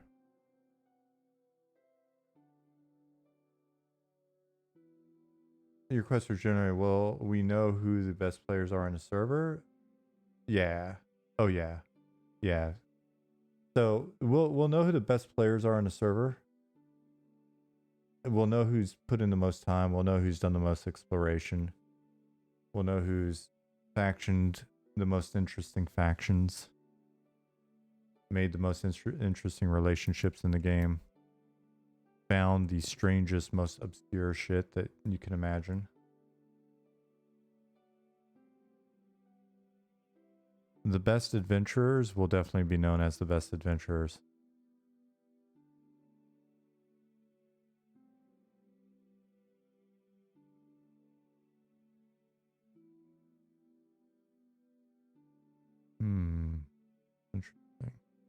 I have to actually sketch something out tomorrow and think about where we want to go from here with this.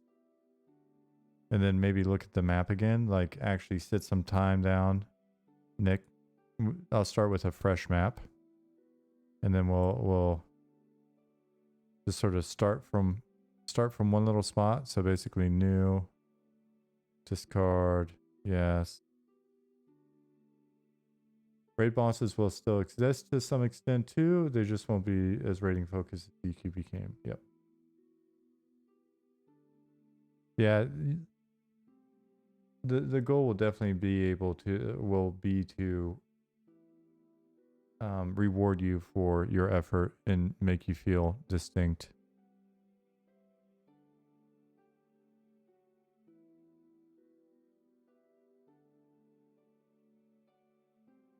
I forgot there were some good settings in here.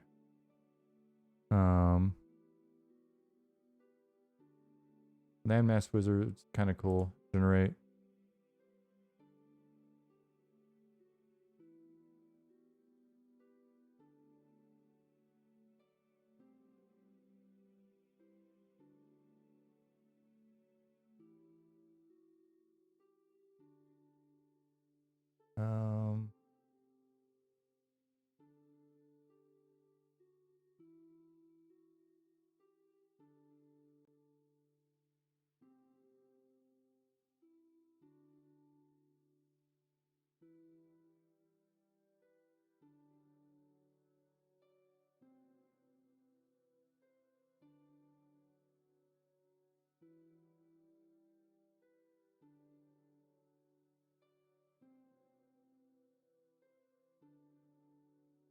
Oh, it's after 11 o'clock already, guys. So yeah, Nick, I was thinking about this earlier today when I was writing up the first little like area sort of description. I was like, oh, we should probably kick off like a little map. Start working on like a actual map, talk about the world in that sense.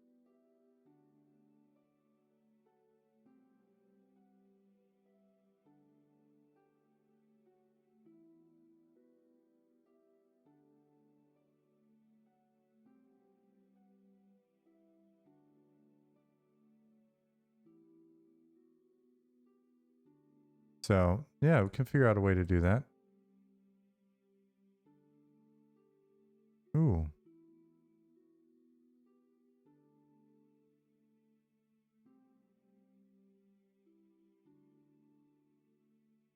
Discard. Do it tomorrow. All right, let me catch up on chat before we get out of here. Another one, will there be long camps for stuff such as Epic Quest? Epic Quest change. I always felt like a long camp brings such an accomplishment when you finally get that piece you wanted. It's my belief that